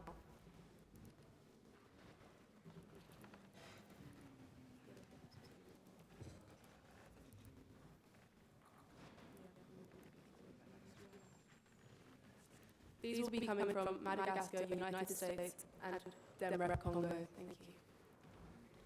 Please may those delegates stay standing so that Secretariat may give them microphones. Thank you for your speech, Delegate. Thank you for your speech, Delegate. In regards to Clause 7, where you encourage the cucumbers of member nations directly involved in them, how would you make sure that they don't use public presence or social media in regards to this issue? Please may the delegate repeat or rephrase their question a bit louder. Thank you. In regards to Clause 7, how can you assure that the member nations won't use public presence or any social media to comment on the situation? So this is, in Clause 7, this is stating that we encourage the member nations. There is no telling that we cannot force any member nation that signs this resolution to actually go ahead and decrease their public presence or use social media to actually inform their nations. But this is a strong encourages, as we believe this is the right way forwards. Thank you very much. Does the delegate not agree that the implementation of a ceasefire, as well as a UN conference during this time, will dramatically decrease tension in the area and could help to long-lasting peace? The delegate wholeheartedly agrees. Thank you very much. Would the delegate not agree that due to the fact that the OPCW is already taking an active role as of the 18th of October, in addition the fact that a ceasefire is already in place and President Putin of the Russian Federation and President Erdogan of Turkey are currently in negotiations as of 30 minutes ago, would the delegate not agree that developments since this resolution has been written would completely invalidate it? We understand that some of these measures have already been taken, but we believe that this comprehensive resolution will only ensure that delegates and all the nations involved understand the situation at hand. So thank you very much. Thank you. How does the delegate wish to yield the floor? Would it be in order to yield to Croatia? No, delegate, this will not be in order. Thank you very much. Please yield the floor to the chair. Thank you. We yield the floor to the chair. We are still currently in open debate on this resolution. If there are any speakers on the floor, please raise your placards now. The chair would just like to remind delegates that standing up or waving placards or acting obnoxiously will not get you recognised at this conference. Thank you. Israel, you have been recognised.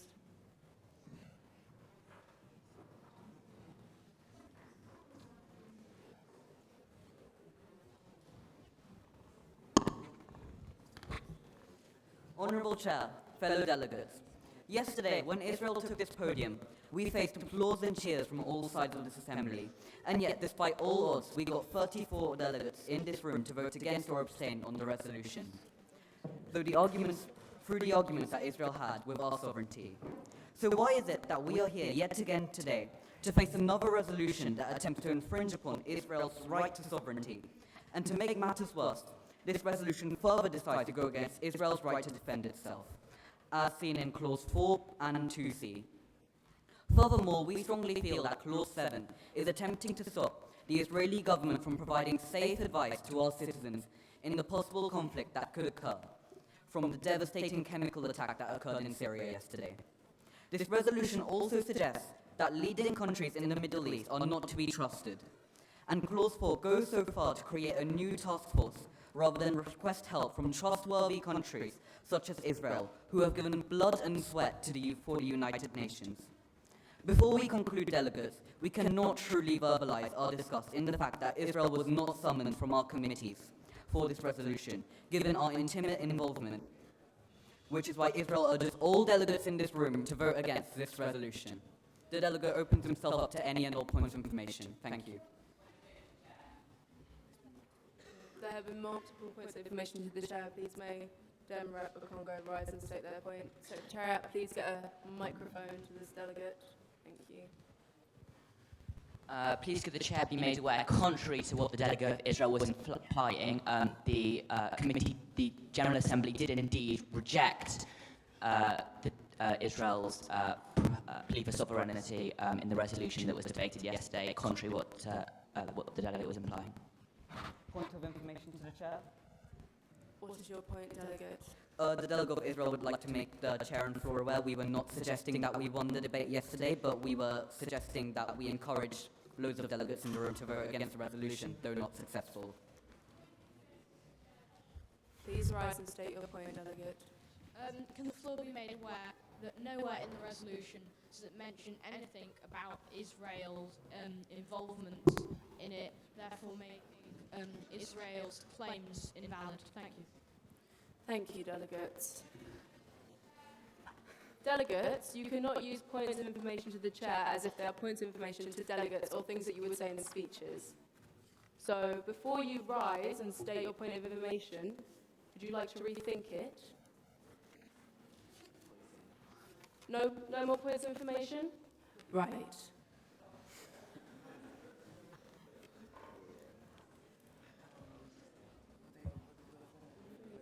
There was one more point of information to the delegate, was there not, before we got interrupted? Right, okay, we'll move on. Delegate, how do you wish to yield the floor? Points of information not in order. Oh, right, there we go, that was what it was. Delegate, do you open yourself up to any points of information? Any and all. The delegate has opened themselves up to any and all points of information. If there are any points on the floor, please raise your placards now.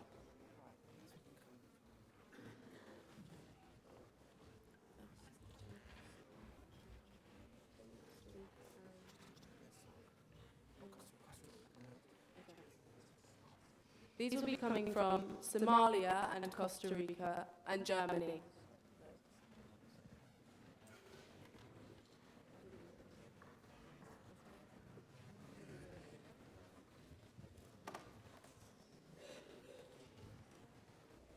Does the delegate not further agree that Clause 7 is frankly an insult to all of the members of the GA here and all of the nation's leaders?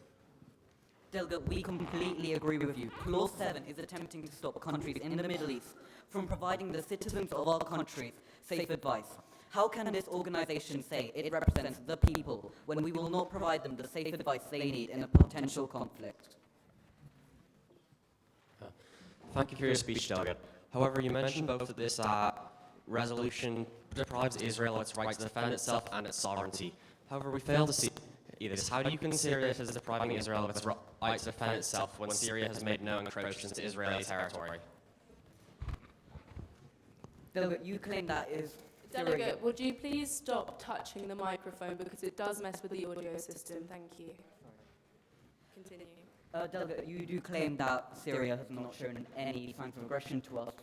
However, Israel is acting upon intelligence that we feel it is necessary to march towards Golden Heights. Furthermore, we have US blessing in what we are doing, as you may or may not have seen through the US's tweet that was handed out in the crisis papers. Right of reply? Right to reply, I mean. This will not be in order, Delegate. Thank you, Delegate, for your speech. However, do you believe that protecting your country's, do you not believe that protecting people's lives is more important than your sovereignty? Delegate, we completely agree with you, but we feel that this resolution does not save people's lives. We have seen the issues that come, the bureaucratic issues that come by sending in UN peacekeepers or UN task force into highly complex situations. We feel that this should be an issue to be dealt with by the countries of the Middle East, not a new UN military force, because it just adds another bureaucratic layer of, quite frankly, mess to an already very messy and complex situation. Thank you. Thank you. How does the delegate wish to yield the This will not be in order at the chair's discretion. Thank you, delegates. How does the delegate wish to yield the floor? Is it in order to yield to Indonesia? This will not be in order, delegate. Thank you. We are still currently in open debate on this resolution as a whole. If there are any speakers on the floor, please raise your placards now.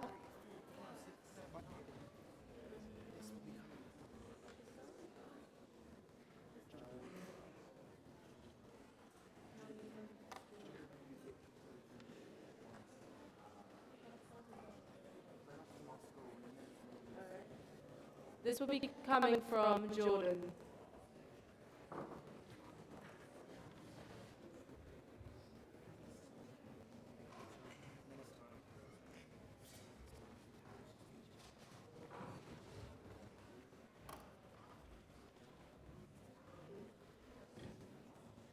Honourable Chairs, fellow delegates, when we were faced with this situation yesterday at the Crisis Committee, we were mainly drafting this resolution in order to focus on the humanitarian aspects of this deplorable chemical attack. Therefore, the delegation of Jordan is saddened, it truly is saddened by the declarations of the Tunisian delegation as well as the delegation of Israel. For this resolution, we believe, strives to deal with those that need it the most and aid those that need it the most, and that is the victims of this chemical attack. As well as that, it strives to alleviate the tensions within that area. That is the point of Clause 2 specifically. Why it is even more saddened by the declarations of Israel is the fact that our delegation, in fact, tried so forcefully yesterday to argue against any countries blaming such a delegation. Therefore, the distaste with which it treats this resolution is, in fact, quite disappointing. We would urge all delegates to vote in favour of this resolution.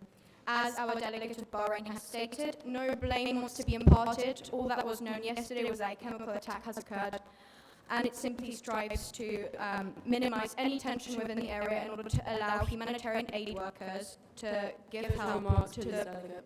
Yes, of course. To give help to those who have suffered in this attack. Thank you. Do you open yourself up to any points of information? Any and all. If there are any such points on the floor, please raise your placards now.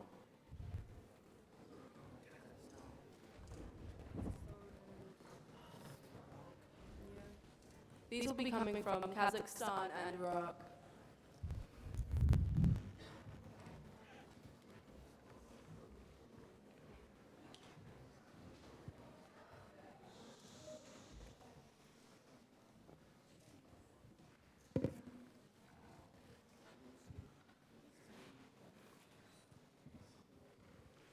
Delegate, do you not feel that Clause 3A puts the lives of medics at risk, and that as we cannot ensure safety for them, and since 2011, 912 medics have been killed as a result of the Syrian civil war, so therefore we see it as unacceptable to send these medics into Syria. Do you not agree that this clause is unacceptable? Please may the delegate repeat or rephrase their question a bit louder. Thank you. Delegate, do you not believe that Clause 3A is unacceptable as a clause because it puts... A bit louder, please, delegate. Delegate, do you not agree that Clause 3A is unacceptable because of how it puts the lives of medics at risk? Please may the delegate speak much louder into the microphone and repeat their point. Thank you. Delegate, do you not feel that Clause 3A is unacceptable due to how it puts the lives of medics at risk?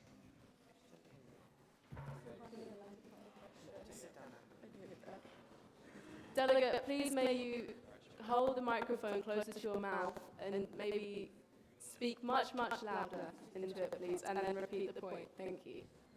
Delegate, do you not feel that Clause 3A is unacceptable due to how it puts Order on the floor, please. Thank you. Delegate, do you not feel that Clause 3A is unacceptable due to how it puts the lives of medics at risk?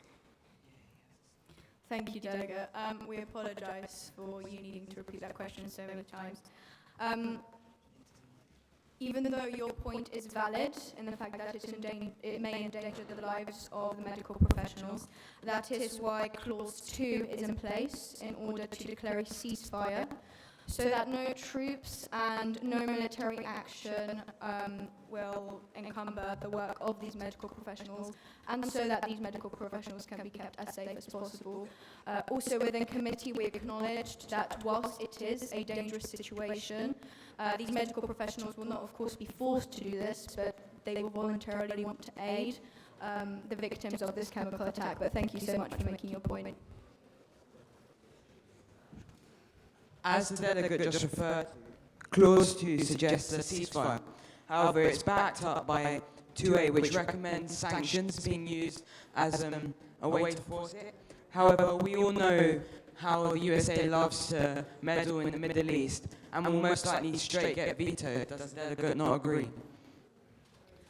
Delegate, we do recognise your concerns. However,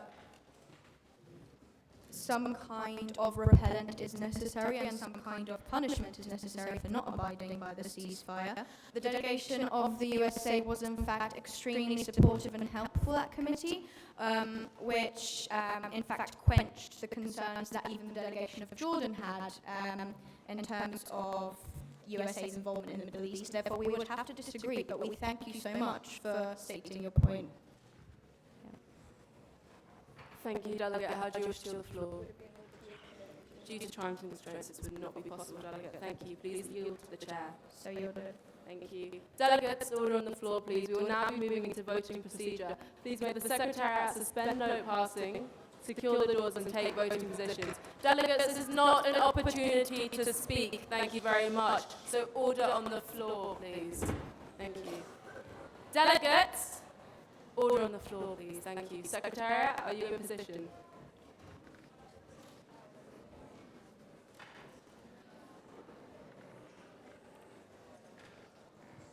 Delegates, please.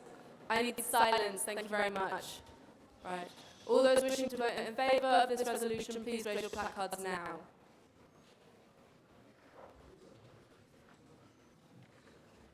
Section 1. Section 2. Section 3. Section 3. Section 4. Please lower all placards. All those wishing to vote against, please raise your placards now. Section 1. Section 2. Section 3. Section 4. Please lower all placards. And finally, all those wishing to abstain, please raise it. Maya, please lower your placard. All those wishing to abstain, please raise your placards now. Section 1. Section 2. Section 3. Section 4. Please lower all placards. Delegates, with 43 votes in favour, 24 against, and 13 abstentions, this resolution has passed. Clapping will be in order.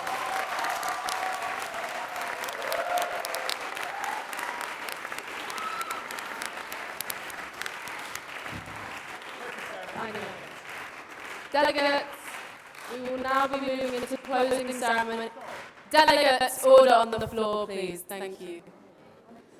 Delegates, we will now be moving into closing ceremony, so any delegates who are sitting upstairs on the balcony, if able to, you may come and join your delegation down here.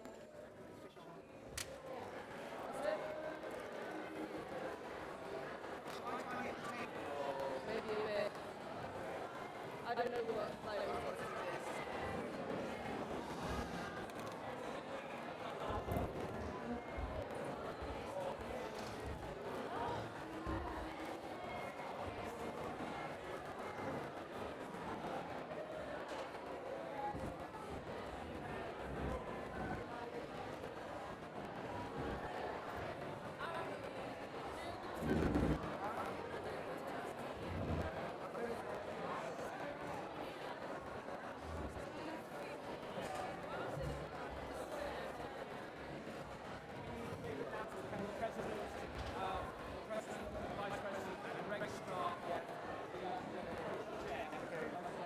Okay, can the delegates, can the President, Deputy President and the Registrar of the International Court of Justice please approach the chair? Thank you. Me?